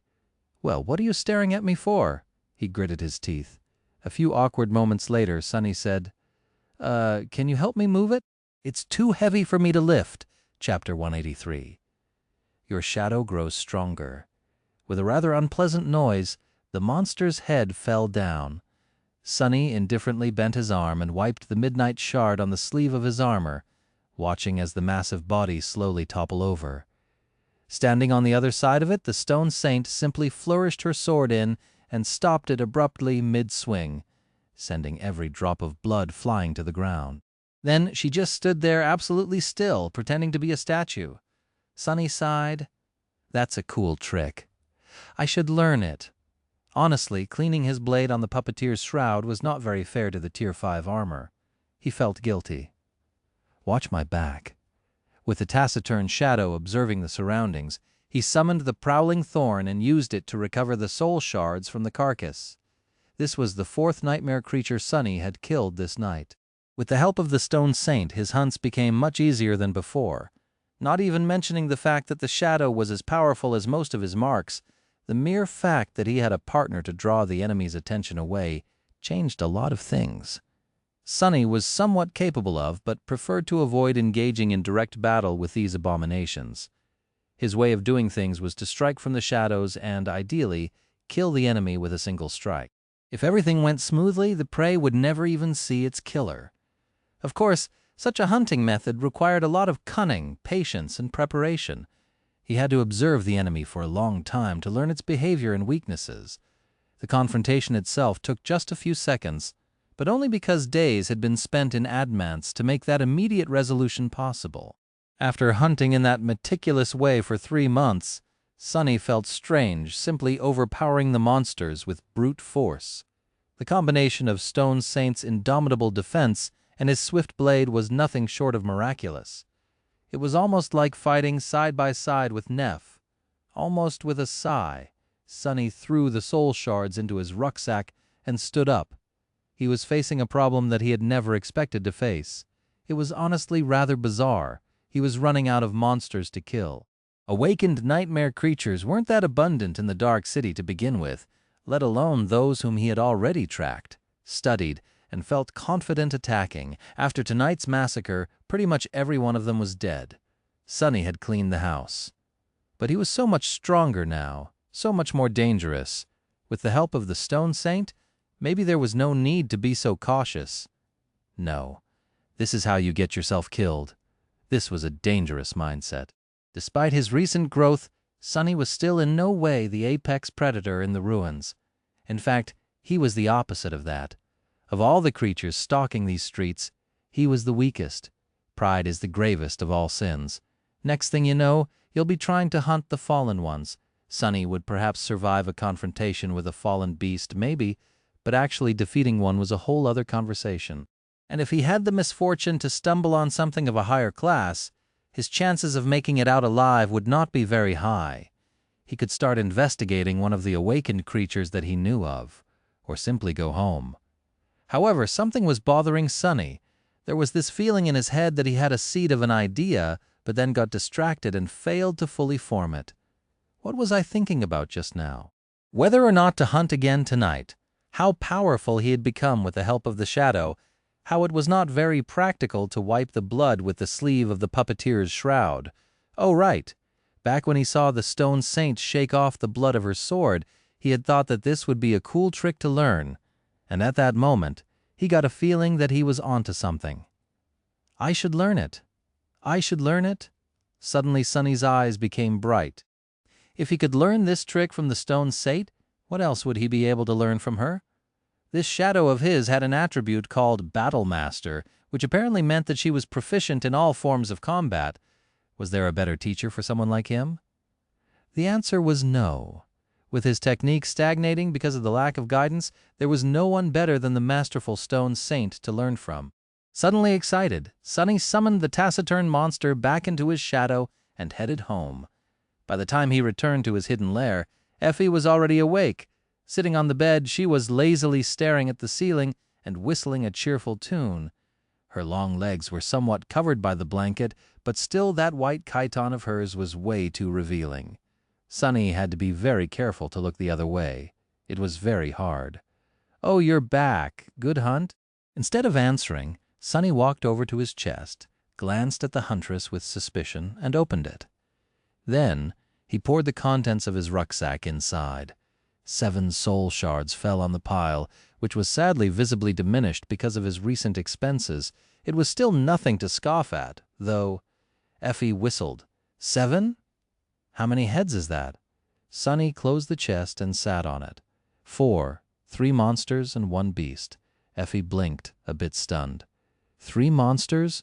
How did you manage to kill 3 monsters in one night? He hesitated, then sighed. Trying to hide the existence of the stone saint would be very bothersome, especially if he was going to venture on an expedition with Neph's cohort. Out there in the labyrinth, chances were that none of them would be able to hold back to hide their aces. That was if he was even going to agree to it, of course. Anyway, there would be not much harm in revealing her now, or rather the benefits outweighed it. "I'll show you. Just don't freak out," Effie giggled. "I'm pretty sure that nothing you're capable of showing can freak me out." Ignoring her teasing tone, Sonny glared at the huntress and summoned the saint out of his soul's sea. Immediately, 2 crimson flames ignited in the depths of his shadow. A moment later, the menacing stone knight stepped from it on the floor of the hidden chamber and turned her head to Effie. Effie recoiled. "What? What the hell is that?" Chapter 184. The mighty huntress stared at the stone saint, her hand hovering in the air, ready to grasp the shaft of the spear. Her beautiful hazel eyes were full of tension and dark anticipation. The contrast between that fierce pose and the fact that she was still comfortably wrapped in a blanket was so funny that Sonny couldn't help but snicker. "Gee, relax. Haven't you seen an echo before?" Effie blinked. "That thing is yours? Wait, you got an echo?" He gave her a nod and gestured at the stone saint. "Yes, I did meet Saint Ain't she a beauty?" The huntress stared at the taciturn creature, then scowled with outrage. "You lucky bastard. You do know that I haven't even caught a sniff of an echo after 3 years in this pit. How dare you get one before me, huh?" Sonny laughed. "Actually, this was my second echo. The first one got killed in the labyrinth." Effie glared at him for a long time, then shook her head with an expression of utter dejection. Finally, she turned to the shadow and studied her. "Wait, is she what I think she is?" Sonny nodded. "Yeah." The huntress stood up from the bed and, leaving the blanket behind, walked barefoot around the stone saint. She studied her from all angles and then said, "How the hell did you manage to kill one of those things and survive?" Sonny, who had found himself involuntarily studying Effie from all angles as well, blinked a couple of times and shrugged. "Actually, they got wiped out by a group of fallen. It was an epic clash, to say the least. I just happened to be there in time to finish one off, and here we are." Effie stared at the shadow with admiration. "What class is she?" Sonny smiled. "Awakened monster. But I watched her kill 2 fallen beasts, so I'd say she's an elite among her peers. Anyway, you can see how it's not impossible to hunt 3 monsters in one night with her by my side. I studied them in advance, of course. That's why we were so fast in dealing with them." The huntress crossed her arms, thought for a bit, then gave Sonny a strange look. "Why are you showing her to me? With how paranoid you are, I'd expect you to keep such a treasure hidden." He stood up, lingered for a moment, then said, "With what I have planned, showing her to you is sort of a requirement." Effie grew silent, then gave him a mischievous smile. "Ah. Sorry to disappoint, don't get me wrong, I'm up for all kinds of fun, but sunny nightmare creatures is where I draw the line." He frowned, not quite getting what she was talking about. Then his eyes widened. "What? You? What kind of a degenerate are you?" "Training. I wanted to use her for training." The unruly huntress blinked innocently. "Training? Sonny, there's nothing wrong with being a bit inexperienced at your age. In fact, it's quite charming. You don't need to resort to this kind of thing, you know, inexperienced." "Who are you calling inexperienced?" "I'm plenty experienced." "Wait, crap? What are we even talking about?" Dying from laughter, Effie left Sonny to fume with outrage and walked over to the makeshift kitchen while shaking her head. Soon, the tantalizing smell of roasting meat filled the air. "I'm going to kill her. Should I kill her? It's going to be pure self-defense anyway. A week of this will be the death of me," with a sigh. He tried very hard to calm down. When his thoughts returned to their usual cadence, Sonny stood in front of the stone saint and slowly exhaled. It was time to learn. On his way back to the cathedral, Sonny had made a hard decision. He decided not to augment his body with the power of the shadow during his practice with the stone saint. Even though he knew that this was going to bring him a lot of pain in the future, he was adamant about his choice. There were several reasons why he wanted to face his pet monster with his own physical ability and nothing else. The first and most simple reason was that Sonny knew that the shadow would not always be there when he needed it. Just like during the battle against the Spire messenger. When it had been away scouting, circumstances in which he was going to have to rely on nothing but his own prowess were bound to happen. Not to mention that it had been his own reflexes, and not the shadow, that saved him from being cut in halves by the Black Knight. The second reason was less evident. It had to do with the existing hierarchy of power in the Dark City. At the very top there were the fallen. Beneath them, those creatures that were merely awakened. And at the very bottom, sleepers. Any fight that a human could face in that cursed place was going to be against an overwhelming force. With time, Sonny had adjusted to this reality and was able these days to face the lower classes of the awakened abominations on almost equal terms with the help of the shadow. He was still weaker, but not by that much. However, deep down he knew that sooner or later he would be forced to fight against fallen enemies. And he was also almost sure that he would have to cross swords with humans that had saturated their cores to the brim with soul essence, and were thus much stronger than him. For that reason, his experience hunting monsters who were not much stronger than his augmented self was actually an impediment. It dulled his edge and made him forget what it actually meant to struggle against an enemy who was leagues above him, the knowledge and mindset that he desperately needed to retain to have a chance of surviving the future. He had to keep himself humble. And lastly, there was one truth that he had learned during these 6 months on the Forgotten Shore, and it was that nothing was more beneficial to one's growth than fighting against a superior opponent, especially if that fight ended in your loss. One defeat taught a person more than a dozen victories against weaker enemies would. The problem was that, in this cursed place, any defeat meant death, so Sonny actually had little experience losing to someone. From start to finish, he tasted loss only 3 times. Once in a battle against the Carapace Centurion, once when he had faced Nephis under the branches of the Soul Tree, and once in this very cathedral, when the Black Knight's sword had sliced his stomach open.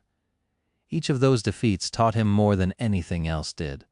So, having the opportunity to fight with a monster who was much more powerful than him, and yet had no desire to kill him, was an extremely rare and precious opportunity. That's why Sonny steeled himself and let the shadow rest on the floor while he faced the stone saint. Taking a deep breath, he summoned the Midnight Shard, assumed a defensive stance, and looked the menacing stone knight right in the eyes. "Attack me!" Not wasting even a second, she did just as she was told.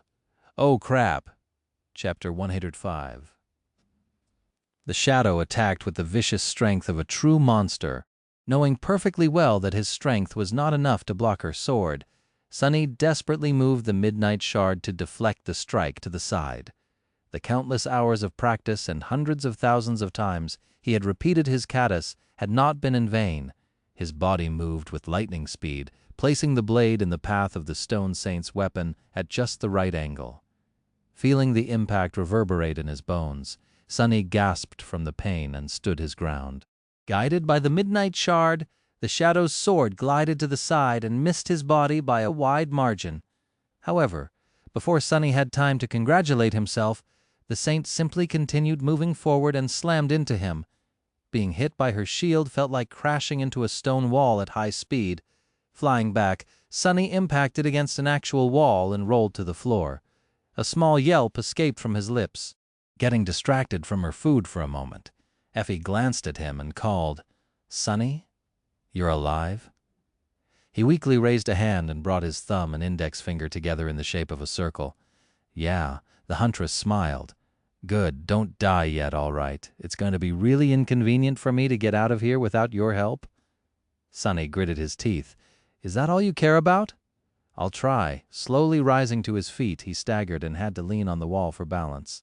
The stone saint returned to her spot and stood there indifferently, not paying any attention to his furious glare. With a heavy sigh, Sonny walked back to stand in front of her, raised the Midnight Shard, and spat again. Over the course of the next few days, Sonny often wondered if he had really gone mad. Otherwise, why would he willingly subject himself to this torture?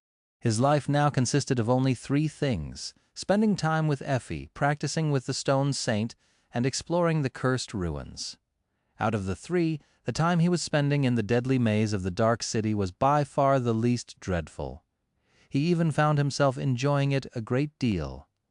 Once you begin thinking about a cursed ancient ruin teeming with abominable creatures as a comforting place, you should really start thinking about your life choices.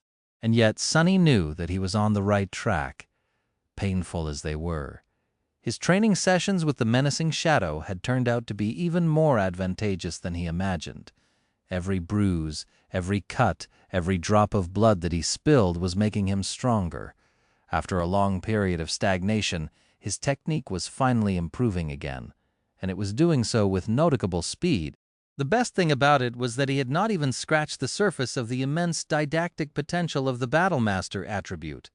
For someone like him, who had never received a formal education in combat, it was simply a boon.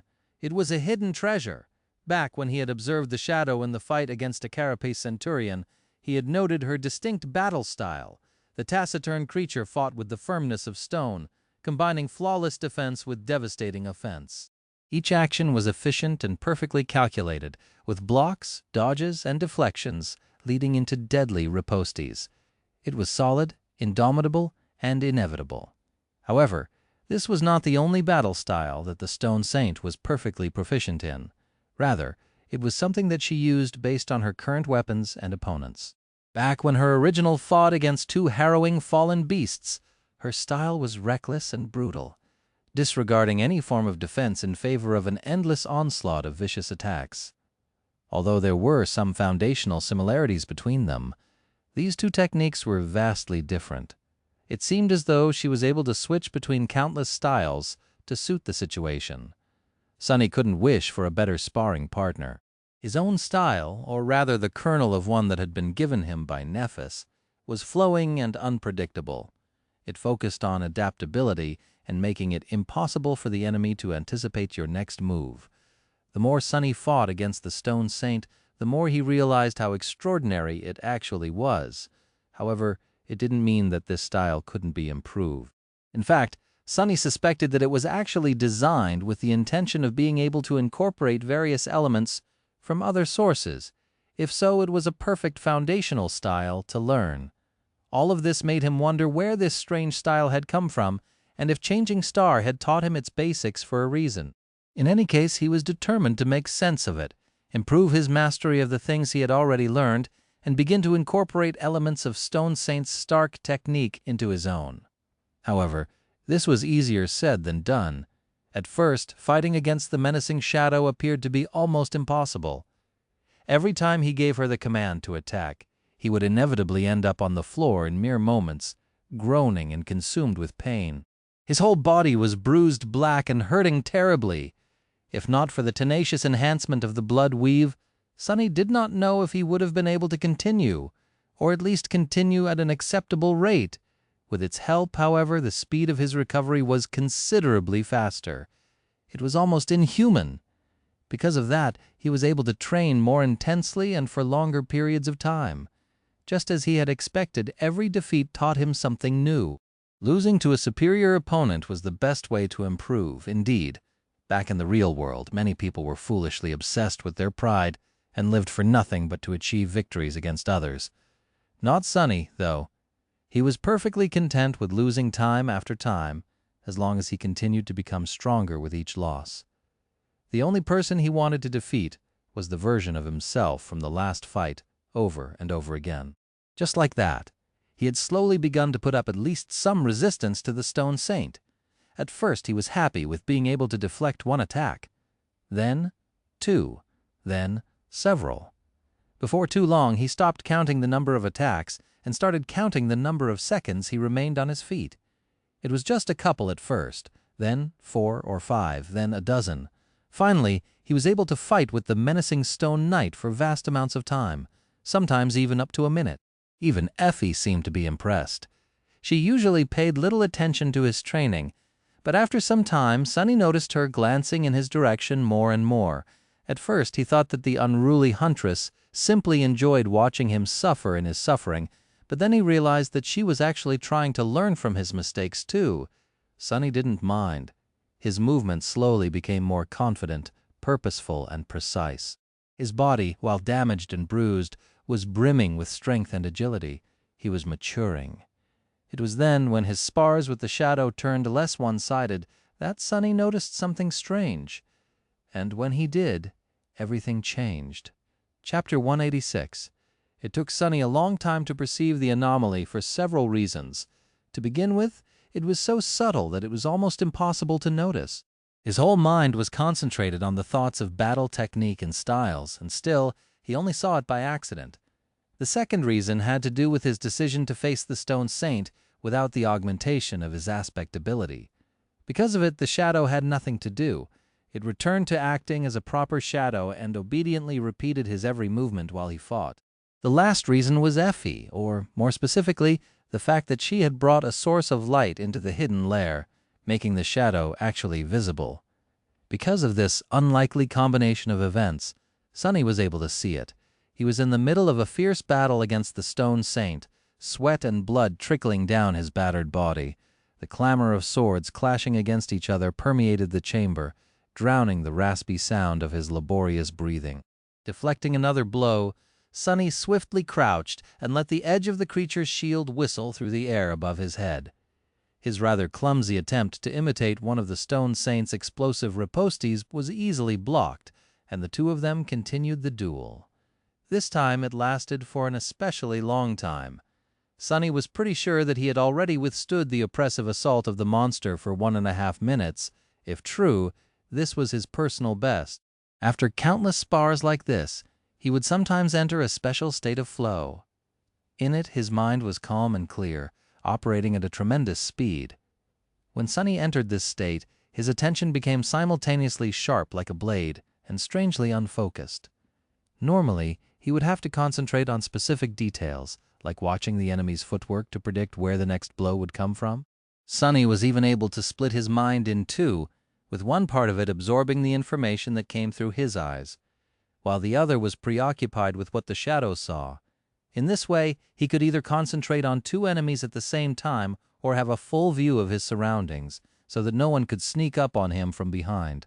However, with his attention not focused on anything, he was somehow capable of perceiving everything.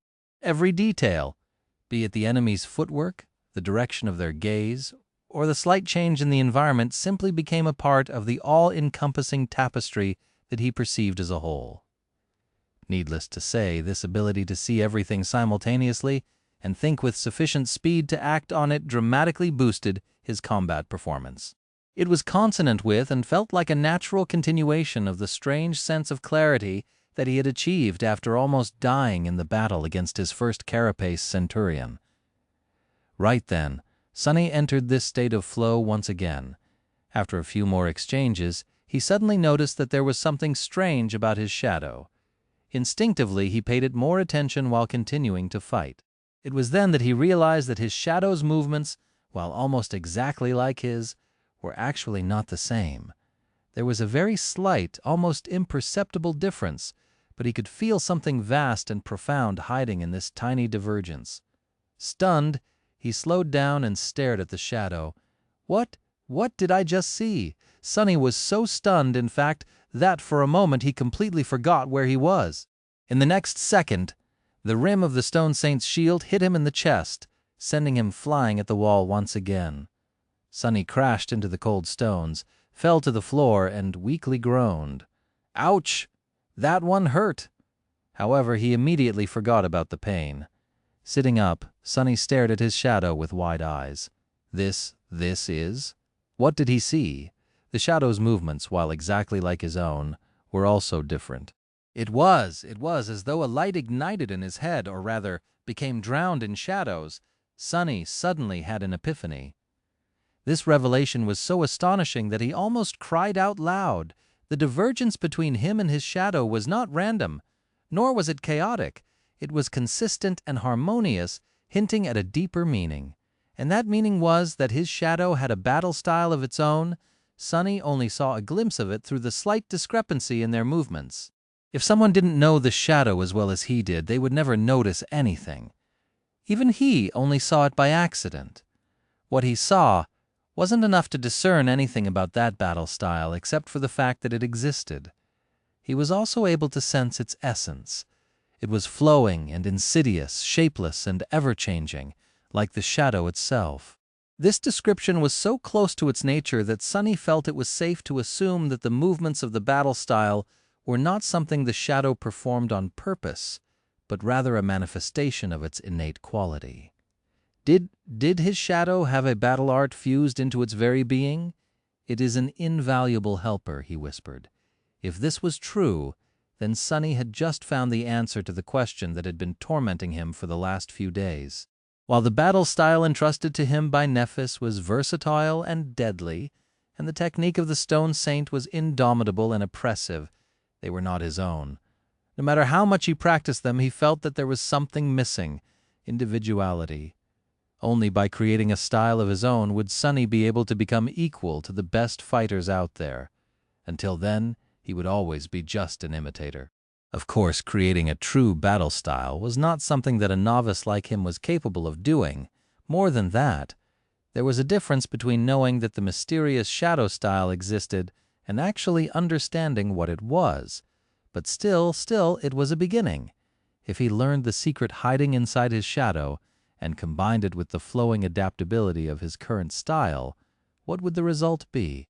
Standing up, Sonny spat a mouthful of blood, wiped the sweat off his brow, and walked over to his tormentor, the Stone Saint, raising the midnight shard.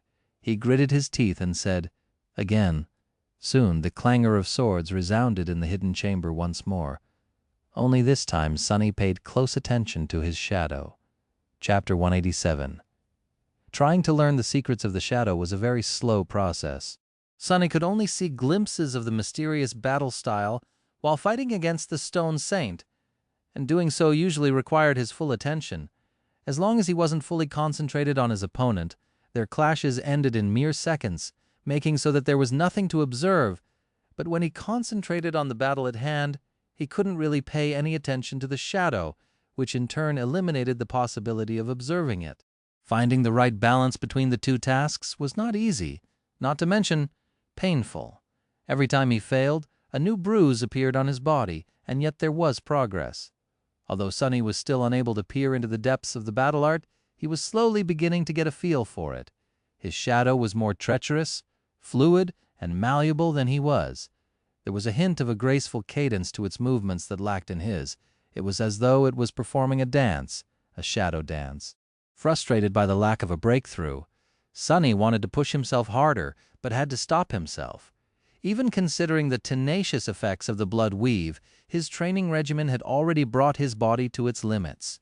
He needed to preserve its condition if he was going to join Nephis on her long expedition, unless he wanted to enter the labyrinth while crippled with exhaustion and injuries, of course. What Sonny failed to realize, due to the lack of experience and the fact that he had been mostly self-taught, was that this accomplishment had already made him an outlier as far as humans went. Most novices weren't even able to master the superficial aspects of different battle styles, let alone recognize their fundamental traits for what they were.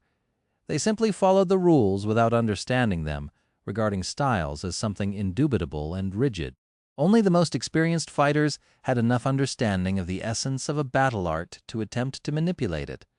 So he was already far ahead of the curve, but since Sonny never had a proper mentor, he had no idea that he was trying to accomplish something that an average human would never be able to do. His only point of reference was Nephis, who was an absolute outlier herself. If renowned masters of combat arts were to learn that a self-taught youth from the outskirts had managed to dismantle two incredibly complex battle styles into basic elements and assemble them together to better suit his tastes, while also trying to learn a third one from his shadow, they would be stunned. However, Sonny just thought that he was unsuccessful and incredibly slow. Ugh, maybe I'm just stupid. Picking himself up from the floor, Sonny sighed and wiped the sweat off his forehead. Then he glanced at the Stone Saint and leaned on the wall. "You're done for today?" Effie was nearby, dying from boredom. Watching Sonny torture himself was her only way to entertain herself in this dark room. Well, that and torturing him herself, among other things. Whatever. He gave her a tired nod. "Yeah, I think so. It's already dusk, so I'll probably rest for a bit and go out." The huntress narrowed her eyes. By the way, I wanted to ask, how do you even know what time of day it is? There's no windows here, and we can't hear the sea yet. He glanced at her with a gloomy expression and reluctantly answered, the shadow of the crimson spire. I can feel it. Effie blinked a couple of times, then shrugged. Ah, I see. Anyway, since you're done, can I have a turn with your girlfriend? Sonny gritted his teeth and answered without even thinking. She's not my girlfriend. Only then did he realize what Effie was asking. She had never shown interest in sparring with the stone saint before. Why now? Not that it mattered. And no, you can't. The huntress titled her head. What? Why? Sonny scoffed. Do I need to explain it? It's too dangerous. What if something happens to you? Effie giggled. So let me get this straight. You can train with her all day, every day, but you think that for me she's too tough. He shook his head. Don't misunderstand. It's just that if something happens to me, the worst outcome is that I die. If something happens to you, however, I'm going to get killed by Nephis. The end result is the same, but one way is vastly better than the other. Get it? She crossed her arms. Oh, come on, I just want to see which one of us is stronger. Sonny scowled. No way, don't even think about it. Effie silently glared at him. I said no, okay? There's no way I'm letting you fight her. The huntress grinned. Ah, all right. That's not going to be a problem. A few minutes later, Sonny was staring at the scene in front of him in disbelief. How did it come to this? Leaning over the opulent wooden table stood Effie and the stone saint. The elbows of their right hands rested on the table, while their palms were pressed against each other. The shadow was taciturn and indifferent, while the huntress was full of enthusiasm. They were preparing to arm wrestle. Effie glanced at him and grinned. Want to bet who's going to win? If I overpower your girlfriend, you'll owe me a shard. No, 10 shards. Sonny sighed. What if you lose? The unruly huntress winked at him. You know what? I don't even want to know. I don't gamble, so forget about it. Effie sighed. So boring. Anyway, let's do this. She gripped the stone saint's hand and prepared to wrestle. Let's go. Instantly, both the shadow and huntress tried to bring the opponent's arm down. The table groaned, subjected to a crushing amount of pressure. For a moment, it seemed that the stone saint was on the losing side, but in the end, her hand only moved by a millimeter. The monster stared at the young woman with her ruby eyes, her face hidden behind the visor of the helmet. There was no emotion in her gaze. Effie's hazel eyes, on the contrary, were full of mirth. There was a relaxed smile frozen on her face. However, Sonny could see that she was putting her all into this struggle. The lean muscles tautened under the olive skin of her back. Her whole body was like a loaded spring, brimming with strength and overwhelming power, and yet the shadow's hand did not move. It seemed as though neither of them could overpower the other. I wonder who will give up first. A second after second passed in silence, but nothing changed. Both Effie and the stone saint were persisting, not giving up even a tiny bit of ground. The amount of strength they were exerting to keep this volatile balance made Sonny sweat a little. They're both monsters. In the end, the first one to give up was the table. Not able to withstand the pressure anymore, it simply exploded. Covering his face to protect it from the flying splinters, Sonny froze for a moment, then stared at the pile of tiny debris. A feeling of deep sorrow and indignation pierced his heart. Oh no, my table! Chapter 180. Just like that, a week had passed. Miraculously, Sonny had survived. Even more miraculously, he had somehow managed not to kill Effie, which was a big accomplishment in and of itself. In fact, by the end of it, their forced cohabitation had turned rather pleasant. They were both solitary hunters, after all. There was an instinctive understanding between the two of them. His overall combat skill and particularly comprehension of both his own battle style and that of the stone saint had improved by leaps and bounds. He felt faster, stronger, and better prepared to face the horrors of the dream realm.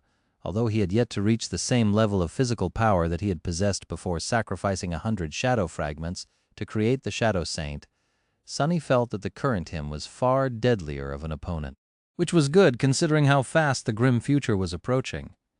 Currently, Sonny and Effie were sitting on the support beam of the main hall of the cathedral, looking down from the head-spinning height. Far below and away from them, The Black Knight walked through the patches of light and darkness, continuing his never-ending patrol. Effie scowled, then whispered, "So this is the bastard?" Sonny gave her a gloomy nod.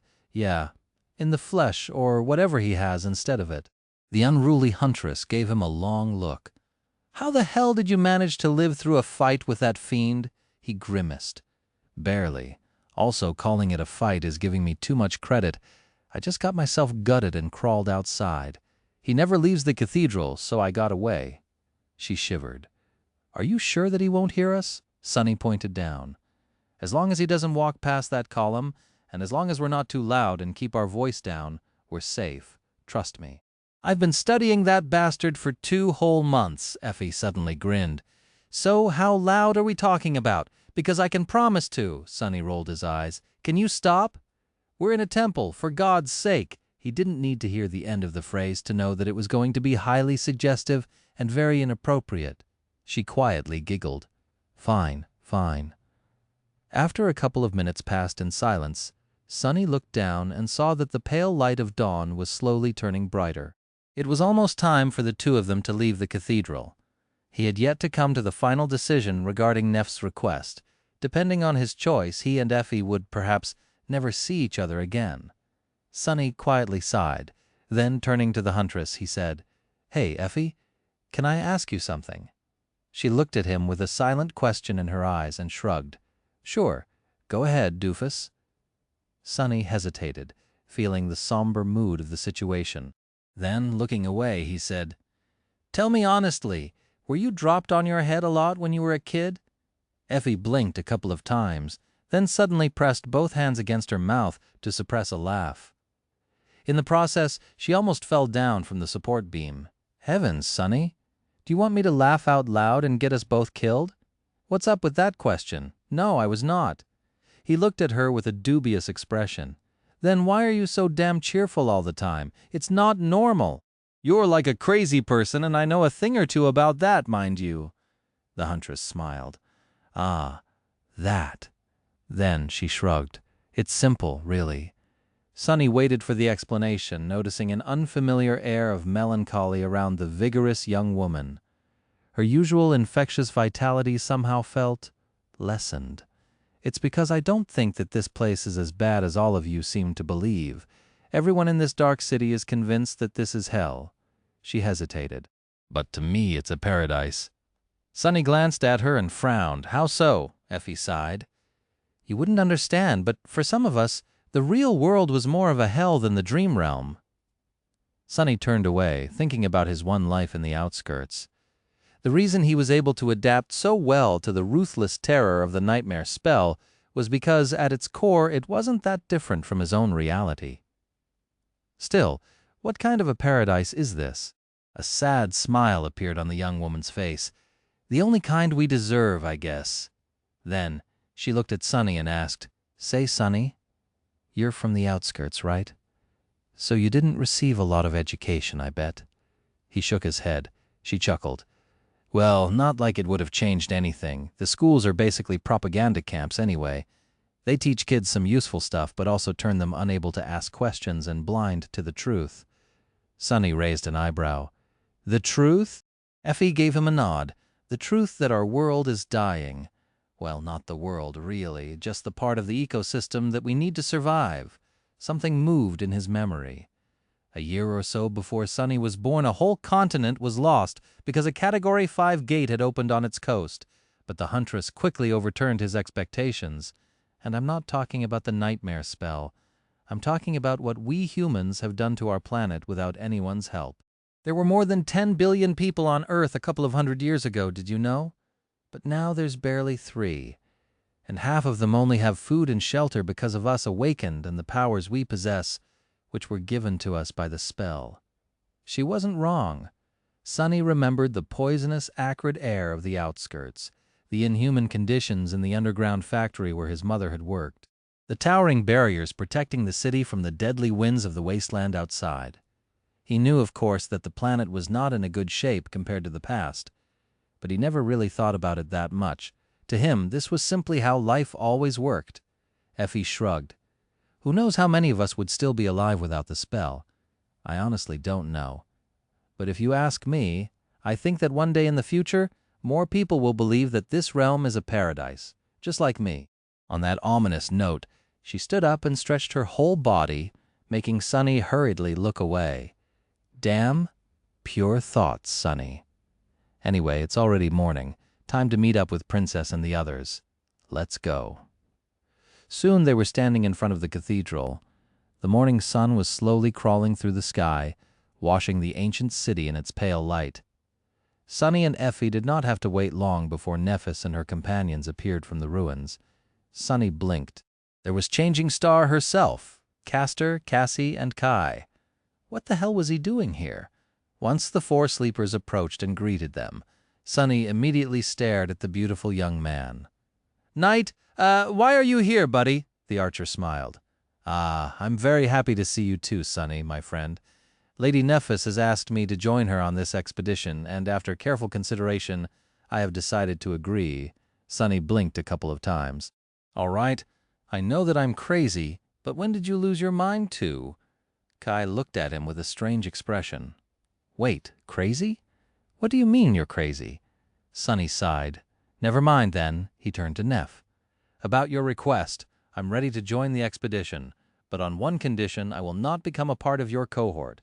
Rather, you can provide sufficient compensation to acquire my services." Nephis looked at him for a while, an inexorable expression on her face. Then she said in an even tone, "Do you have something in mind?" Sunny grinned. "As a matter of fact, I do. Behind us you can see a magnificent ancient cathedral. Inside that cathedral lives a creature which is called the Black Knight. He's a fallen devil. In return for my help during the expedition, I want your help after it is concluded. Once we return." He paused for a moment and then added, "I want you to help me kill it." A dead silence fell on the small square. After a while, Castor finally spoke, an expression of subtle shock on his face. "Sunny, did you perhaps misspoke? We are only sleepers, after all. How are we supposed to kill that Black Knight of yours? A nightmare creature of his rank and class." Sunny's grin widened. Then, with an immense feeling of vindication, he looked at Castor and said, "It's just a fallen devil." Chapter 189. The expressions on the faces of Casper, Effie, and Kai were simply priceless. Sunny had to stop himself from laughing out loud. His shadow, however, did not. Luckily, it had no vocal cords, so all it could do was hold its stomach and shudder silently. "Hey you! Behave yourself!" Meanwhile, Nephis just looked at him. The corner of her mouth slightly curled upward. After a while, Castor was finally able to answer. "Just a fallen devil, did you say, Jay?" However, Changing Star interrupted him. Glancing at the cathedral, she simply shrugged and said, "This is acceptable." Everyone became silent. They simply stared at Neph with bewildered expressions. With some satisfaction, Sunny nodded and said, "Don't be so quick to judge. We won't be going into that battle unprepared. I spent months studying the bastard. I know his every ability, every trick, and every weakness. More than that, if you can't even handle someone like him, how are you going to challenge Gunalug? Isn't that what this expedition is all about?" Actually, he debated for a long time whether he should demand that they attack the Black Knight now or after the expedition was over. In the end, he decided that they were all too weak to face the devil for now. But after months spent in the labyrinth, things were bound to change. There were more nightmare creatures out there, and most of them were not impossible to kill. By the end of the expedition, every member of the cohort was going to have much more soul essence in their cores than they had now. They would also have a wider arsenal of memories at their disposal. More importantly, they would have time to hone and perfect their teamwork. If they wanted to have a chance in a fight against the Black Knight, this was the most important part. Nephis nodded. "Sunny is right. It's not like it's impossible to kill a fallen creature. In fact, both Gemma and Tesai had done so in the past. Not to mention Gunlog himself. It just takes a lot of preparation and a little bit of luck. By the end of this, we should be able to take on a single devil and win, provided that we learn its secrets in advance." Sunny smiled. "Exactly. Oh, right."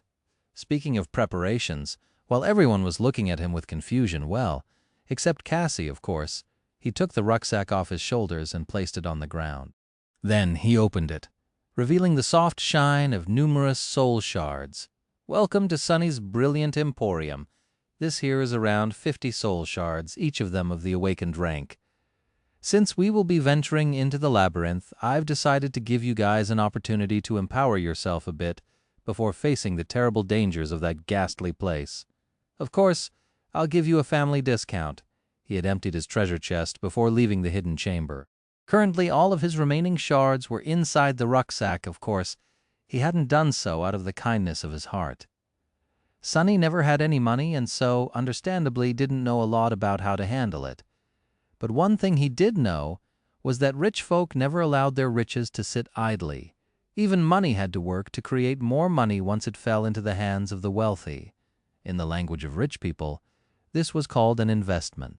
By investing his shards into the cohort, Sunny was increasing his own chances of making it back alive. No matter how hard he thought, he couldn't imagine a worthier cause. Plus, he wasn't going to just give the shards away for free. The rules of the Emporium are rather simple. You give me memories, I give you shards. I don't care about how powerful or useful the memories are. In fact, the worse, the better. Any useless junk you have gathering dust in your soul sea will do. If you don't have any, no problem, you can just promise to give me a memory in the future, once you receive one in the labyrinth. He smiled at the members of Neph's cohort. Not bad, right? No need to thank me, really. Kai stared at the shards, then raised his eyes and looked at Sunny. Sunny, buddy, please forgive my bluntness, but why do you need all these memories? What a good question. Sunny grinned. You see, how should I put this? Let's just say that there's a beauty I know who just can't get enough of them. If you know what I mean, saying that. He winked at the pretty archer. With a strange expression, Kai turned away and shook his head. However, after this performance, no one else asked any questions in the end. Sunny was able to exchange his shards for 5 memories. Nephis distributed the shards between the 5 members of the cohort, with each of them getting 10. This was a boon equal to slaying 10 awakened beasts. After absorbing the shards, all 5 of them were going to receive a significant boost to their power. As far as deadly expeditions went, this was the best start possible. Without wasting any time, Neph, Cassie, Effie, Kai, and Castor absorbed the soul essence from the shards. While they were busy doing that, Sunny silently dove into the soul sea and fed the memories he had received to the Stone Saint. Stone Saint has grown stronger. Stone Saint has grown stronger. Stone Saint has grown stronger. Satisfied, he summoned the runes and glanced at them. Shadow, Stone Saint, Shadow Fragments, 27/2000. Then he looked at his own name, Sunless, true name, Lost from Light, rank, Dreamer, Shadow Core, Dormant, Shadow Fragments, 3/18, not bad. Looking south, he smiled darkly and wondered how much would these numbers increase by the time he returned to the Dark City. It had to be by a lot. When everyone was done absorbing their shards and getting accustomed to the changes caused by the sudden influx of soul essence, the cohort was ready to move out. The 6 of them headed south, cautiously traversing the cursed city. Nephis was walking in the front of the party, her stark black and white plate armor contrasted sharply against the gray stones of the ancient ruins. A step behind her, and to the right was Castor, clad in a polished scale mail that glistened in the morning light, like the skin of a silver dragon. To her left was tall and powerful Effie, clad in the archaic bronze armor with a white sheet chiton beneath. A few steps away, wearing his elegant lamellar armor made out of burnished brown leather, walked Kai. On his back there was a quiver full of heavy arrows. Cassie was walking beside him, her light tunic and bright cloak just the same as before. However, now there was a sheath with a graceful rapier attached to her belt. At the very back, with an unhappy expression on his face, was a pale young man with messy black hair and a ragged light armor made out of dark gray fabric and black, lusterless leather. He was periodically lowering his gaze and grimacing, as though unaccustomed to being in the sun. Of course it was sunny. Their journey to the edges of the forgotten shore had begun. Chapter 190. Sunny was walking at the back of the cohort, but his shadow was scouting ahead. Without it by his side, he was rather uncomfortable. I wonder if I can summon the Stone Saint while it is away. How have I never thought to check it? Without both his shadow and his shadow, Sonny felt almost knacked. At least he had other people with him, including 3 powerhouses, Nephis, Castor, and Effie. Come to think of it, he had never seen Kai in action. The beautiful archer didn't look like someone extremely dangerous, but Sonny wasn't deceived. Weak people did not survive on the Forgotten Shore for years, especially not if their aspect ability made them the perfect person to venture outside the Dark City. With his unique aspect ability, Kai had to fight against the type of terrifying creatures that Sonny knew very little about, too, the flying abominations that lived in the clouds. Like the spire messengers. Scary. Speaking of Kai, Sonny hastened his steps and caught up to the charming young man. Glancing at Cassie, who did not seem like she wanted to say anything to him, he frowned for a moment and then turned to Nightingale. "Hey there, Knight. How's life?" The archer looked at him with a friendly smile. "Oh, hey. Good, I guess. I mean, the weather is nice." Sonny blinked a couple of times. The weather was never nice on the Forgotten Shore. It was either too cold, too damp, or too hot. Honestly, he even missed the Black Mountain sometimes. At least it was consistent. Not one to make polite talk, Sonny went straight to the question he really wanted to ask. "So really, what are you doing here?" Kai glanced at him with a bit of confusion. "What do you mean?" Sonny sighed. "From what you told me, your life in the castle was nothing short of peaceful. You have enough shards to stay there for a long time. Everyone likes you, and even the host treats you nicely because of how useful your ability is. Why would you risk it all to go with us into the labyrinth?" The beautiful archer lingered for a bit. "Ah, well, actually, I landed in a bit of trouble, I think. The deaths of those guards who locked me in the well are being used to frame Effie, are they not? Well, what if someone knows that I'm connected to their disappearance? Won't I be in danger?" Sonny thought about it for a bit, then reluctantly agreed. "Makes sense. But won't the danger you will face in this expedition be much worse than the one you are escaping from?" Kai smiled. "It certainly will. But, Sonny, there is something else that you failed to consider." Sonny frowned. "What's that? Please, please don't tell me that you became one of Neph's converts." The charming young man chuckled. "Converts? No, I don't think so, at least not in the way you think." He was silent for a long time, then sighed. "Actually, I don't think that many people see things clearly, but really, it's not that hard to understand." Turning to Sonny with a somber expression on his usually carefree face, Kai suddenly asked, "I came to the Forgotten Shore 31 months ago. Do you know how many of us reached the Dark City that year?" Sonny shook his head. The archer grimaced. "Almost 400. And do you know how many are still alive?"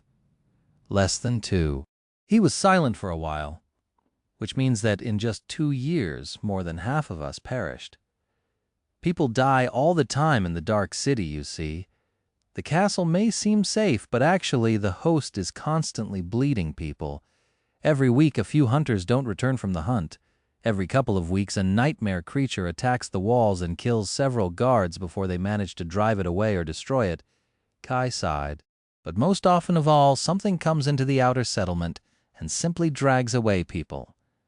That's not even mentioning those who die of hunger, desperation, or by another human's hand. Do you see where I'm going with this?" Sonny scowled, a new understanding dawning on him. Seeing his expression, Kai looked away. Indeed, every year hundreds of people die in the Dark City, and every year hundreds more come to take their place, but Sonny, this year there were only 4. Not 400, but just 4 people. How? How had he not thought about it before? Sonny's eyes widened slightly. Meanwhile, Kai continued, "Which means that the Bright Castle never got the chance to recoup its losses. What happens if that spell cycle theory that people have is true, and 5 months from now, when the winter solstice comes, the same thing repeats itself?" He shook his head, a dark expression on his face. "It means that a year from now, there will be maybe 600 humans left in the Dark City, and 2 years from now there will be only a dozen or 2. It takes a lot of people to maintain the semblance of civilization we have going on here, Sonny. Once we pass the point of no return, it will all come crashing down." The beautiful archer glanced at him and added in a heavy tone, "Every non-combatant will die. Every fighter who is not powerful enough will die. Eventually, only a few strongest ones will be left. Am I strong enough to be among those few? I'm not sure. And even if I am, who would want to live in a situation like that? He turned away and stared at Nephis, who was walking ahead of them. So no, Sonny, I am not a convert. But I will follow Lady Nephis to the edges of the labyrinth and back, because it's better to die trying to do something than to live on hiding your head in the sand. Don't you think? Just like that, their conversation ended. Sonny walked on in silence, thinking about what Kai had said. If the archer was right, then the future was, indeed, nothing short of disturbing. Of course, no one knew for sure how many sleepers were going to arrive here during the winter solstice. But now that he thought about it, Sonny felt that people who believed in the cyclic nature of the arrivals were almost right. He also believed that there would not be hundreds of new faces arriving on the forgotten shore in 5 months. However, while others expected that there would be a few dozen after a year, and 100 after that, he did not. For some reason, Sonny felt that there won't be anyone else coming to the Dark City at all. He felt that the 3 of them and Castor were the last people to ever be sent to this hell by the spell. Gee, what's up with people today? First Effie and her doomsday talk. Now this, I'm already an extremely pessimistic person. I don't need anyone's help to feel terrible about the future. But as it turned out, he did need help. These 2 conversations had opened Sonny's eyes to a serious problem. He was too short-sighted. He concentrated too much on the problems at hand and failed to see the bigger picture. Was it because both Effie and Kai had spent more time on the forgotten shore? Or was it because he had simply not paid enough attention to the details? Would things be different if he had? Just as Sonny glanced at Nephis, Cassie suddenly turned her head in his direction. Sonny frowned. What is it? She has been ignoring me this whole time, but now she wants to talk? Huh.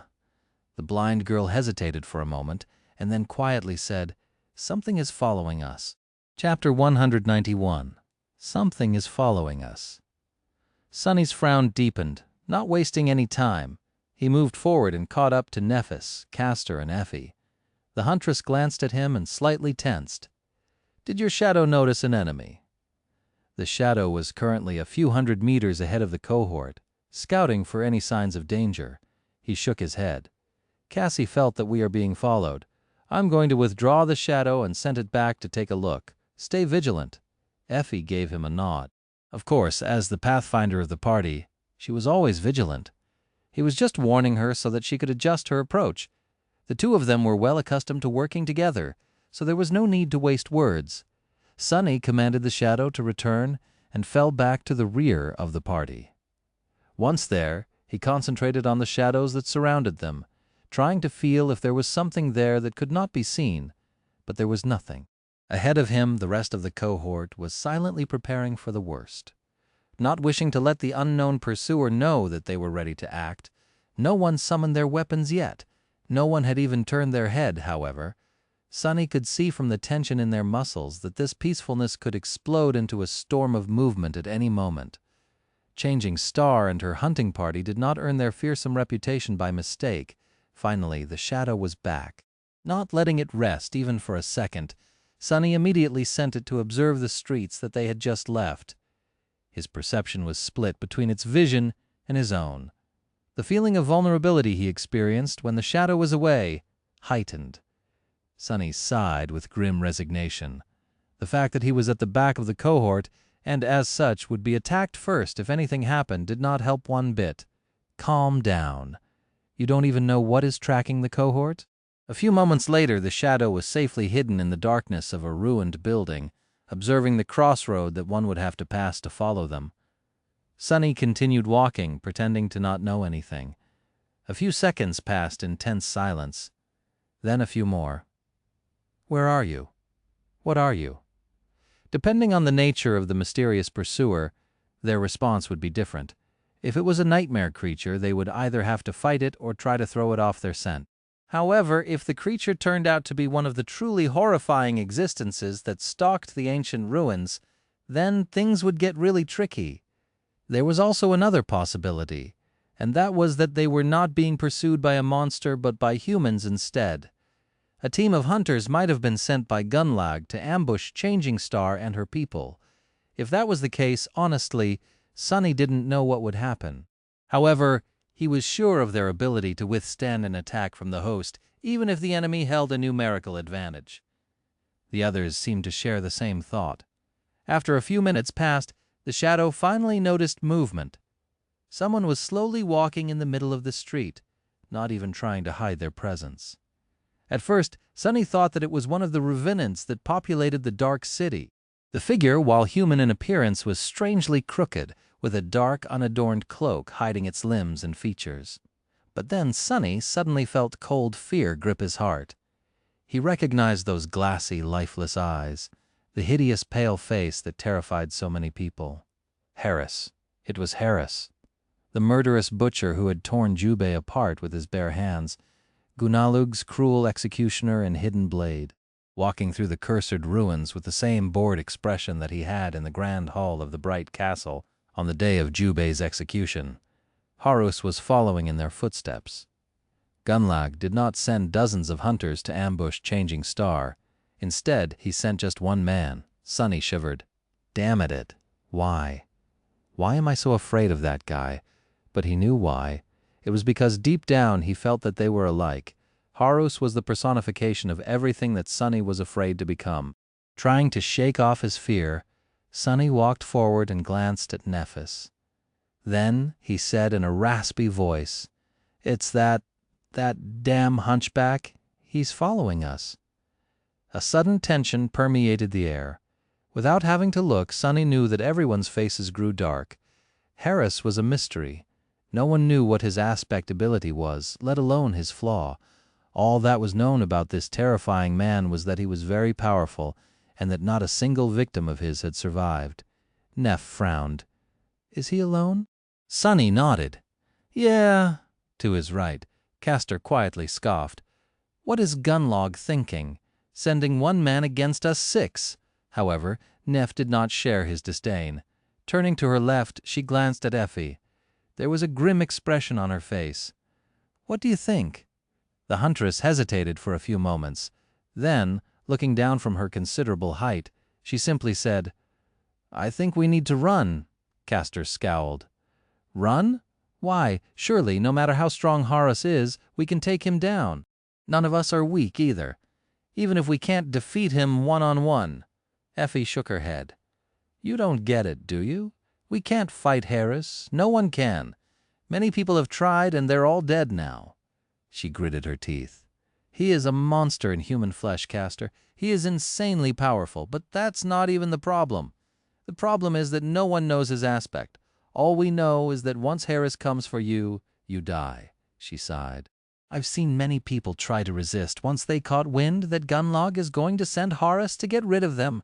Strong people, weak people. Some tried to fight him alone.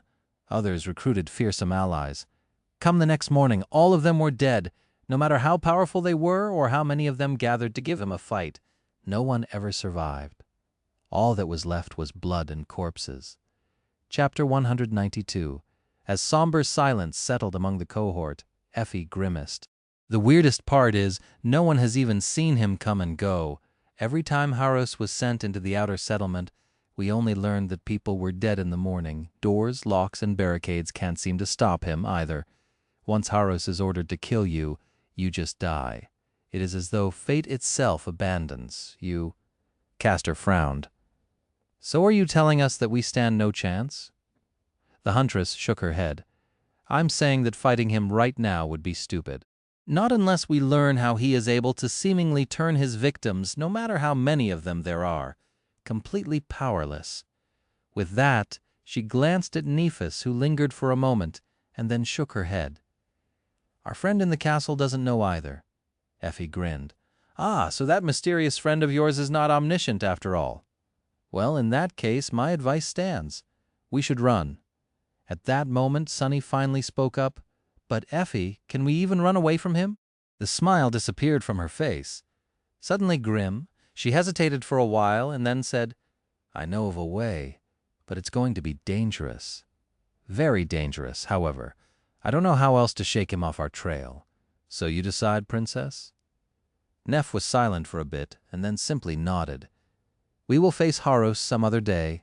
Right now, reaching the resting place of the first cohort is the priority." The unruly huntress exhales almost as if relieved. Then, she said, then follow me, and prepare yourself. After that disturbing discussion, Effie changed their course slightly. Instead of moving straight south, they were now traversing the ancient city, heading for its eastern border. Sonny wasn't too familiar with this part of the ruins. During the past few months, he mostly stayed north of the Bright Castle, sometimes venturing northeast. He stayed away from the western areas because they were closer to the Crimson Spire, and had not explored much of the south because it was too far away from his cathedral. The last time he had been here was on the day of the bloody fight against the Spire Messenger. Back then they were headed for the ruins of the lighthouse that had once stood near the impregnable wall of the Dark City. Not that he had a lot of time to observe the surroundings. Pretty much all of his attention was concentrated on Harris, who was following them like a hound. He didn't like having to stare at the menacing hunchback at all. Why don't you go fight some fallen creature and die, bastard? However, Harris seemed to know the ruins just as well as Effie. He somehow avoided the worst creatures on his path while never losing the scent of Changing Star's cohort. At one point, a lone blood fiend attacked him from the deep shadows of a dilapidated building. Gunlock's executioner simply raised a hand and shattered the skull of the nightmare creature with one lazy punch. He didn't even blink. Big deal. I killed plenty of those too, however. Sonny had to admit that he was deeply unnerved by the power of the murderous hunchback. Maybe because he couldn't get rid of the feeling that by the end of it all, only one of them would remain alive. And he wasn't sure which one. Soon they were nearing the tall expanse of the city wall. Not too far away, the remnant of a giant tower lay broken on its side, stretching far away into the distance. The buildings that the tower had fallen on thousands of years ago were shattered and turned into dust. The ancient lighthouse might have been proud and magnificent once. Perhaps it had even served as a symbol of the defiant will of the people of the ancient city, burning as a shining beacon in the eternal darkness of the cursed night. But it had fallen a long time ago, just like the people that built it. At least its ruin remained. The ancient inhabitants of the Dark City had just vanished, not even leaving bones behind. Sonny sighed. Where to now? Effie gestured at the massive ruin inside. They were currently hiding in a collapsed building near the collapsed tower. This area was populated by an especially vile tribe of monsters, and attracting their attention would spell trouble for the entire cohort. Call your shadow back and keep it close. When we enter the lighthouse, we will have to act quick. Somewhat relieved, Sonny did just that. Not having to look at Harris anymore was a reason for celebration. Staying low to the ground, the six of them dashed from their hiding spot to the broken lighthouse. Without wasting any time, they found a breach in its wall and climbed inside.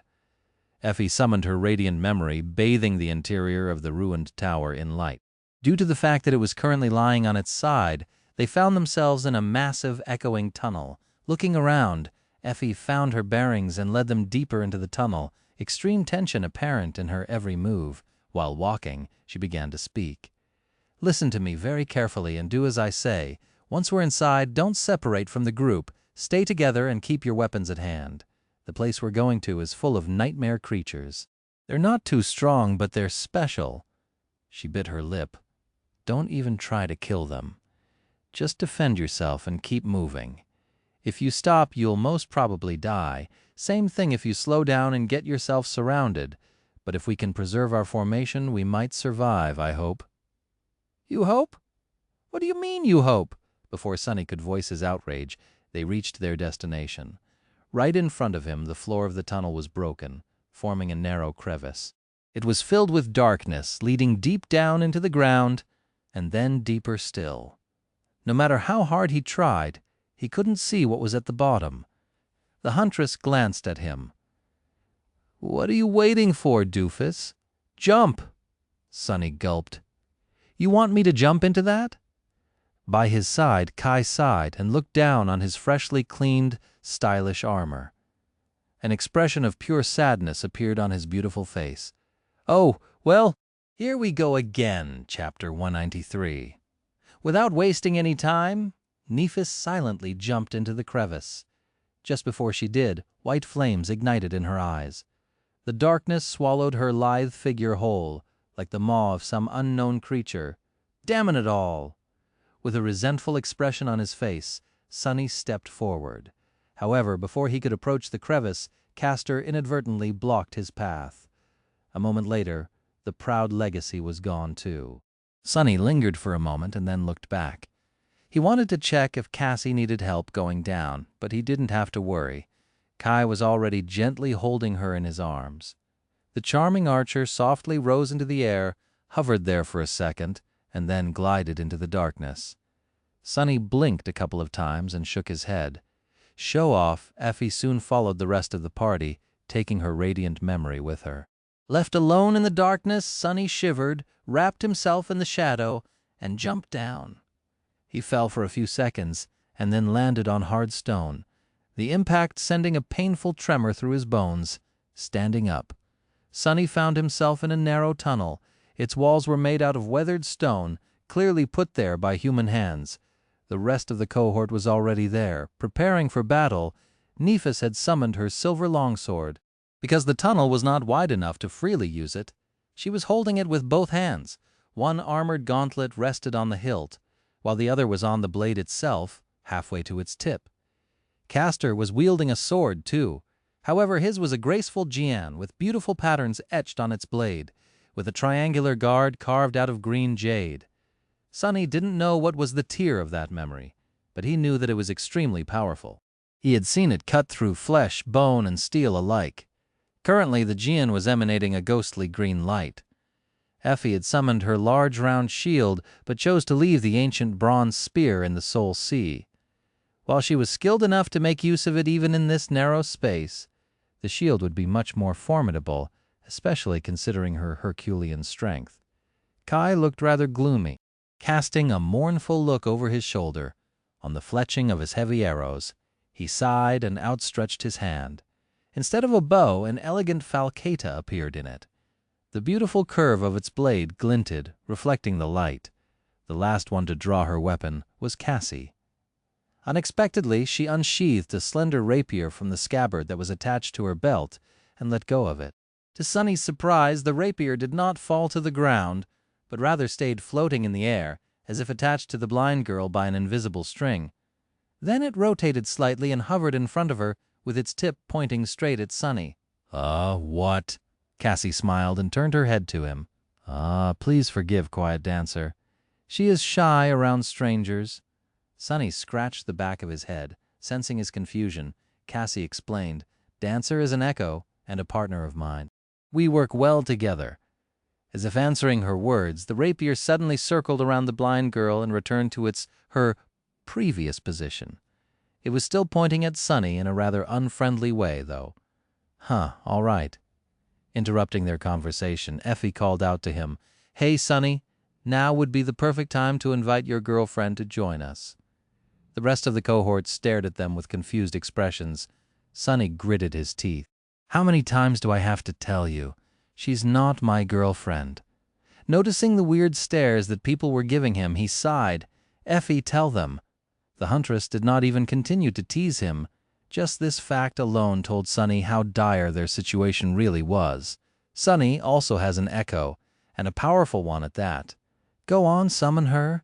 He did, and a moment later the stone saint stepped into the tunnel out of his shadow. Her ruby eyes were burning with crimson flames from behind the visor of the helmet. The taciturn monster briefly glanced at the people gathered around it, and then indifferently turned away to peer into the darkness. Just like that, their group of 6 had turned into a group of 8. Well, if a moody flying rapier could be counted to be a member. Suddenly, a distant noise made everyone freeze for a moment.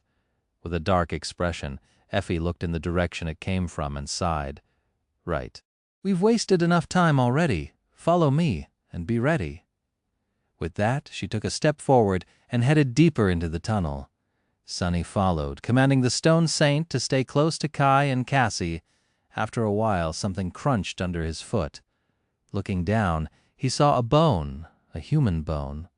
"What is this place?" The huntress glanced back, and then answered in a somber tone.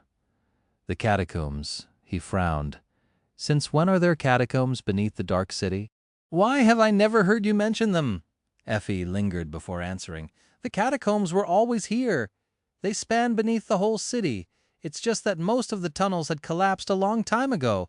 As to why hunters don't like to mention them, it's because very few are crazy enough to explore what little remains of the catacombs, and even fewer return to tell the tale. Then, she added, no matter how powerful Horus is, a person can only survive here if they know their way around.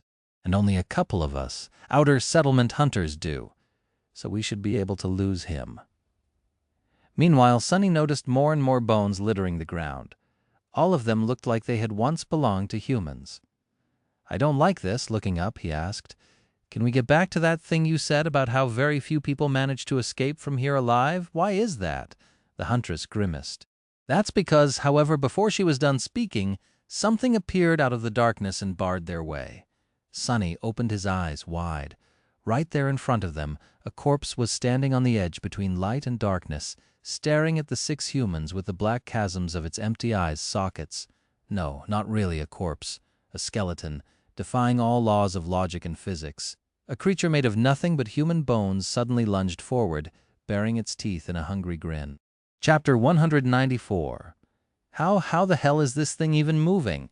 Defying all logic, the skeleton lunged at Effie with a speed that even Sunny himself wasn't capable of.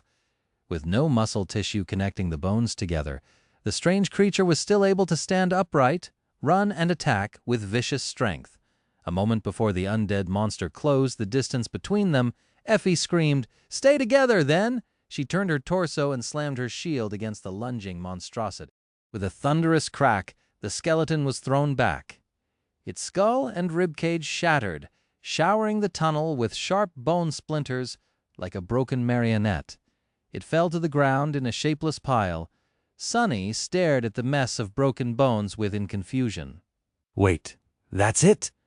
the huntress yelled, tearing him away from these thoughts. "Don't stop! Move!" The cohort rushed forward, following Effie into the depths of the catacombs. When Sunny was approaching the remains of the reanimated skeleton, he noticed something that made a cold chill run down his spine. The bones were still moving, slowly assembling themselves back into the shape that resembled a human. Just as he stepped past the creature, one skeletal hand suddenly thrust in his direction, trying to claw at his leg. If not for Sunny's quick reaction, it might have succeeded in injuring him. With one slash of the midnight shard, he crushed the clawing hand and threw it away. Falling on the stones a few meters back, the hand remained motionless for a moment and then began crawling back to the quickly recovering skeleton. The monster was being rebuilt by some terrifying invisible force. Drawn by its unseen pull, the bones were putting themselves back together one after another. Those too damaged to be of use were simply replaced by one of the bones scattered on the floor of the tunnel.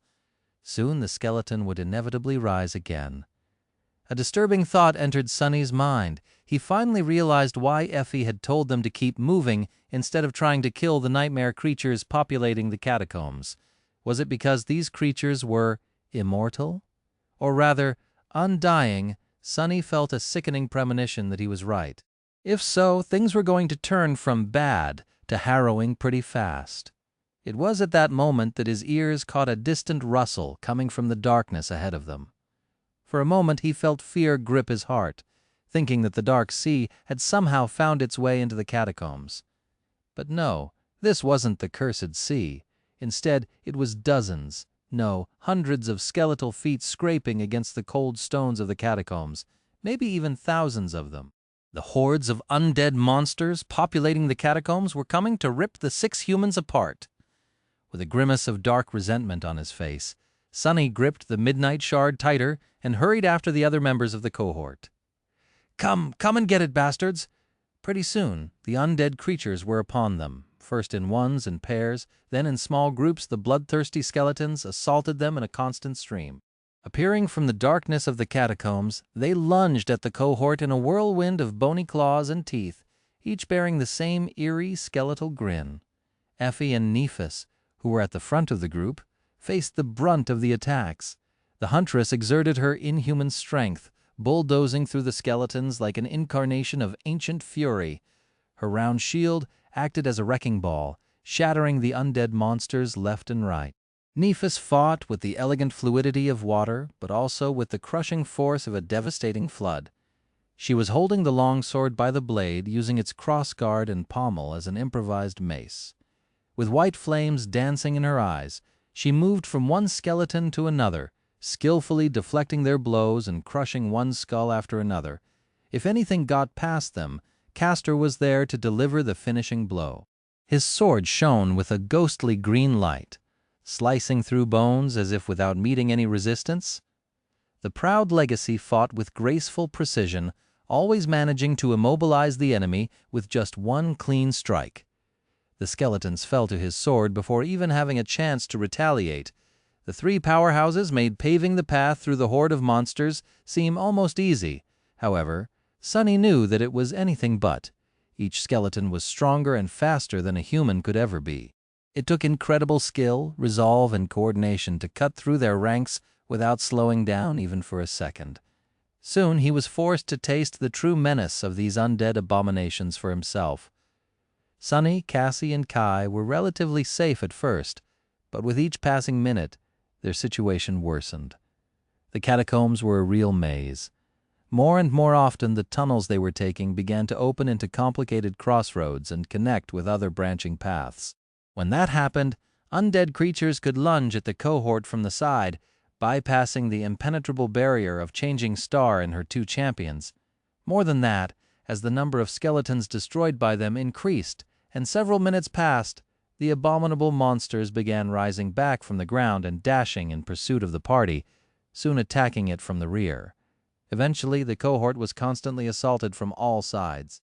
When Sunny first had to raise his sword to repel a straggler that lunged at him from the side tunnel, he acted with calm precision engraved into him by countless hours of practice. Slashing with the midnight shard, he cleanly beheaded the undead creature.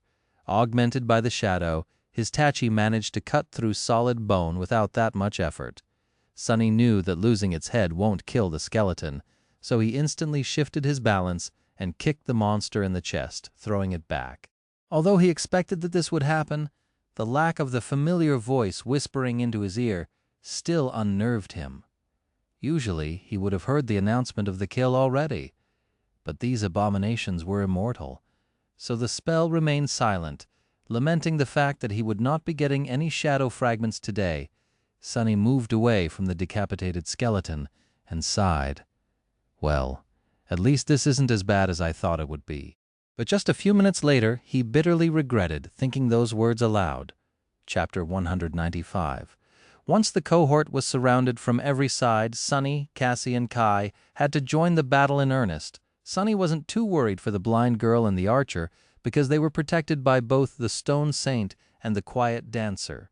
His shadow was possibly the worst enemy the bloodthirsty skeletons could face. Moving with the cold precision of an emotionless battle machine, she used both her sword and shield to deflect and destroy any enemy that dared to approach them from the sides. The graceful and devastating dance she was performing was a true sight to behold. The quiet dancer zipped through the air, supporting the shadow and covering any lapse left in the barrier of steel created by her. If something got past the two of them, Kai was there, using the curved blade of his falcata to crush the undead monsters, almost as if felling them with an axe. He was holding hands with Cassie, guiding the blind girl through the dark maze of the catacombs. However, it seemed as though her ability to orient herself in space had seen a considerable improvement in the past 3 months, perhaps due to the connection she shared with the flying rapier. She was now able to move quickly without using her wooden staff for support, at least. Looking at the two of them, Sunny grew somewhat sullen. Both Kai and Cassie were incredibly beautiful people, holding hands and surrounded by nothing but darkness and monsters. With the charming young man gripping an elegant sword, they looked like an image from a book cover. They looked perfect together. Sunny, on the other hand, well, at least he had his shadow to keep him company. And the ordinary rock, however, he didn't have a lot of time to wallow in self-pity, because his was the second most important role in this furious moving battle, holding the rear of the cohort all by himself. Let me show you what I'm capable of. As more and more skeletons rose from the ground and attacked the party from behind, Sunny had to really exert himself. At first, he only had to fight one undead monster at a time. Despite their tremendous speed and strength, The skeletal creatures were not that hard to defeat. They seemed almost mindless, always attacking in the most straightforward way possible. Of course, a less prepared person would have been torn apart by these fierce creatures a long time ago. But Sonny was not the same weak and inexperienced kid he had been 7 months ago. The harrowing trials of the Forgotten Shore, as well as his tenacious will and grim resolve, had turned him into a fearsome creature, too. In fact, in terms of pure viciousness, the skeletons had nothing on him at all, wrapping the midnight shard into the shadow to slice through the tough bones of the undead monsters easier. Sonny employed every bit of battle prowess he had learned from his practice with the stone saint to destroy his enemies, seamlessly weaving the firm and unassailable movements that he had learned from the taciturn stone creature into the flowing style taught to him by Nephis. He made short work of one skeleton after another. His blade sliced, slashed, and pierced through monster after monster, sending broken bones flying and cluttering to the ground. Of course, maintaining this state without falling behind the cohort was not easy. Sonny had never practiced fighting while on the run, especially not while moving backward. However, remembering Effie's words, he knew that being separated from the group and surrounded meant death, and thus made sure to never get too far away from his companions. At first, the situation was if not easy, then at least within the scope of his capability. Sonny even thought that this was an excellent opportunity to put everything that he had learned in the past week to practice. Despite the fact that this battle was completely different from the way he had hunted monsters before, he was doing fine. Back on the streets of the dark city, he hunted at night, always attacking the enemy from the shadows and aiming to finish the fight with one strike. The initiative was on his side, and so he was the one dictating the flow of the combat. However, right now, things were completely reversed. Sonny was the one being attacked, with enemies suddenly appearing from the darkness and instantly lunging at him. Put on the defensive, he had to react to the enemy attacks, as opposed to being the one attacking, and yet he was managing. He had anticipated that a situation like that would inevitably happen and put enough flexibility into his technique to withstand any type of peril. He was indeed putting his lessons to practice, cementing them in his muscles and bones. After all, just like Nephis had said, 1,000 hours of training was not as impactful as one real fight. But then, slowly, things began to change. After he had ruthlessly cut down a handful of undead abominations, suddenly 2 attacked him at the same time. Sonny cursed and ducked to the side, narrowly avoiding having his head crushed by one of the skeletons. His sword blocked the vicious strike from the other one, and being pushed back a couple of steps by the force of the impact, he struggled to keep his balance. Not letting the monsters continue their assault unobstructed, Sonny dashed forward and twisted his body, kicking one creature in the chest. He used it to propel himself toward the other one, and put all that weight into a devastating downward slash. The skeleton crumbled into a pile of broken bones, and the edge of the midnight shard scraped against the stones, causing sparks to fly into the air. Knowing that his momentum was too strong to stop now, Sonny instead went with it, rolled over his shoulder, and got back to his feet just in time to meet the attack of the remaining monster face to face.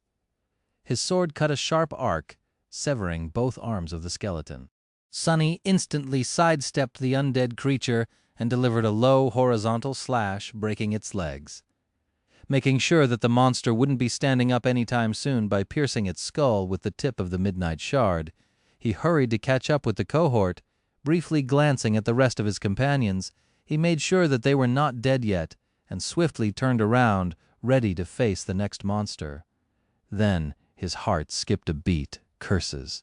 3 skeletons were rushing at him, menacing grins frozen on their skinless faces.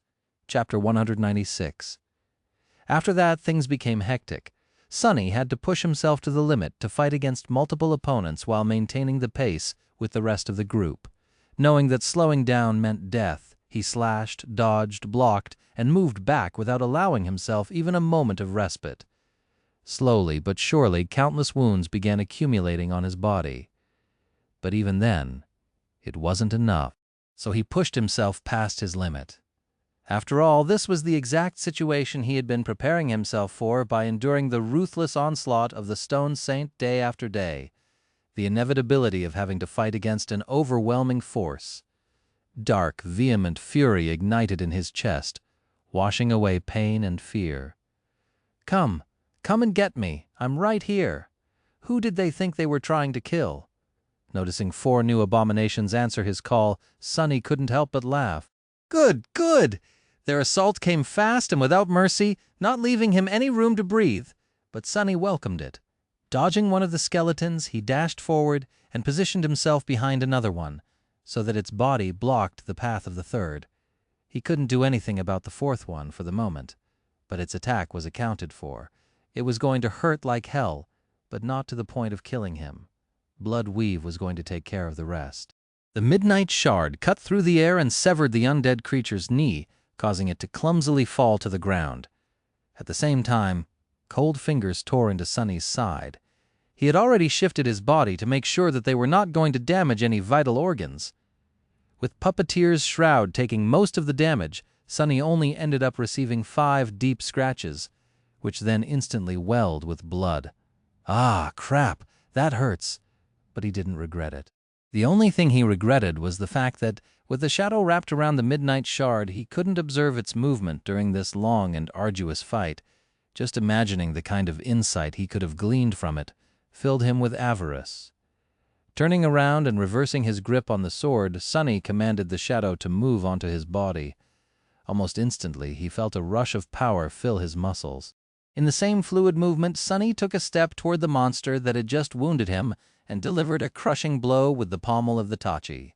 The skeleton's jaw flew away in a rain of broken teeth.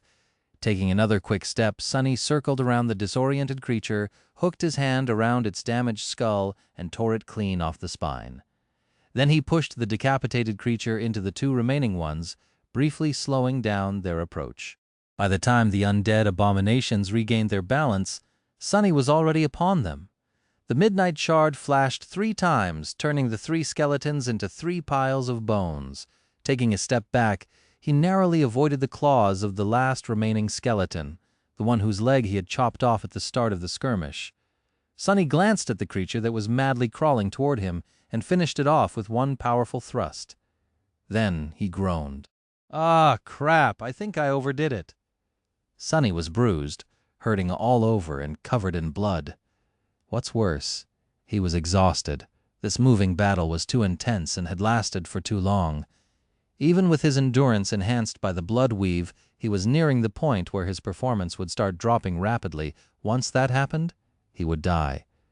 Because the damn undead creatures were not only immortal, but also tireless. Just as this thought appeared in Sonny's mind, a new wave of skeletons lunged at him. From the depths of the tunnel, tiredly raising his sword, he gritted his teeth. Time for Plan B at some point. The tunnel they were currently in was briefly drowned in a brilliant wave of pure white light. Glancing over his shoulder, Sonny noticed that Nephis had finally summoned her flames, channeling them into the blade of her sword, just like on the day they had fought against the carapace demon. Faced with the blinding radiance of the incandescent blade, the skeletons almost seemed to melt. Perfect timing. Using the momentary disorientation of his own opponents, Sonny dashed back and commanded the Stone Saint to switch places with him. As they passed each other, he sent the shadow from his own body onto that of the taciturn Stone Knight. Almost immediately, the Shadow Saint's eyes blazed with menacing carmine fire. Her skin shone with dark radiance, and wisps of ghostly gray fog appeared from beneath her stone-like armor like dancing flames. The impenetrable darkness of the catacombs suddenly seemed to become even deeper, embracing her like a vast black mantle. Yeah, I have some tricks up my sleeve, too. A second later, the shadow crashed into the undead creatures, sending splinters of bones and severed limbs flying through the air. She proceeded to massacre them, moving from one to another in a graceful storm of darkness and destruction. Taking her place near Kai and Cassie, Sonny was finally able to rest for a few seconds. His battered body was screaming with pain, and the gray fabric of the puppeteer's shroud had turned heavy with blood. With 2 wielders of divine aspects activating their hidden cards almost simultaneously, the cohort got a chance to catch their breaths for a few short moments. However, it was clear that this calm wouldn't last long. Sonny didn't really want to show all his cards yet, but the situation left him little choice. He doubted he could continue this mad dash for much longer. Plus, chances were that the rest of the party, preoccupied as they were with their own share of the undead monsters, would either fail to notice the sudden alteration happening to the stone saint or assume that it was just an ability of hers. Using the opportunity, Sonny took a look at the condition of his companions. It was not good. Changing Star's armor was battered and torn, with blood seeping down her right side. Effie's shield looked like it was on the verge of coming apart, while her white chiton was painted red. Castor managed to preserve some semblance of a collected look. However, there was a deep gash under one of his eyes, his face bloodied and grim. Kai was doing not much better. He was pale and visibly exhausted, his auburn hair disheveled and soaked with sweat. Sonny didn't even want to think about his own sorry appearance. Only Cassie, whose Tier 6 armor made her less likely to be attacked by an enemy, looked more or less fine. However, her flying rapier had several visible nicks on its slender blade, and looked tired and dispirited overall, as much as a flying weapon could look like anything. In short, one thing was painfully apparent from their state. If things didn't change soon, all of them were going to die, skillfully using his sword to cut down a skeleton that had suddenly lunged at him from a side passage. Sonny strained his lungs and shouted, "Hey, Effie! How far are we from the exit from this damned place? When is this going to end?" Swatting away an undead monster of her own, the huntress briefly glanced back and grinned. "What do you mean, end?" "What does she mean? What do I mean? Isn't it obvious?" Turning back to concentrate on the horde of enemies in front of them, Effie yelled, "What end? This was just a warm-up." Chapter 197. Sonny cursed and prepared himself for the worst. A few moments later, the short respite they had gotten was over. With a sound that reminded him of rushing water, a terrifying wave of undead monsters crashed into their formation, threatening to break it apart. Effie braced for the impact and withstood the furious onslaught, somehow managing to split the wave in two from one side, changing Star Dove into the torrent of skeletal wraiths, her incandescent sword cutting through them like a ray of pure sunlight, piercing the darkness. From the other, Castor's enchanted blade was doing the same. The scion of the Han Li clan moved with astonishing speed, turning into a blurry whirlwind of ghostly green steel.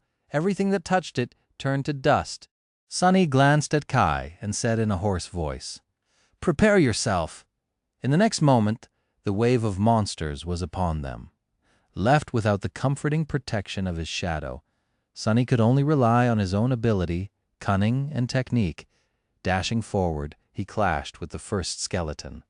His sword flashed through the air with lightning speed, and a headless corpse instantly fell to his feet, blindly clawing at the stones in front of it.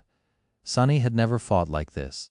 From the first day on the Forgotten Shore, he always had something helping him resist the horrors of the dream realm, be it his shadow, cover of darkness, changing star, or the stone saint. Now he had to face the torrent of nightmare creature with nothing but his own frail human body and resolve. This was the ultimate test of pure skill. Gritting his teeth, Sonny tried to remember the feeling of clarity he had experienced after the carapace centurion had crushed his ribcage with one strike of its terrifying bone scythe. All unnecessary thoughts were obliterated by his will, leaving only two. Kill your enemy. Prevent the enemy from killing you. Using this clarity, he entered the state of flow. His perception expanded, absorbing every detail and aspect of what was happening in the dark tunnel. His thinking accelerated, turning the mayhem that surrounded them into a stark and streamlined pattern of cause and effect. Connected to the underlying law of it all, Sonny was able to react to the actions of his enemies faster and predict them better. Shim. With a hissing sound, the midnight shard cut the air and slashed the next monster across the chest, splitting the skeleton diagonally in two. Without paying the defeated creature any attention, Sonny instantly lunged at the next one. His movements were fluid and unpredictable, but also grounded and firm. Every strike, every step was calculated and efficient, focused on delivering the maximum amount of damage while preserving as much of his strength as possible. It was a perfect combination of the two seemingly contradictory battle styles that he had learned. Just like that, Sonny danced between the countless undead monsters, his sword cutting one after another down. The midnight shard wasn't unimaginably sharp like Castor's Jian, nor filled with annihilating white flame like Neph's radiant longsword. However, it refused to give in and remained unbroken. No matter how many tough bones the tachi cut, not a single dent appeared on its blade. With blood streaming down his body and sweat biting his eyes, his muscles on the verge of breaking apart, and his lungs desperately burning for air, Sonny somehow kept up this mad tempo and fought. At some point he heard a furious roar from somewhere ahead and briefly looked up, noticing that Effie had dismissed her battered round shield and finally summoned the beautiful bronze spear. With it in her hands, the huntress became even more deadly. Multiple skeletons burst into a shower of broken bones, cut apart by a wide arc of the ancient weapon. However, at the same time, more and more wounds started accumulating on Effie's body. Despite everything, things weren't going well for the cohort, or at least it seemed that way for a while. At some point, however, Sonny noticed that the number of skeletons attacking the cohort from the front had begun to diminish. Pretty soon, Nephis, Effie, and Castor were getting a few moments to catch their breaths from time to time. The pressure on himself had also lessened. The stone saint, on the other hand, had to hold off an ever-increasing number of undead creatures attacking the party from the rear. When the balance of the rolling battle noticeably shifted, Changing Star gave a command to change the formation of the cohort. She quickly dashed back to reinforce the taciturn shadow, while Sonny moved forward to support Castor and Effie at the head of the group. Once he got there, the huntress gave him a tired smile. "Hey, doofus, you look like shit." Sonny glanced down and had to agree with her. With his armor torn in a dozen places and soaked through and through with blood, he looked pretty much exactly as dead as the nightmare creatures they were fighting. However, Effie's state wasn't any better. He smiled crookedly. "Thanks. You're quite a looker yourself, you know." The huntress scoffed and then turned away to face another of the undead abominations. "Hold fast, we're almost there," she told the truth. After several more minutes of furious fighting, the tunnel they were moving through suddenly opened into a large cavern. A few meters in front of them, the floor of the catacombs was broken, collapsing into a vast, seemingly bottomless chasm. That terrifying abyss was filled with darkness that even Sonny's sight couldn't pierce. The chasm was no less than 40 meters across and stretched far into the distance to both left and right, like a dark border separating the world of the living from the world of the dead. A rickety rope bridge was drawn across it, connecting to a similar-looking tunnel at the other end of the abyssal chasm. The rope bridge looked like a derelict of ancient times. It was flimsy, slippery, and rotten through and through. She doesn't expect us to actually use it, does she? It's so obvious that this thing will collapse as soon as we step on it. Has she not seen any Sajuk? Even if others somehow survive, there's no chance that I, with that damn fated attribute, will make it to the other end. Sonny turned to Effie and scowled, really hoping to be surprised by her answer. "So, what now?" The huntress looked at him in confusion. "What else? We crossed the bridge." Chapter 128, Sonny sighed. Of course they had to cross the bridge. Why had he even bothered to ask? Great! At least the damn thing was empty of the skeletons. The path to the other side of the chasm was clear. What is clear is that I'm going to die. While Sonny was consumed by these unhappy ruminations, Effie and Castor quickly threw the few undead creatures remaining in front of them over the edge of the chasm. Finally safe from their constant attacks, most of the cohort took a chance to quickly catch their breaths. Only Nephis and the Stone Saint were still fighting.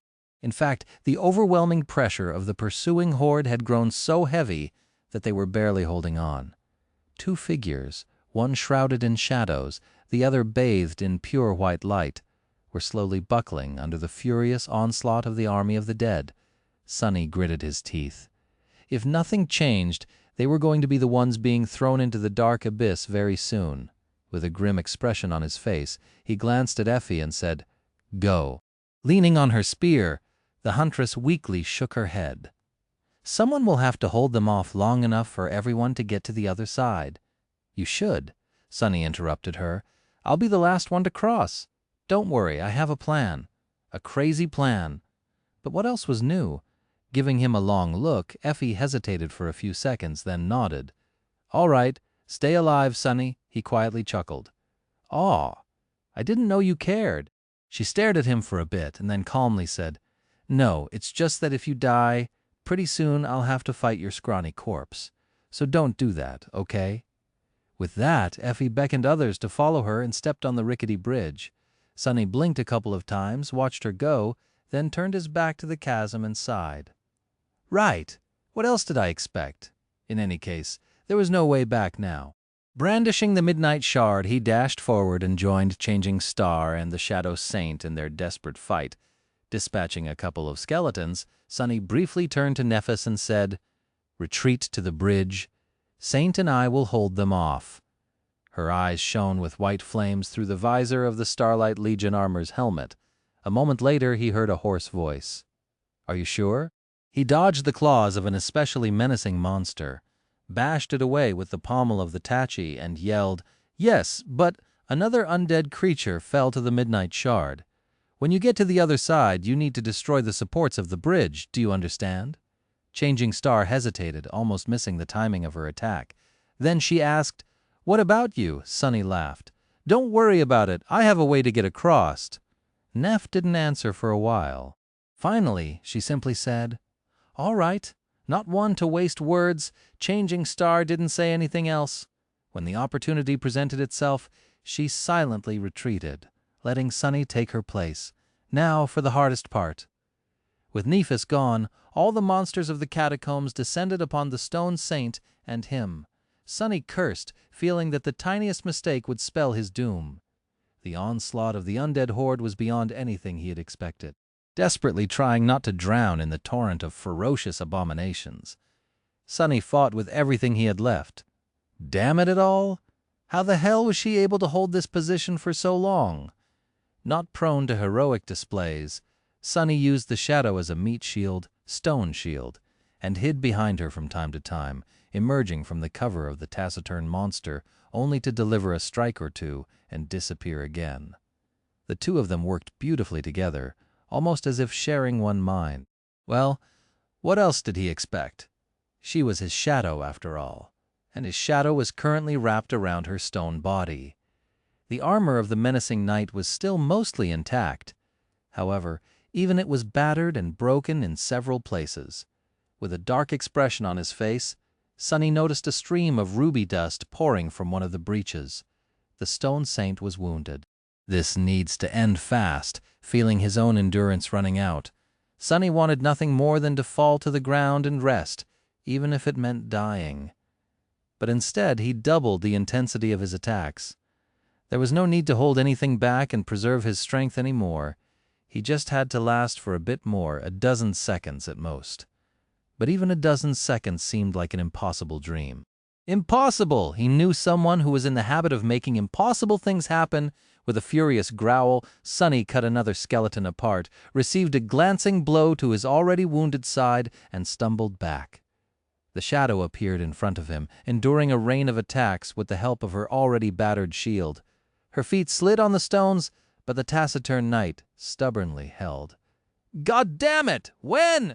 As if answering his silent cry, and loud rattle followed by a thunderous boom informed him that the bridge had been brought down.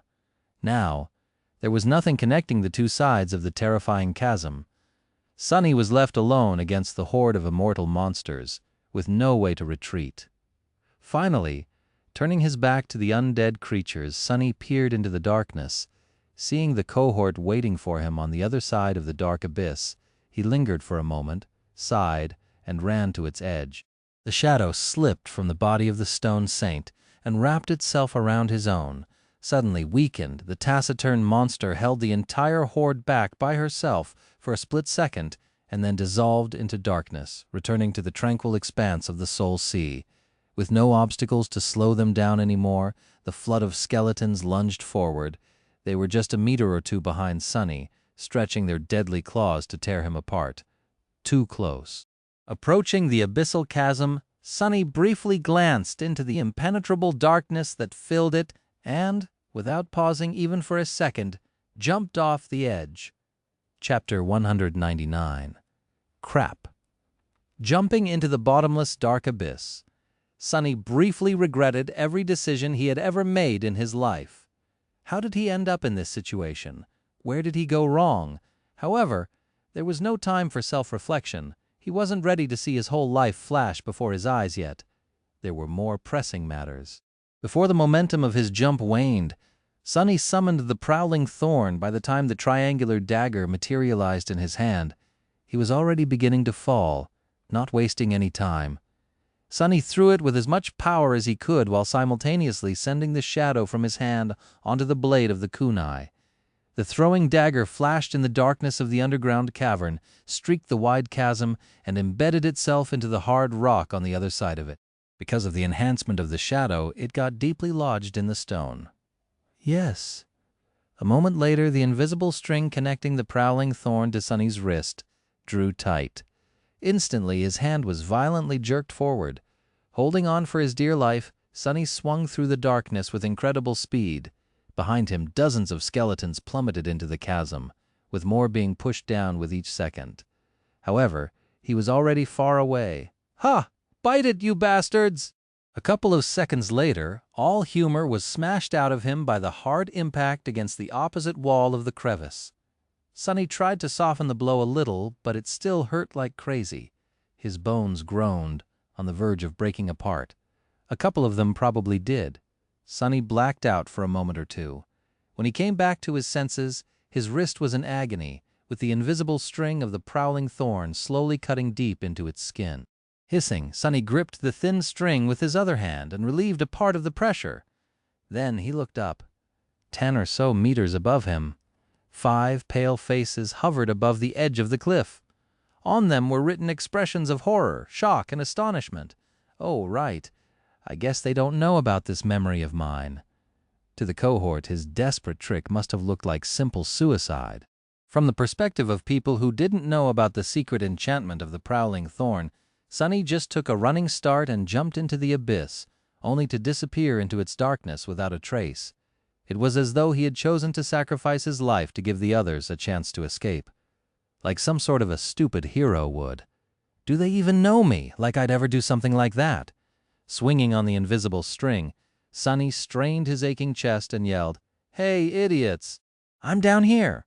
Slowly, 4 of the 5 faces turned to look straight down. Their expressions were rather comical. Cassie simply tilted her head, but her expression was priceless as well. Grinning, Sonny began to climb up.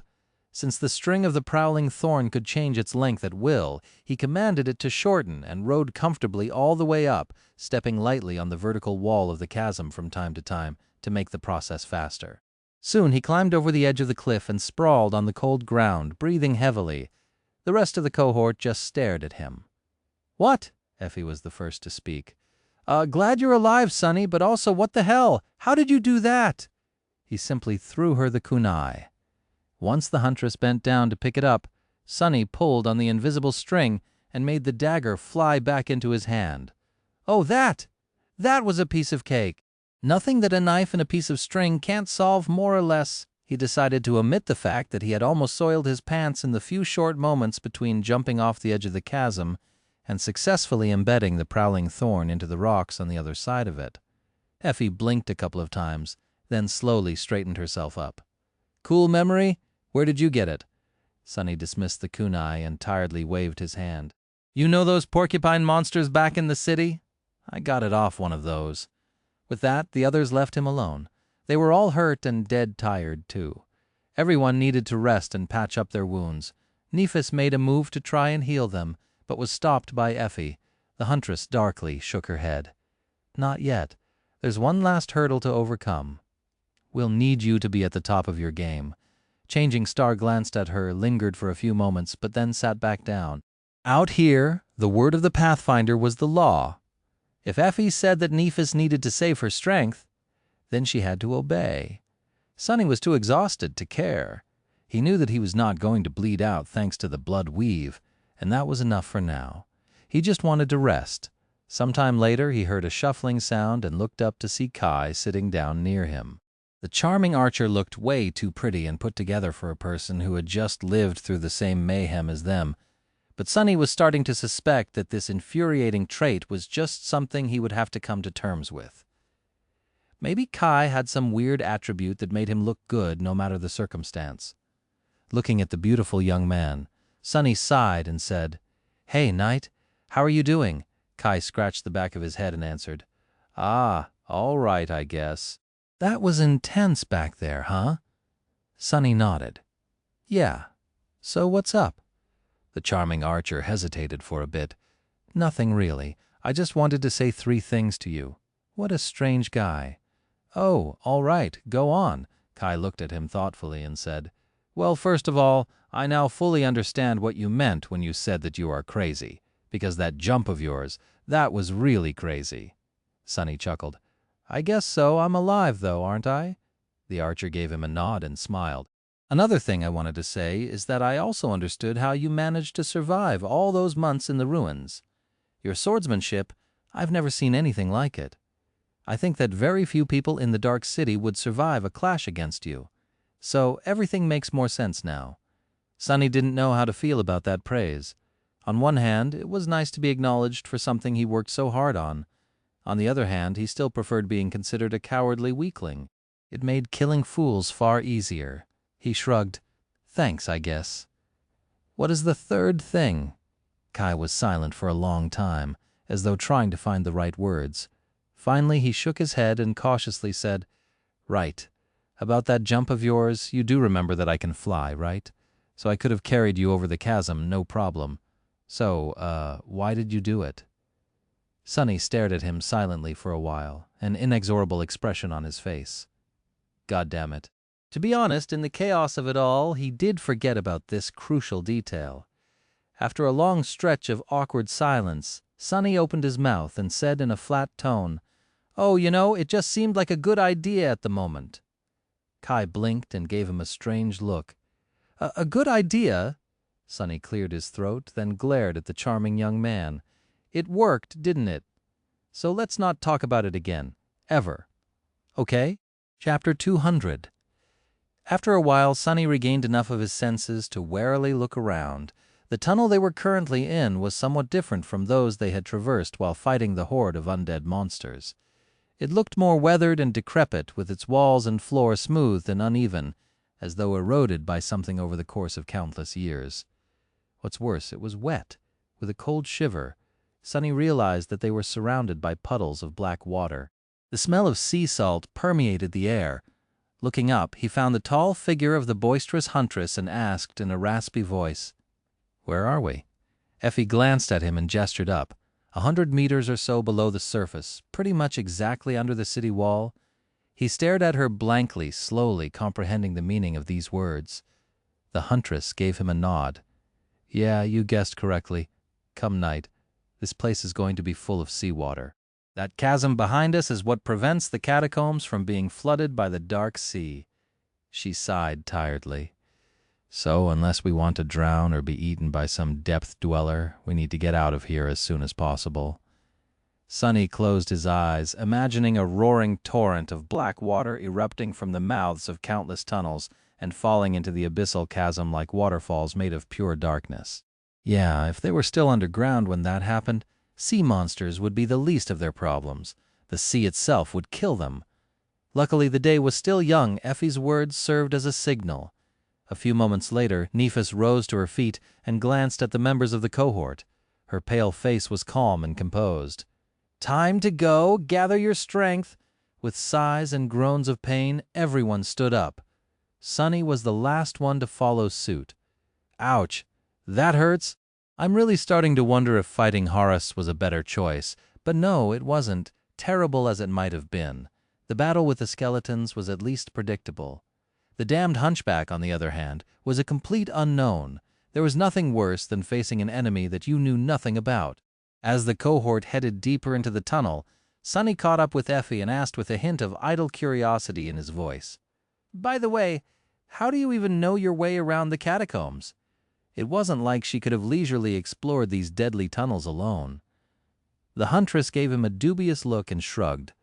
"This knowledge is sort of passed down between the outer settlement hunters. I've been here a couple of times before, trying to escape from especially terrible nightmare creatures. Although, to be honest, I only descended this deep into the catacombs once." Effie shivered. "I was new in the Dark City at that time. Back then, the strongest hunter in the outer settlement sort of took me under her wing. We went down here with an entire party." Sonny scratched the back of his head and grimaced when his battered body protested against the sudden movement. "Yeah? That party must have been very strong to return from this place alive." The huntress glanced at him and smiled darkly. "Who said anything about returning alive? Actually, they all died. I was the only one to survive." Sonny stared at her for a long time and then asked, "If they all died, then why the hell did you bring us here?" Effie shrugged. "Because no matter how strong that party was, they weren't even close to this one. Do you even realize how powerful the 6 of us are, all put together? God damn, I wouldn't want to be our enemy." Then she hesitated for a few moments and added, "Plus this time I know what we're going to face. We'll get out of here in one piece, trust me." Sonny wasn't a particularly trusting person, but at this point he didn't really have a choice. Leaving the tall huntress alone, he walked in silence for a while. The tunnels were now strongly angled down. With each minute, the cohort was descending deeper and deeper underground.